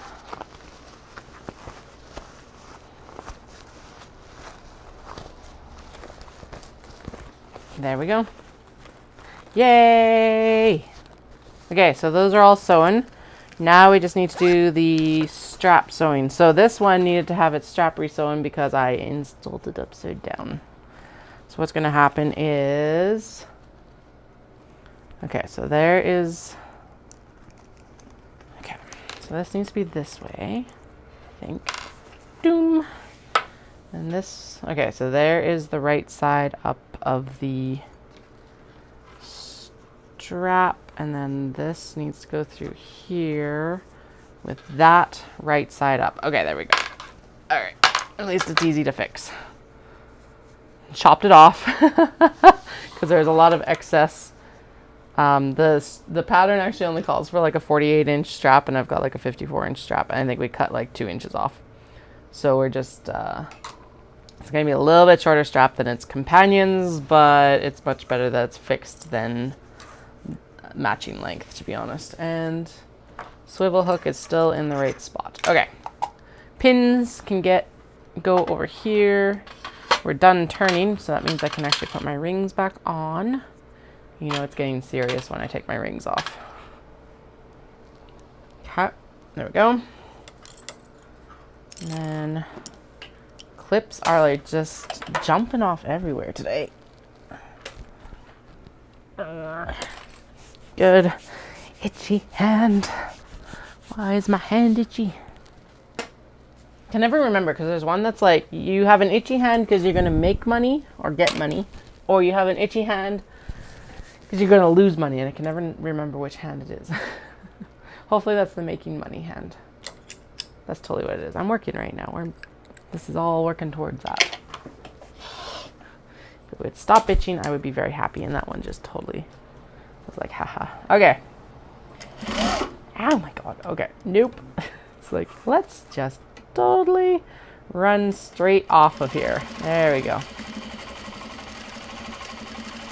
No, I am not doing the nice little boxes because honestly it's black thread on black webbing, and this is not going anywhere. I couldn't even seam rip through it. That's why I was like, we are just cutting this off. That's all we're doing. Nothing more, nothing less. All right. It is done now. So there is one done except for the snap. Snap, fastener, snap, fastener, snap, fastener. That's all that's left. Woo! We're good, right? We're good? We're good. Done, done, done, done. I did see a little bit of OB thread down here that I'm going to trim. There we go. Excellent. And apparently my watch is also gonna fight me by pulling on some hair. Excellent. Fight. Everything wants to fight. I want to fight. Bags want to fight. Fight all. Okay. No. Be good if I actually press that corner out. There we go. And then we are going to, like I said previously, so the snaps will do off camera probably, just because then I can just work on the other desk and I don't have to worry about the camera being moved. And I am going to pop those under something heavy so that I can, so that they will flatten out without me having to like iron them, because ironing them on the front is going to just not work very well. Okay, that one's good. Strap done. All it needs is snap. Snappity snap, snap, snap. Okay. This one gets gold. This is the oddball one, or the one that isn't the same as all the others, because it doesn't need to be. And I need that, and I need one gold snap hook. 1 second.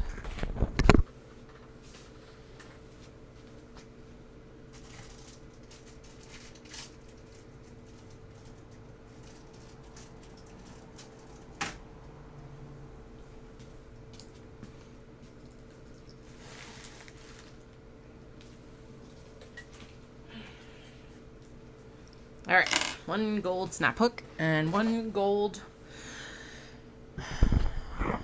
thing. Excuse me. Okay, actually, and then we've got what? We've got 3 more. 1, 2, 3.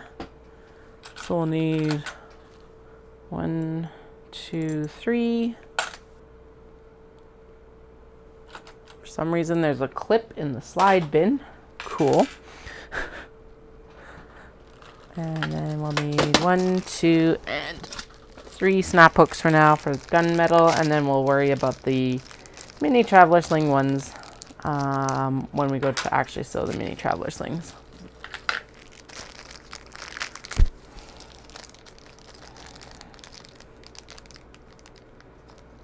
Come on, snap hooks. Get out of your little protective plastic. Thank you. Boom, boom, boom, boom. More coffee, because, you know, now I don't have to pee anymore.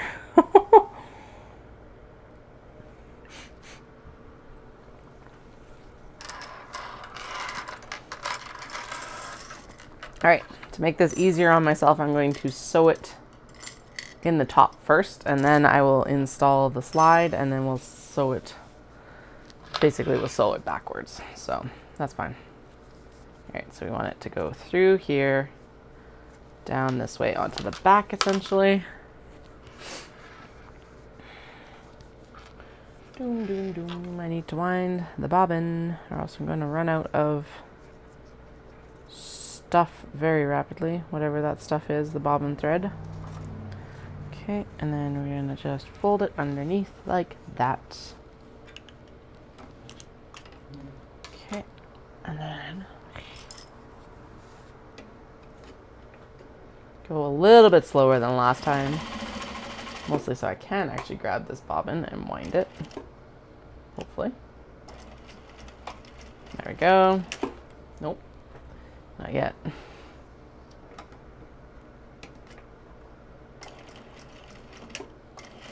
Oh, okay, yeah, it did break. It was just not separated yet for some reason. Okay.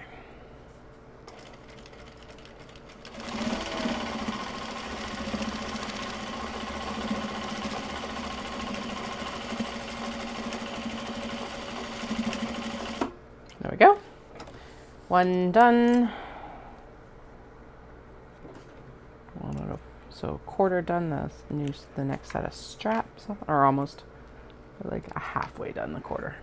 Okay, bobbin is winding.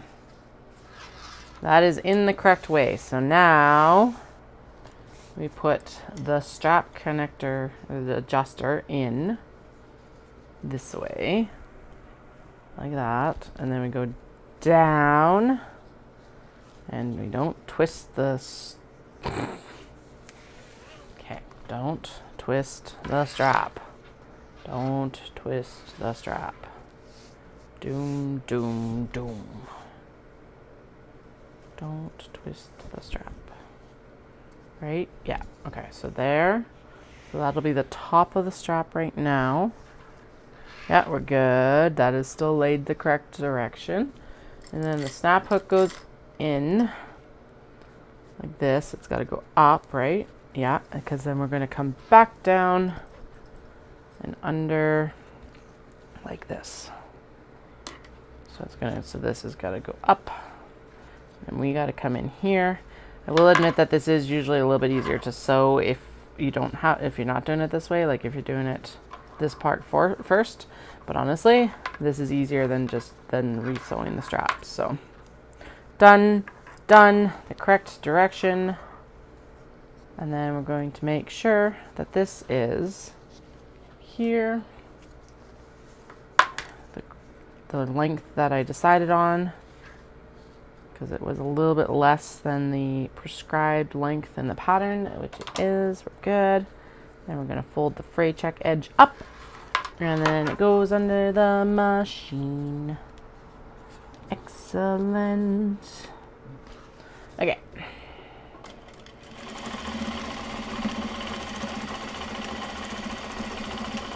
And it was far easier to turn this bag without the strap already in there. And I'm thinking that Oh, I guess with the mini traveler sling, it will be easier to sew the mini traveler sling without the webbing strap in it, and then just like put it in before and finish it before we turn it, basically.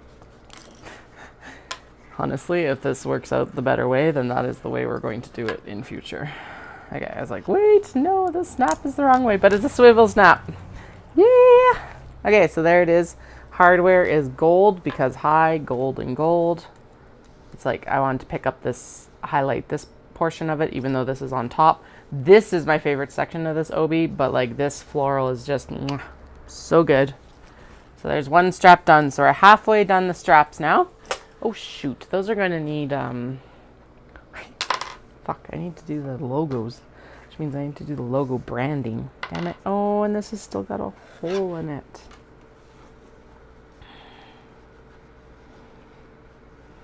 Okay, in that case, that is one that I'm going to just, I'll go in and I will do some mattress stitch for it because there is 0 point in picking it out. It will just damage everything more. And I will go nuts trying to pick out the binding. So, hand stitching it will be. I don't like to do hand stitching, but I can do it. And I think we'll probably throw some fray check on it just to be extra diligent. Actually, no, we won't because of the obi. But yeah, it's just like, just a little tiny, like, finger hole worth. So not worth trying to pull the binding out. May as well just hand stitch it. Okay. Doom, doom, doom, doom, doom, doom, doom, doom, doom. In, down, forward, back, forward, back, forward, back, and some lock stitching, and we're good.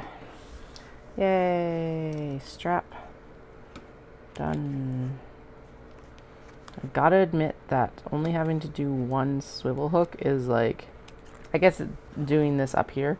Okay, on the mini traveler sling where you only have to do one swivel hook, it is like so nice. Not having to worry about like, well, not having to basically seam two ends of the strap. Although for whatever reason, these are going faster than they normally do. So I will take that. Because usually it's like, oh, straps won't take that long, and then they take like a full day. It's probably what it's going to be like with the mini traveler sling when I actually end up getting them. It's, oh well, yeah, that's exactly how it already feels. Okay, on top, then we go in. Just realized I need to get some food coloring for hair dye for the kiddo for this week. It's crazy hair week, or like crazy week at camp, so there's supposed to be like a bunch of crazy things. I don't know what today was because I didn't actually get the like list of stuff, but I know that there is a crazy hair day sometime this week, so I need to go to the dollar store anyway, so maybe we'll pick up food dye there. Food coloring, not food dye, food coloring, sorry. Basically, we just do a conditioner dye of the hair, and it works really well. So, alrighty. Next, this will be 2/3 done. So, like 4 straps done, 2 to go.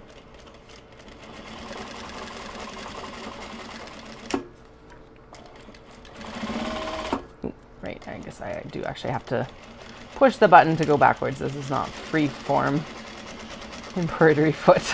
Whoops. Okay, done though. We got it. All good. Whee! I'll email Omatsuri and let them know that I do not need 2 tables. I only need 1 table. See, one side will be racks. One side will be racks, and one side will be table. Okay. Doom, doom, doom, doom, doom. Good. Right direction, right direction. Right direction, right direction. We're all good. They all go one direction. Okay, there we go. Next one done. This one's also spectacular. I do like the contrast edge down here, but I am glad that I went with the matching vase piece. And then the back is like the, yeah, These two vases are my absolute favorite. I love the embroidery on this one, but I like the contrast of the pink with the blue on these ones. So, yay!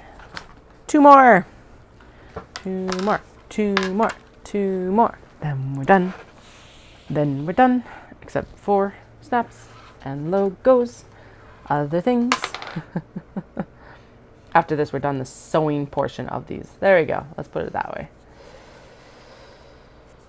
And actually, we did get, I'm like, I am so behind today. I'm not behind.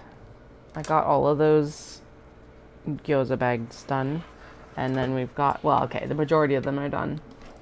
All the black stitched ones are done. So, you gotta just pull the, yeah. There we go. Okay. 4.5.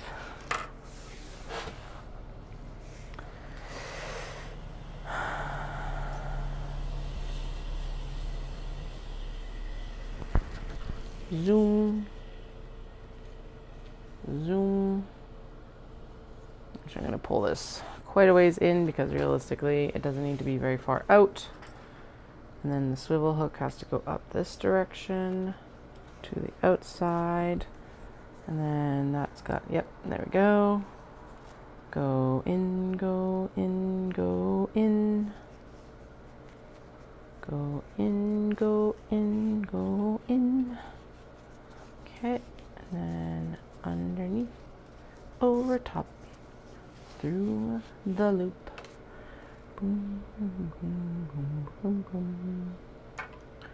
1 tick out. Perfect. Fold and sew. Fold and sew. Back and forth and back and forth and back and forth.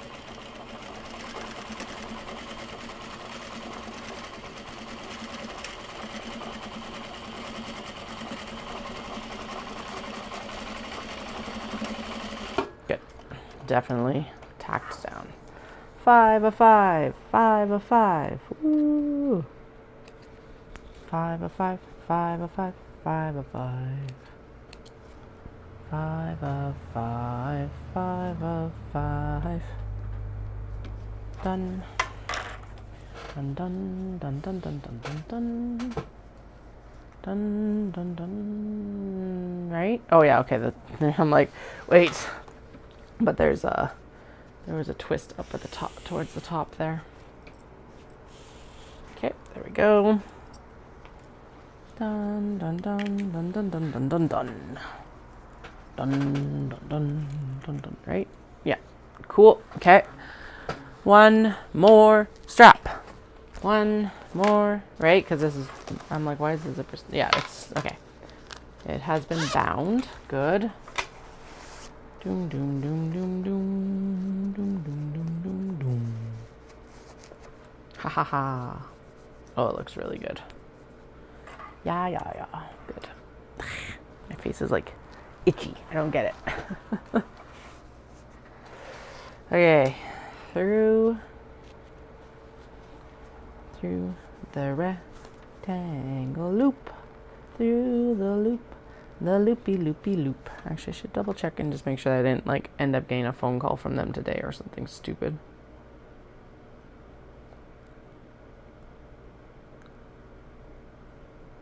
Whoa, okay.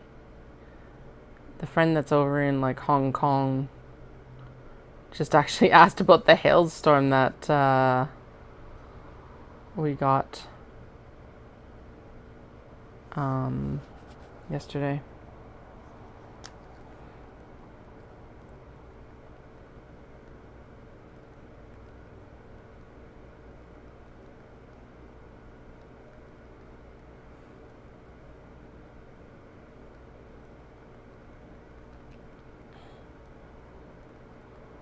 Sorry, there's emails here for me to answer. 1 second. Ethnicities. Got answers and questions for me. Just the pipe and not the drape if I can. Perfect. Boom. Load in for sponsors. Part of your sponsorship.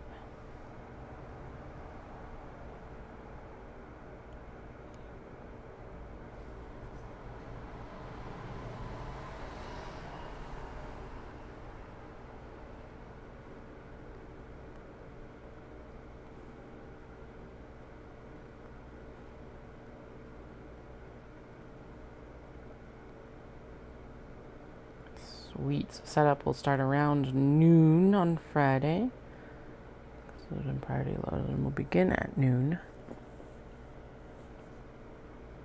Between noon and 1. She's like, is there a specific time? It's like, nope.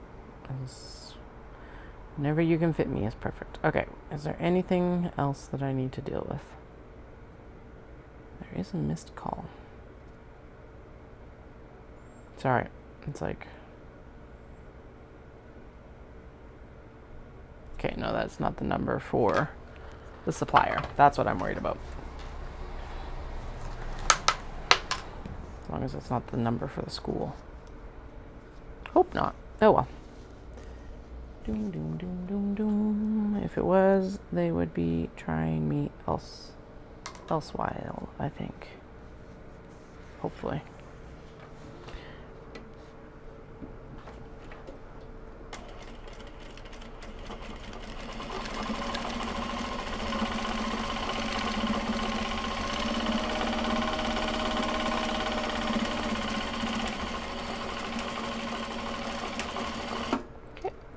Sewing.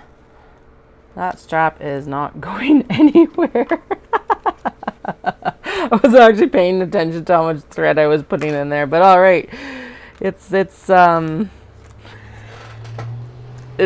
put. Hell. There was a truck. That was just a normal pickup truck going by. I don't know why it was so loud. Probably souped up, but like, yeah.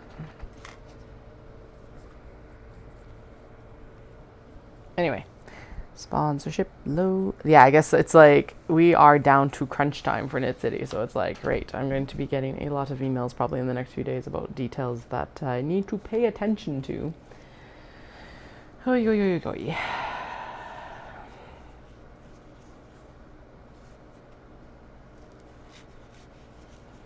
Yeah, the question that I had a question for Fiona about was that I was like, wait, do we, because so normally when we have the setup that we have for Calgary, it's kind of like island booths. So it's like, I've got like a 20-foot booth, so it's booth, and then there's a booth back here. And it's like, you have 8-foot drape on all like 3 sides, right? So sides and back. I want the drape in the back. This is the back of the booth. But I'm like, these 2 sides, I don't want drape, I would just like the pipe. So that's what I was asking. I'm like, wait, do we have drape or pipe and drape on these sides? Because that's different, A. And then I was like, because normally I go and I rent extra pipe because I've got some like Japanese style lanterns that I like to hang on either end of the booth. So, but usually, or at least in Vancouver, I have to rent the pipe. But I'm like, well, if it's already going to be up, then I just want the pipe. I don't want the drape. Which I guess hopefully saves them a little bit of work. Maybe not logistical work, but hanging work for sure. Like for the convention center people. Not for Fiona and Amanda or even me, just for them. Okay. Done! Ready to go. Ready to go.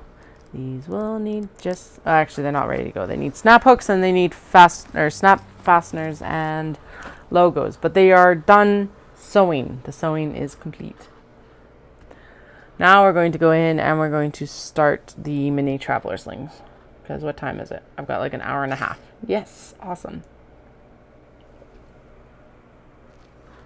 I'm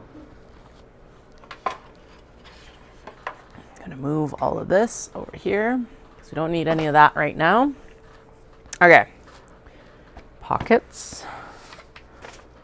Mini traveler pouch. So this was the piece that we're chatting about that I should just cut the box out of. And that is exactly what I'm going to do.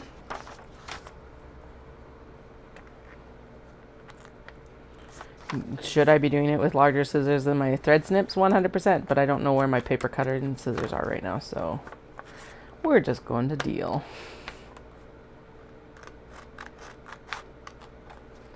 Whee!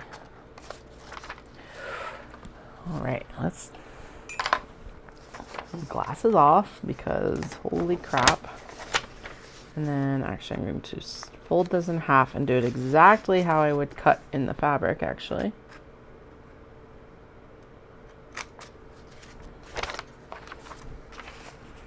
Because apparently this, there we go, is going to be a beast cut.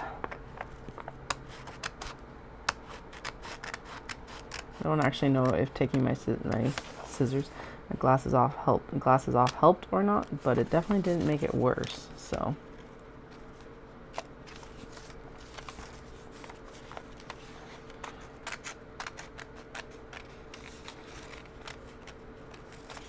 doom doom doom doom doom. Ha ha ha! Success. Okay, and then that should make it easier to trim. Not really, but close enough.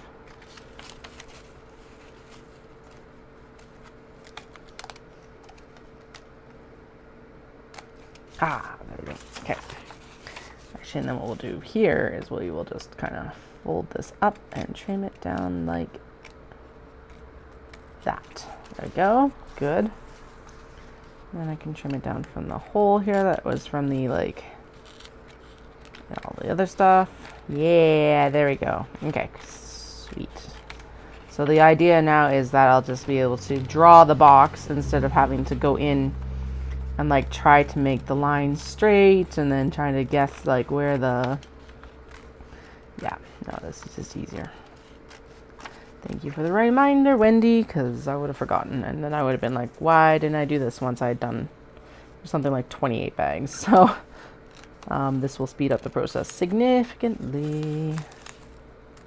It'd be awesome if I could actually get all the welt pockets transferred. They might not all get cut right away, but transferring them would be a big step in all of this work. There. Okay. Let my eyes refocus.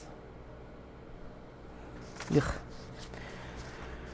Okay, and then the other thing that needs to happen is something with the interior pocket, which is just like easy to do with the thing. Okay, so first things first. Here is all the backs. No, those are just the slip pockets. Okay, so I gotta distribute the pockets and make sure that I've got all the pockets that I'm supposed to have, or like all the pieces. There is the back pocket. That's what the welts go on. Excuse me. Welts. I obviously don't need all of them. Some of these are duplicates, or the like the mirrored ones, but that is the majority of them. There we go. Is this a welt or a, no, that's a foam pocket. Okay, good. And then there's a bunch of zippers, because of course, as soon as I got these out into the sewing studio, they went poof, and everything got separated. Because why wouldn't it? That is a random black zipper. Okay. There's the kato that still need to be finished. There's the interior for it. That's good. Interiors, exteriors. Okay, exterior. And there's the drawstring. Excellent. Okay, so that can actually get set aside, and just basically that needed webbing that I actually found because I have a bunch of pieces already cut. Okay, so that's good. Now there's the start of the top of the stack for those guys. There's more foam pockets. There's this remainder of the stack here probably, right? Yes.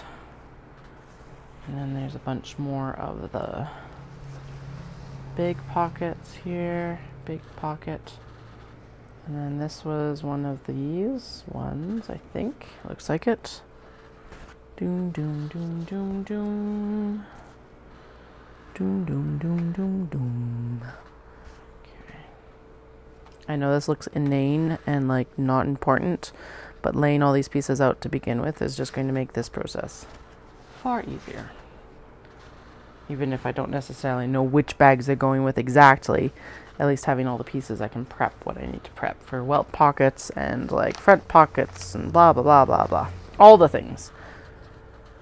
Okay, there's the last piece of the traveler sling pattern. It can go over there because now we're done those. At least like everything that we need the pattern for. And then there's the last, it looks like, of the pockets for the mini traveler slings. Oh, right, because these, I got mixed up about how I had to cut those. Okay. There's the welt pockets we need. Welt pockets. Back pocket or front pockets. And then here are all the exterior pieces for... Okay, so the denim here is here. And all the zippers that we need. Zippers, zippers, zippers. And we are going to desperately need double-sided tape, which I see got knocked under the table or the desk over here, which is good. Well, it's not good, but at least I see where it went. I'll have to rematch all these zippers to there. So we're going to actually not start with welt pockets. I am going to start with the fronts. We're going to sew the fronts because then that's going to inform which zipper colors are going to go into the denim. So that's where we're going to start, is these fronts here. Some of them are like super straightforward and easy, and some of them it's like these green ones are going with very specific colors, and I know which ones they are, but I don't remember the rest of them. And in some ways it doesn't matter too much, but in others it does. So doom doom doom doom doom doom doom doom. Doom, doom, doom, doom. This is where probably a bunch of small bins would be useful, actually, because then it's like, even as I like iron things, I could put them back into the small bins together. So I'll remember that next time. Oh, shit. We need to go. I was like, I did that whole stabilizer thing for the traveler sling, and I just realized that we're going to have to do that for these guys, too. It needs to be a little square of... stabilizer that goes underneath the snap. Now, I wonder if I need to like adhere it down or if I could just get away with oh right, I did the same thing as what I did with these ones, is that I used the double-sided interfacing. I just remember that actually. Okay, I think that's all the fronts, and I think that's all of the, well, all the denims in there still. That's good. That's where I want it to be. There's all the zips as far as I can tell. That's a traveler sling pattern piece.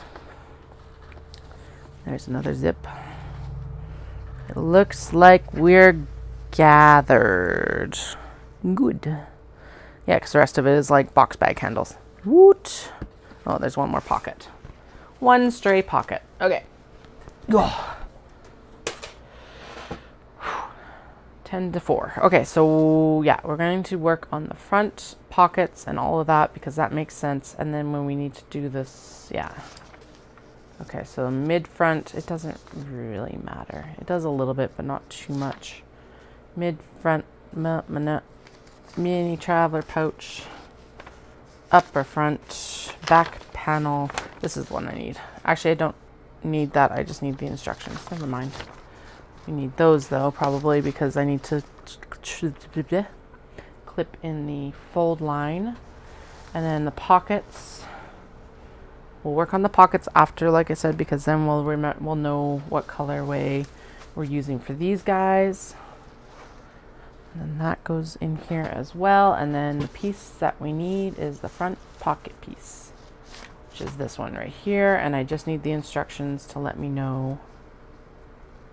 I need to just be reminded which side we cut down. I think it's, when it's like this, I think it's the right hand one. But, you know, better to be safe than sorry in this case. Okay. And then all of these will need a quick snip on the fold line at the top. Okay. You and you. And now it's time for some instructions. Except that it's just like, oh my goodness, sorry. I keep seeing the top of my head, and I do not, it's freaking me out. I don't like it. Ugh. Okay. No. That's not what I want. Get out of here. Poof. Find. If. There, actually, if I actually pull the thing closer to me, I'm going to be easier. Mini. Traveler. Oh, did she not call it the mini traveler sling? She might not have. Mini sling?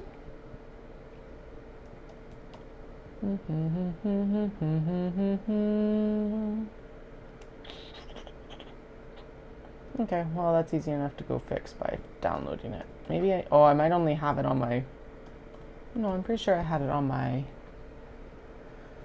I'm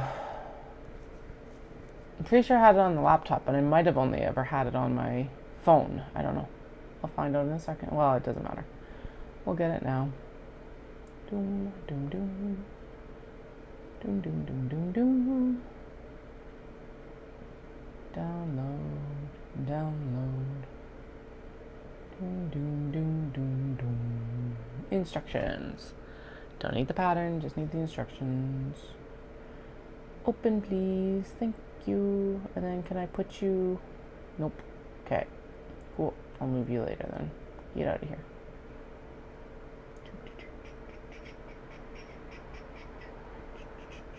This is zoomed in really far. Oh well. Dum, dum, dum, dum, dum. Yeah, even she's like, do the welt pockets first. We're not doing the welt pockets first. We are going to go, okay, so we will go in and doom, doom, doom. Transfer the marks for the pocket fold. So that was the first step that she's got in her pattern. So we'll do that, and then we will do all of these. Okay. Doom, doom, doom, doom, doom, doom, doom, doom, doom, doom, doom. And I'm going to do that with a snip because that actually creates the easiest way to fold it down when we go in to fold it. And I don't know why I did one at a time for this one, but apparently that's what we're going to do for that one. It really needs to, it is not adhered to that interfacing very well at all. So let's snag the easy press that's here because it was doing really well with adhering the interfacing yesterday, even on the cranky Obi. Okay, so that's all this pattern. Pop it here, and then what is this other pattern piece that's hiding?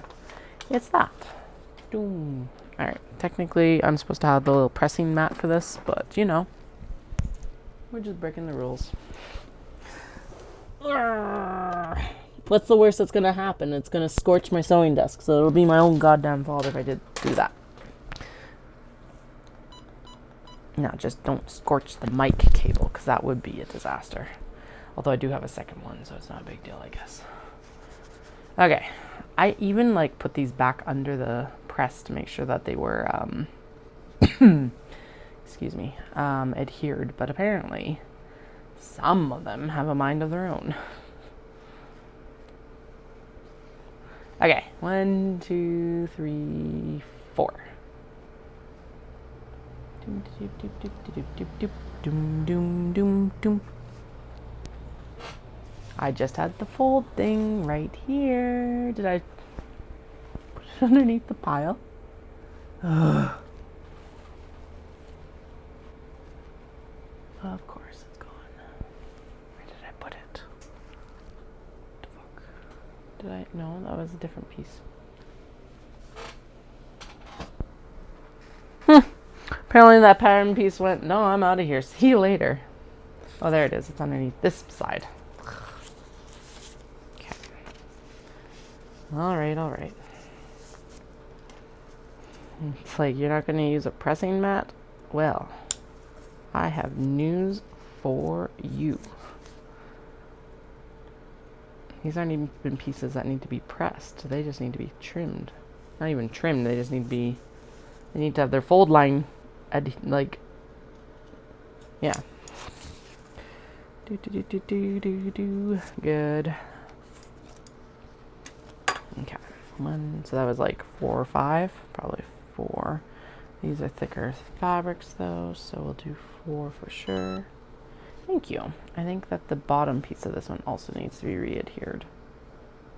Oh, okay. Well, apparently you're going to go in there because I grabbed you instead of the pink. How are you doing? Oh yeah, you are not happy either. Okay. Cool. Doom, doom, doom, doom. Don't roll over the plug cable. Plug cable. Plug cable. Oh yeah, that's there's some sweat there. Okay, we'll just be fast. Why is it actually going? Okay, whatever. No, that did not do much of anything. Okay. Where is... I've got a larger pressing mat back here. I don't know where the small one went. We were using it yesterday, right? Or the day before? I don't remember. Here's the larger one, though, so we can bring this one over. Doom, doom, doom, doom, doom. I swear, like I said, I put these underneath the steam press to fix this. Apparently not well enough.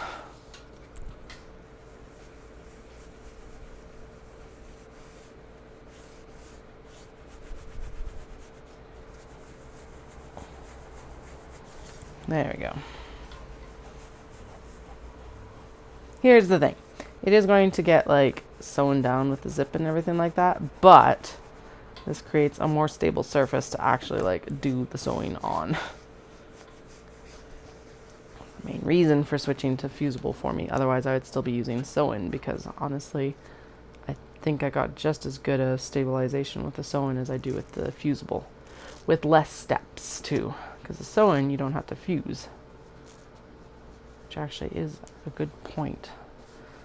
That is part of why production is a little bit different timing for some of these bags compared to what it used to be, is because I was using sew-in interfacing. You gotta remember that. Alright, I do think that the fusible probably makes a better bag, but I miss my sewing days. Okay, and that edge right there is still upset. There we go, there we go, there we go. Okay, now that does need to stay at hand, not for this step really, but for when we start doing the welt pockets, so I'm going to leave it plugged in now. We can just shuffle a couple other things out of the way that don't need to be exactly where they are. Okay, 1, 2. Did we trim you? No, you have not been trimmed. You were part of the pile. Okay, so there's 5 to do. Doom, doom, doom, doom, doom. Doom, doom, doom, doom, doom. Doom, doom, doom, doom, doom. Doom, doom, doom. Okay. Doom, doom, doom, doom, doom. Haha! Success. I guess I really don't need these front zippers like done before I like do the welt pockets, but I kind of do because that is actually going to inform the pockets, right? So we actually have to know what the pocket fabric's going to be, and that is partially based, where that is based on A zipper and B denim. That's right. Okay, 1, 2, 3,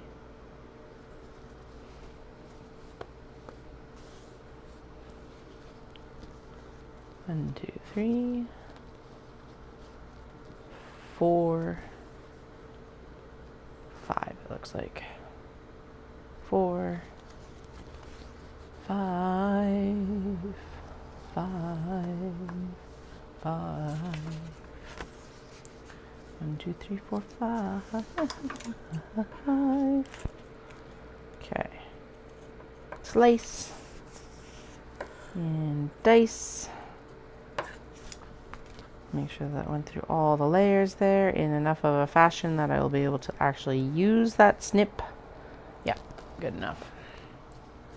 Then we're going to flip this pile because apparently everything is topsy-turvy except for that one. Okay, That's the bottom, that's the top. Felt loose, but it's adhered. Okay.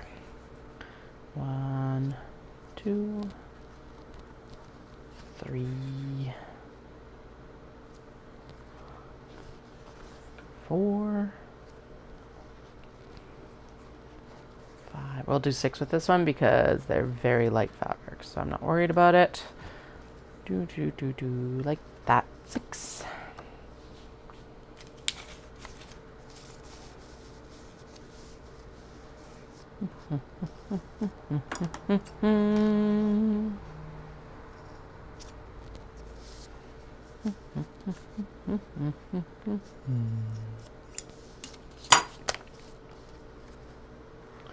Doom, doom, doom, doom. I could use a little bit more of a persuasion right there, although it is.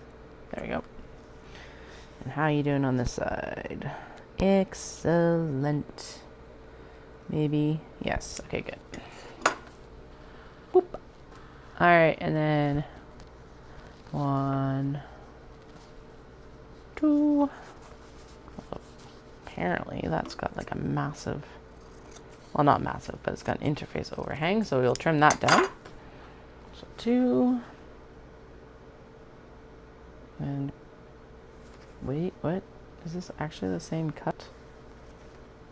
Doom, doom, doom, doom, doom. Apparently it is, but it's like very much not right. Like it's okay. This one's getting pulled. I am short one set of pockets, so I think that's probably a good decision. Sucks because I really like that fabric, but that it was nope. And I think it was actually a pause fabric that didn't get cut quite right, so that might actually work in our favor. Okay, this is not adhered on this corner.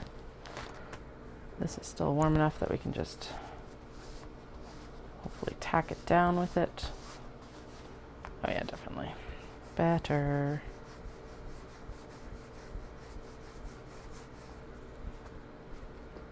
Okay.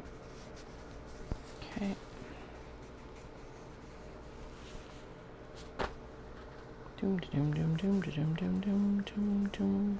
Oh, perfect. That means that I also can do, only have to do one more cut. Yay! Doom, doom, doom. Alright. So yeah, drop the dogs, and then that should be enough of the paw fabric then after that.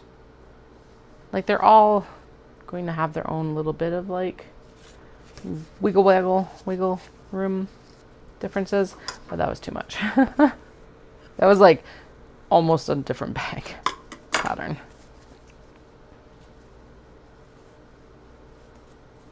Okay, let's tippy-tappy this way. There we go. That's how we'll line it up. And we're going to go in here, slice, and then we're going to turn it this way, and slice, and then we're good. Sweet. Okay. Nope, not quite. These are a little bit further in than the other fabrics, so you know. Doom, doom, doom, doom, doom. Okay. Now we get to go in and we'll sew the top and the bottom. Oh no. And then, okay. Doom, doom. Join lower front A to, okay, so this is also why we'll do this, is because then it determines, then we're actually able to decide lower fronts and everything like that. So she wants the lower front A, and then you start sewing everything else. I could also go in and trim all of the pockets, but no, let's do the, yeah. Okay, we're gonna do the easy ones first because like that just makes sense, to be honest. So these green ones are gonna go with all these green ones under here. 1, 2, 3, 4. And then where's the rest of those pieces? So there's cats and hedgies, and then I need the top pieces of the hedgies, which are right here, and the top piece of the sushi. And top piece of that, and then I think, right? Because then these I think ended up with a blue because they were like The blue actually complements it better. Okay, so there's those. And then, well, we may as well, I guess. Oh, there's more. Aye, there's more. So there's 1, 2, and 1, 2. Okay, so there's the rest of it, basically. Cool. Okay, so let's get those sewn together because then I don't have to worry about it. Okay. Or at least the bottom portion that she suggests at the beginning here. I don't know why I threw the clips away because we're just going to need to clip this all back together. But all right. Just keep a handful close by. Okay, so those are the tops. These are the bottoms. Bottom, top, bottom, bottom. So 1, 2, 3.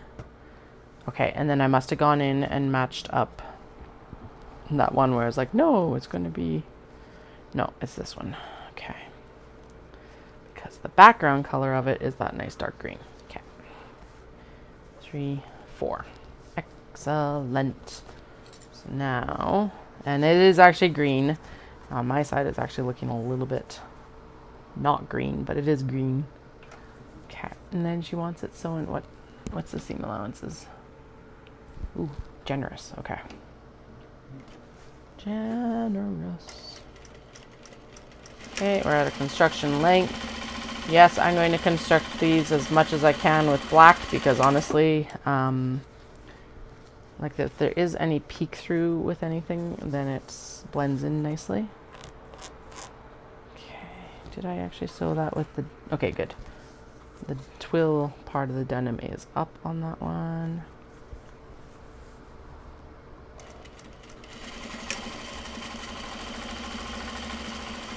So yeah, we may as well go through and do this section because this section is nice and easy. And after the mind warp of like, or trying to get my mind wrapped around like getting all those, all the binding done and everything, sewing straight is going to be a nice brain break. And it's a step forward, a step forward, a step forward.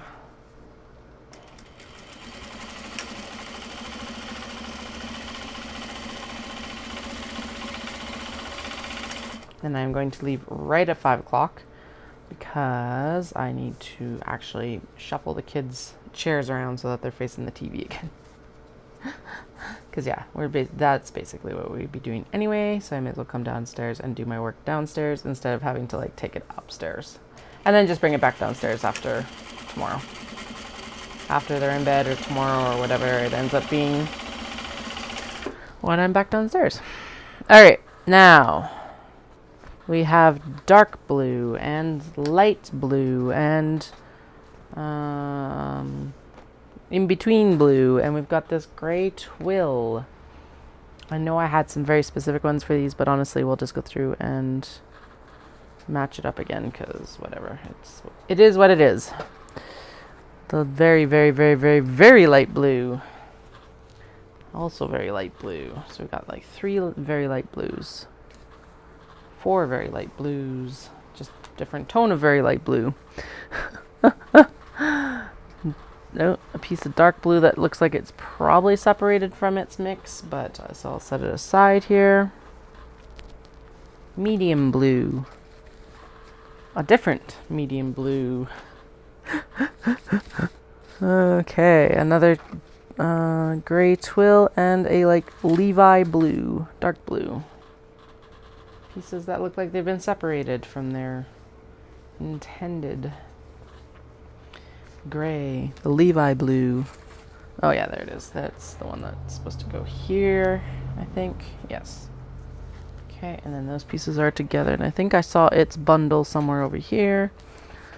Light blue Levi color. There's a couple hidden zippers. We need those. Okay. So we're going to pull one because I was going to do that gray dogs, and now we're not doing the gray dogs because of the cut. So that's okay. One of the mix is not bad. So that's the pieces that go here. And then the gray dogs, I don't know what the gray dogs were supposed to be on. Probably a dark blue, but I'll figure it out. Okay, so all the greens are done.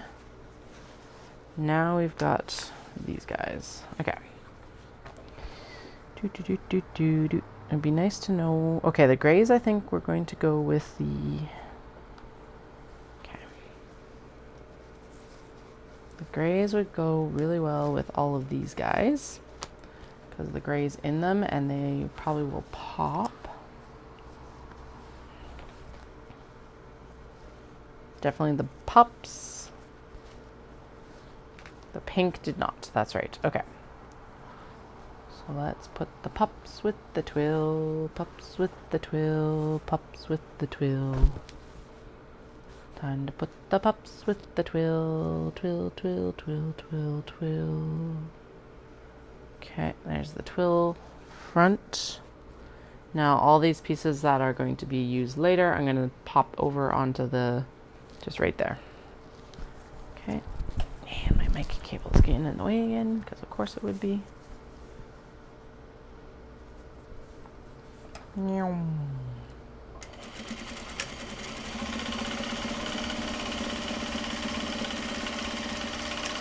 Okay, there we go. And then I don't remember what these guys were, but we'll figure it out. Okay, so there's blue. Those are two different colors. And then that's probably the same situation here. Yep. And then there's the light blue, and the light blue, and then the really dark blue, and another twill. Okay, so let's actually snag this stack out from underneath here so that I can remember what we're doing. So we've already sewn this one. And where's the rest of that stack that we've already sewn? So what it should do is it should pop over here with all of those. Okay, I'm pretty sure that this guy, the calicos, ended up on a dark blue, I think, like something like this, like that. And then I'm pretty sure I should just go back and watch my own videos, but that's not going to happen. Okay, and then I think the yellow ended up on a dark blue as well, maybe. Okay, what I'm going to do, we're going to just separate out all of the bottoms here because we don't need the tops. So the tops may as well go over here. There we go. That's what we'll do. Doom, doom, doom, doom, doom. Tops, tops, tops, tops, tops. Bottom. Top. Bottom. Bottom. Tops. Bottom. Bottom. Definitely dark blue for this one because that I was like that'll match the cup there. Dark, dark, dark, dark, dark. I think actually. Oh, maybe these were supposed to go on the gray. It's okay. Cat bread.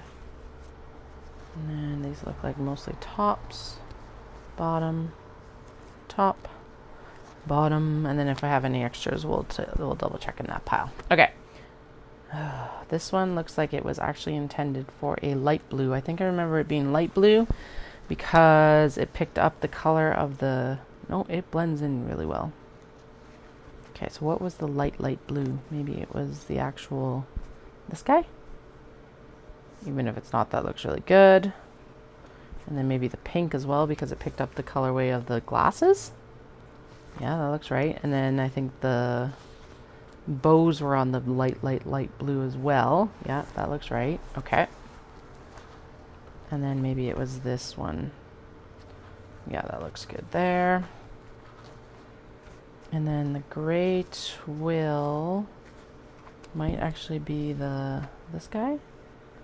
No, because there's no gray in that one. Or was it the sushi cat?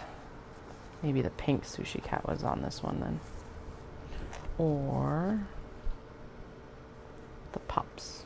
The teal pups. Teal pups look good. There we go. Good enough. I'm pretty sure that these guys actually ended up on a medium. Oh, there we go. I see where the teal cats went. Yeah, there. That one. Good enough. And then also the teal coffee shop went on the darker blue because of the navy-ish colorways in it. Okay, and then this guy ended up with one of these Levi's because of the blue in the sushi Neko cup. Okay, so there's light blue over there, which actually I think was for the bunnies as well because of the light blue in the floral. That looks right. That looks right. Yeah. Okay, and then this was all together.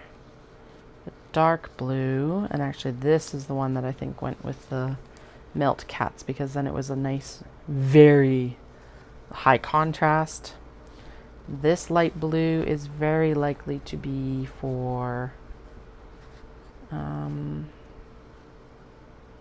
it needs a higher contrast than most of this. So let's put the cat bread on it. Yeah, that'll look good. It makes the red on that really pop. And then I think navy cats, even though they're darker, will actually be better on a lighter blue fabric. So I think we're going to put them here. Nice subtle. It's not a high contrast, but it's definitely going to pop differently. Sushi Neko on the darker blue. Capybara on... Let's see where we're at for fabrics. Actually, I think this dark blue and that dark blue should go for the Shibas because that's going to pick up... Oh yeah, that picks up on that. So let's actually pull this one from here. Shibas go on the really dark because that picks up the blue that's in there while providing a massive contrast. This is the only one that's not going to end up with that dark of one, but that's okay. Actually, in that case, let's swap to the pink because the pink is a higher contrast to that background while still picking up the blues. Perfect. Capybara, sushi, and the stylish Neko. So I think this one should go on here because of the contrast, and I think the blue should also go on here because of the contrast. There we go. Sushi Neko should probably, or not Sushi Neko. Scarf cat will go here. Capybara and so these guys are on here. That looks good. Okay. Oh, and then there's the tops for those guys. And I still have 3 left. Okay, so I do probably have some extra ones over here. These guys are already sewn. Okay. Oh yeah, I forgot that guy. What else? What else got left behind? Did that one get matched? I don't remember doing the red, but it's not here. Okay. So we've got apparently 2 spare denims. Oh well, that's okay. Right? Yeah, because those are all done. And then, oh right, and then this is on this like lighter, one of these lighter colored ones because it picks up the, actually I think it was supposed to be on the light, but it'll work on here. I think it'll work on that one better. So that, and that, and where is the cut? That's the cut right there. And then there's 2 spares here. Okay. So if I'm super not satisfied with one of the colorways I just like, or colors that I just matched up, we still have the option to swap. All right, so we may as well start here.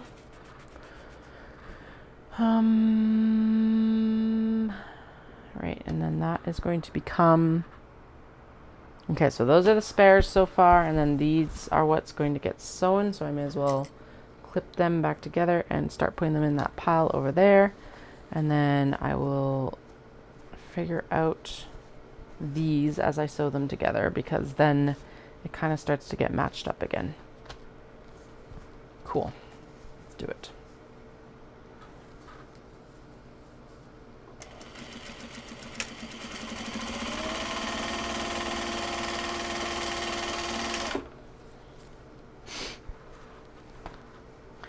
Doom, doom, doom, doom.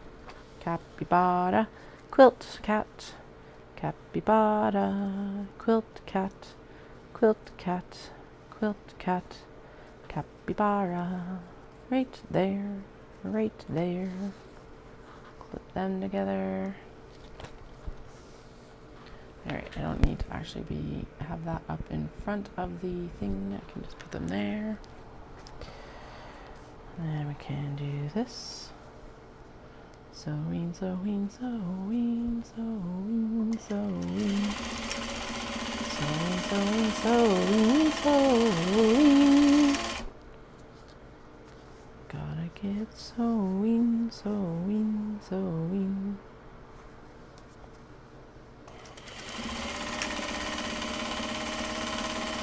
There really are so many bags to make. Way too many. We'll get there. Okay. There's the base of this one. And then we need there it is right there. Doom. Doom. Doom. Doom. Probably set an alarm because I'm going to creep up on 5 o'clock like way too fast at this point. So I'll finish this and then I'll set an alarm on my watch just to make sure that I'm like headed out here at the right time. Like, how do I get into my alarms? 4:55 p.m. So that'll give me enough time to like go close windows and all of that before I head out. Okay, both sushi neko. Well, not sushi neko, but sushi restaurant neko. Even better. Okay, sushi restaurant, sushi restaurant, sushi restaurant. Sushi restaurant. Dun, dun, dun, dun, dun, dun, dun, dun.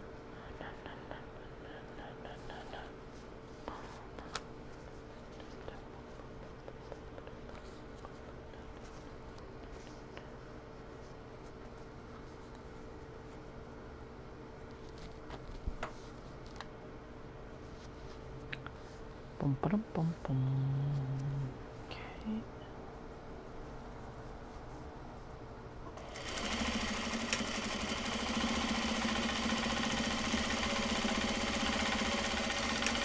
And actually, so I can set up the kiddos. Oh, there it is. It's like blended into the denim. And I can also set up the kiddos' chairs, actually. That was the other thing I was just thinking about. Basically fold all my ironing work in and open up where their chair area is again. I know Dallas came downstairs the other day and he's like, wait, why is it all messed up? And it's like, well, you could see it. He didn't ask, but it was like I had to move it all around for the sewing or for the ironing board the other day. Whoops. But it's not something that like needs to be permanently set up either, so it can go up and down as needed, sort of thing. And the steam press is back on the cart, so it can just get rolled back into the cutting room, kind of.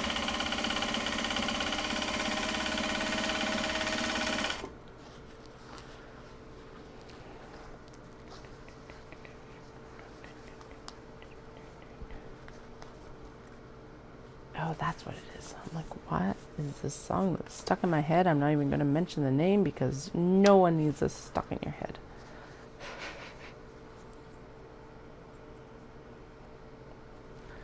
Go.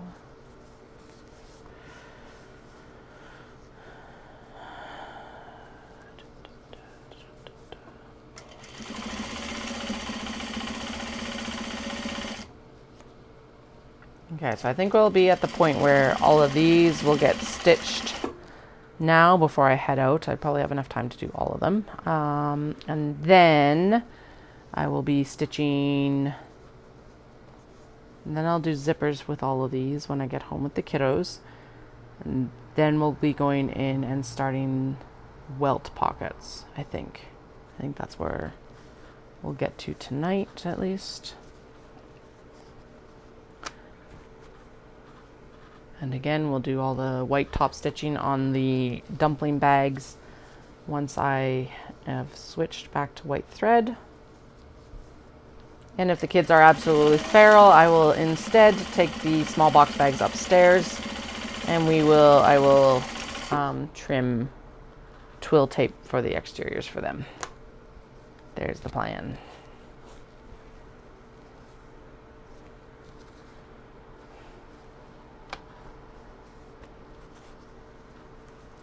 Is that the one? That's not the one. Is it one of these? It's like too light at the same time that it doesn't provide like enough contrast.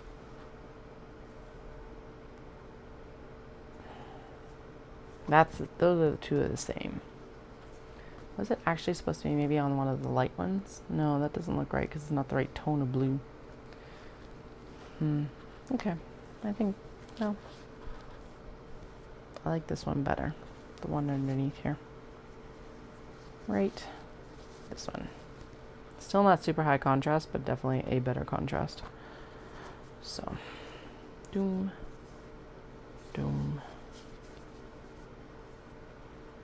doom, doom. Okay, clip those together. Now those are the two spares. This goes with this and this. Doom, doom, doom, doom, doom, doom. Okay.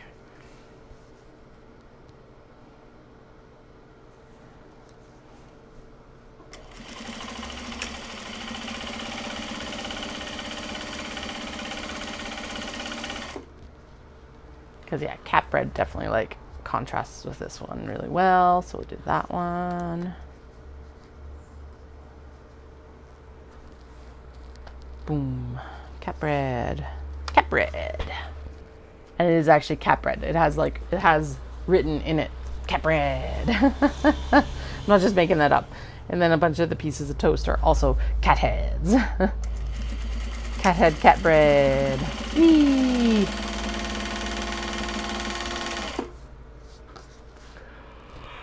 Right, that's why I normally don't have that up there. I'm like, my chain piecing is not working well because the camera is overhead right now. Doom, doom, doom. That's okay. It can deal.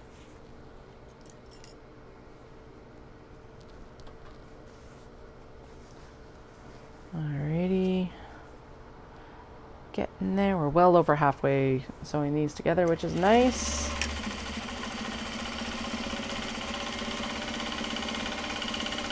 We're gonna sew the whole thing together and then we'll do the top stitching for all the pieces all at once, or at least that we don't need to do light top stitching for again, and then we'll go in and we'll do the light top stitching once all the zippers and everything are installed as well, because that is going to be the big one for these. Is like, this is not going to get dark top stitched and neither is this sort of thing. But a lot of the other ones, like the dark teal here, will. So.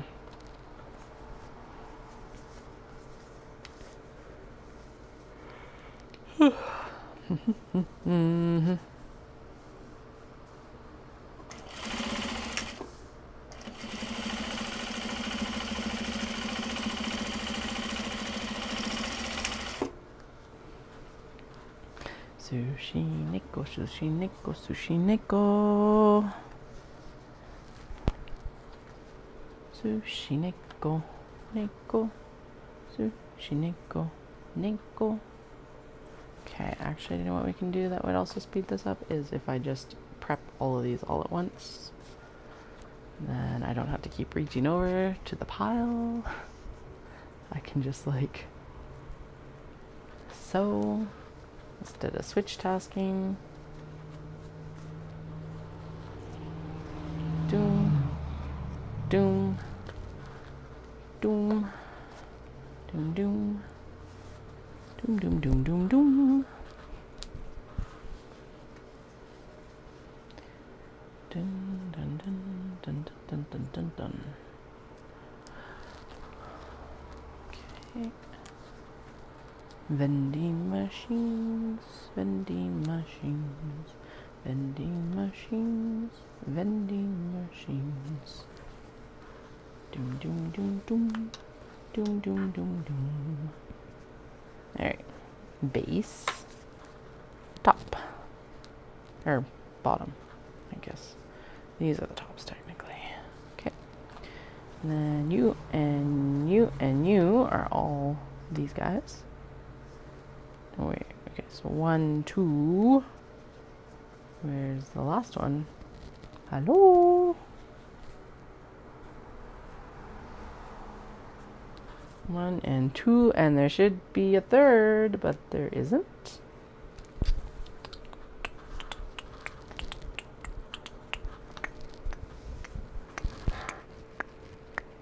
Okay, well in that case then, so 1, 2. These two go with this one, right? Yeah, those two go the best with those ones. Okay, and then that guy is like way down at the bottom. We already know that because he goes with the green. Easy enough.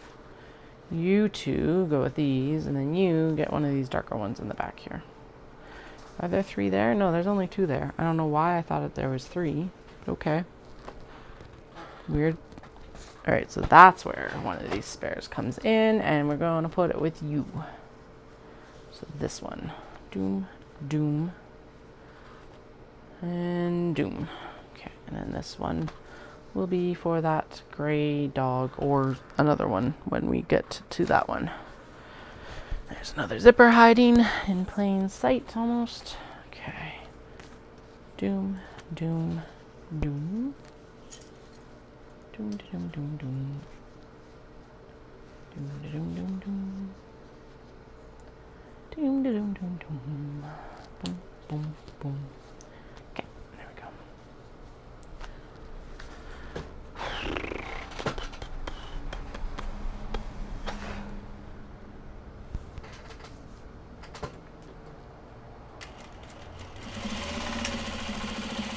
Alright, I'm supposed to change the needle. Whoops. It's like, I'll change the needle and like clean out the feed dog plate, and then I totally forgot. We will do that tonight, I guess. Machine maintenance. Actually, yeah, we'll run this needle until the end of this stream. And then that is the first thing I'll do when I sit down to the sewing machine next, is clean it and change the needle. You're 100% welcome to pester me if I'm on stream later and you're like, did you change the needle and clean under the feed dog plates? And I will probably be like, no, but I will do it right now.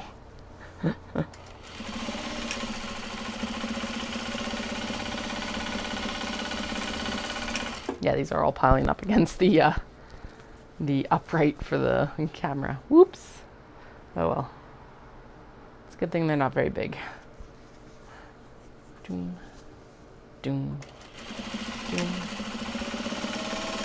Doom, doom, doom, doom, doom, doom, doom, doom. Doom, doom, doom, doom, doom, doom, doom, doom, doom, doom, doom. Can't tell. I think that's the right, like outside, right side out.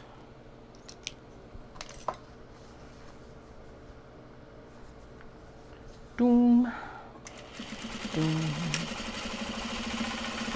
Through we go. How much do we want to bet that I'm going to run out of thread, like, on the last 2?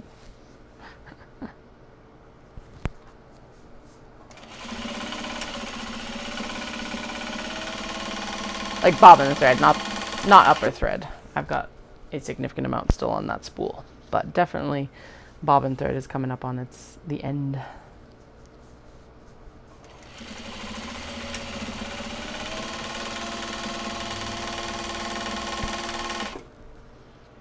Doom. Doom, doom, doom, doom, doom, doom, doom, doom, doom. Okay, 2 more. Oh, there's a small hope that I will not run out of bobbin thread right now. Very small, but there. Whee! Shock. I didn't run out. Okay.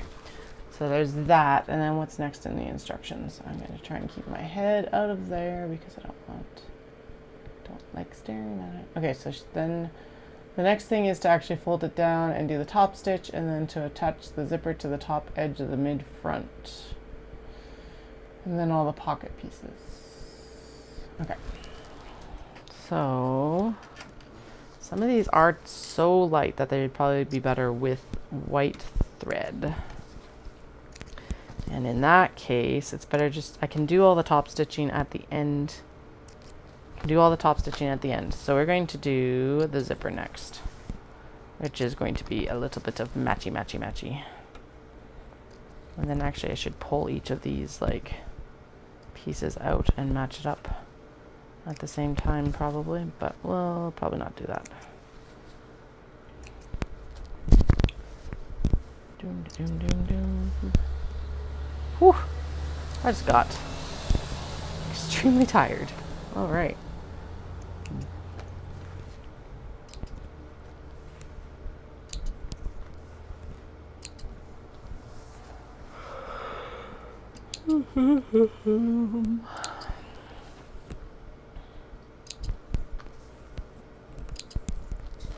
Yeah, so like a lot of these will end up with a black top stitching, like that will and everything like that, but those ones that are like the really light blue, it'll look better with a white top stitch. So we'll do the zippers next, and then we can keep the dark thread in, and then we'll go from there.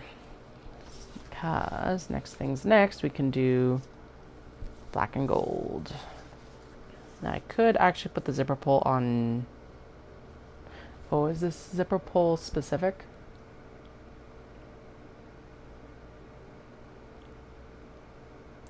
It's zipper pull direction specific. Okay, so we gotta bring out the zipper jig. Okay. Gold, gold. Make sure that, okay.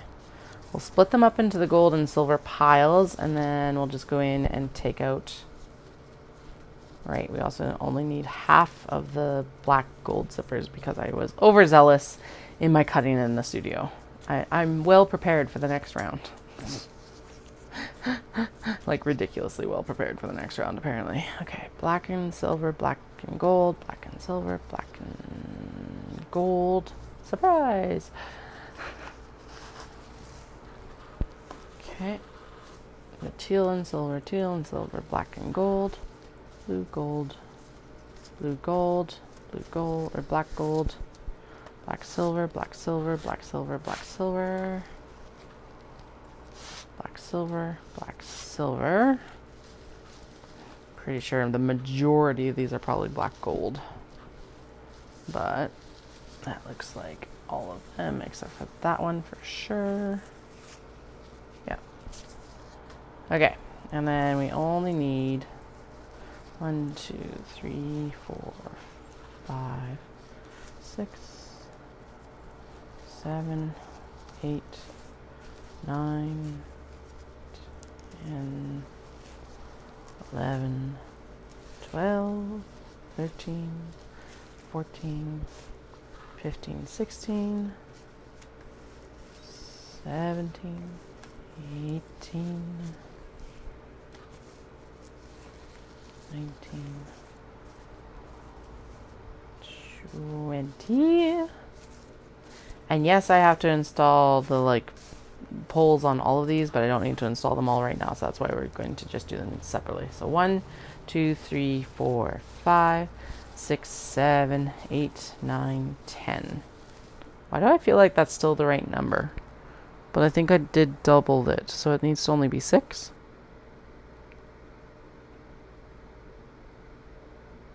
Let's do 10, 12, because then if it's 6, we've done the zipper pulls for all of them.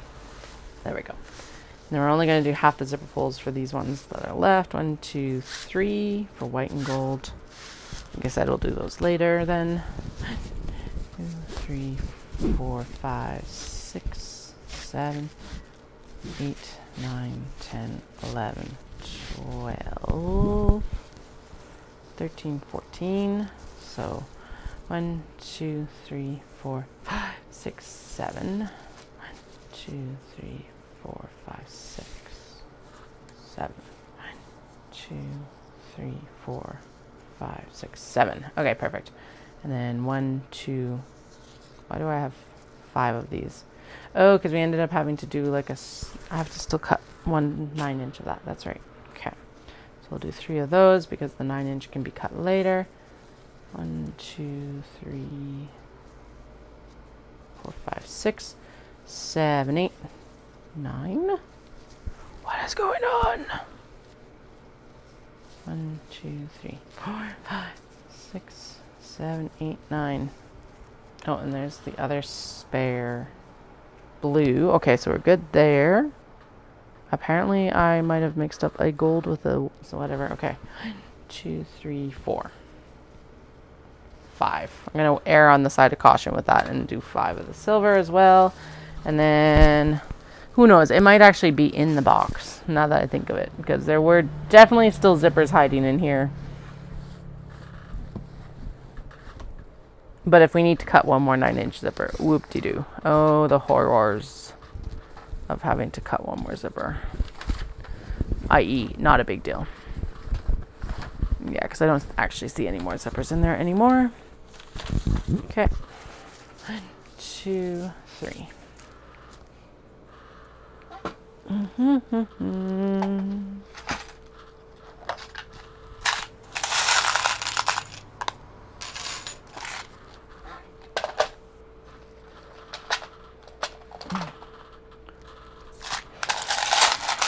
Now we're just going to keep that here.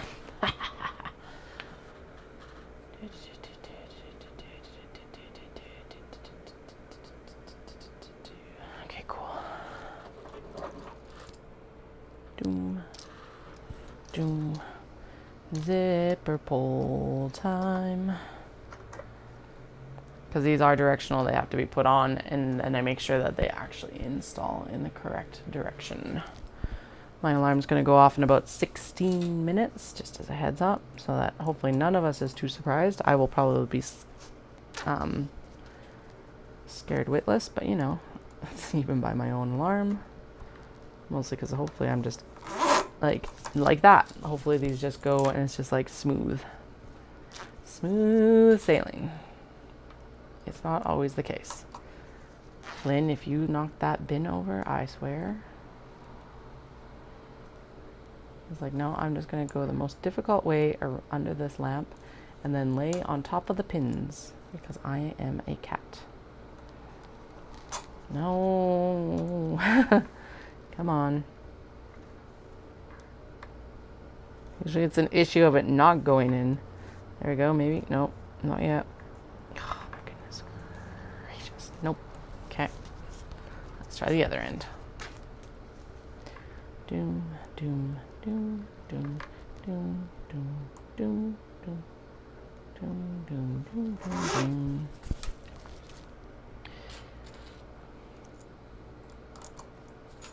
This zipper jig is a... Oh no, the horrors of more zippers. How will we ever survive? Except for the fact that it's going to probably be in the middle of sewing the flipping... Actually, no, okay. It will be okay because it's like... I was like, oh, I'm going to be in the middle of sewing welt pockets. But we'll know... We'll know because I'll be taping them in, so I will know before I get it under the sewing machine at least, because that will be the step for the welt pockets that will change everything, is taping it like it did on the traveler sling. No, come here. Grump, grump, grump. There we go. Harumph.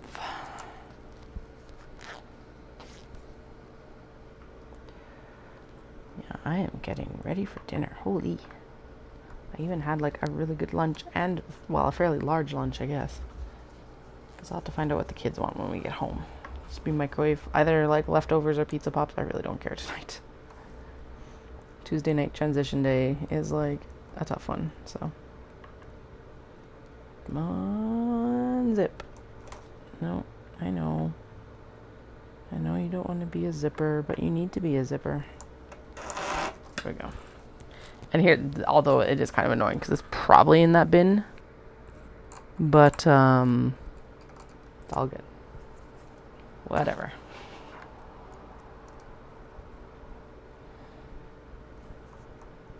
Been eaten by the small box bag handles that I put on top of everything.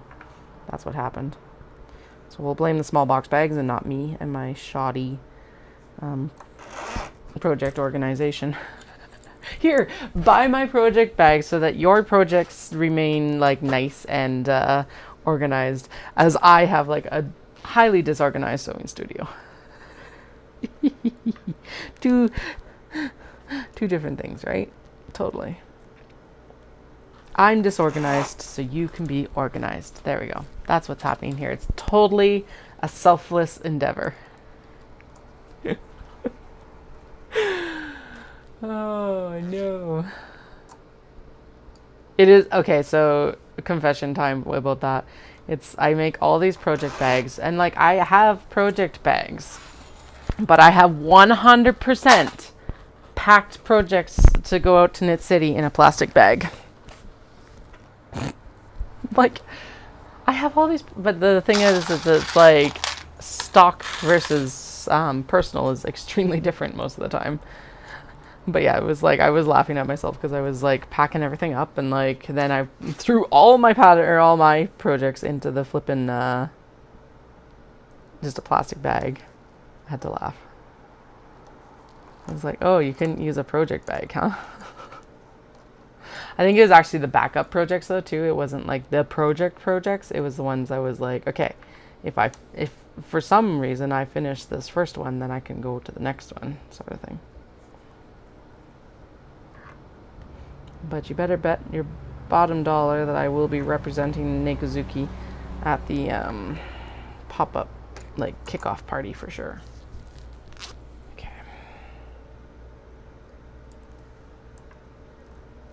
Come on, zip. There we go. That one was cranky for some reason. Who knows? That one is definitely going with the hedgy here. So since I know that, I'm going to lay it out with the ones that I know for sure they're going with. It'll also be going with this, like a black and gold one with the cat whiskers. The cat's whiskers is what I'm calling that one, 'cause it's basically just a bunch of cat faces.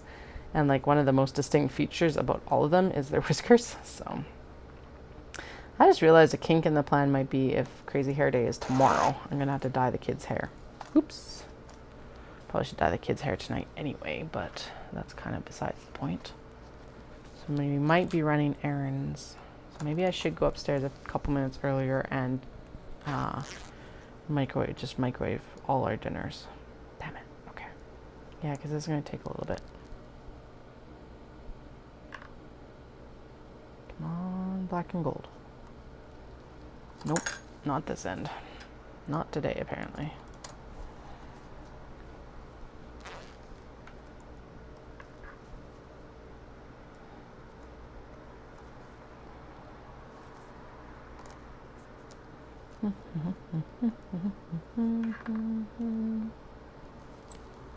Is it? Yeah, I did it this time. Okay. Sushi Neko, and then yeah, this one's definitely black and gold as well. And then we'll go back in, and then it's back into questionable territory. I don't know what's next. Oh, I know. I see the navy cats. So that's definitely the golden navy. So I may as well do that one next since I see it.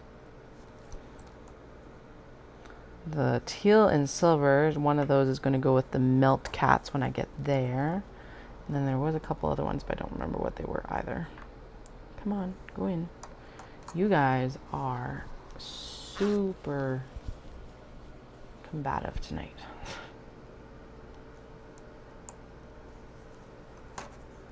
There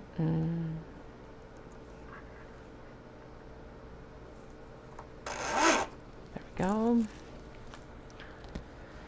Yeah, so this one will be, woo, see you later. That's navy and gold. So since I saw it here, we may as well do that one as well. And then, yeah, I'm going to go upstairs and I'm going to microwave pizza pops and we're going to go do the errands that I didn't get done earlier. I.e. going and getting the over-the-door hangers for these bags to display. And also the, actually, I think that was navy and gold as well.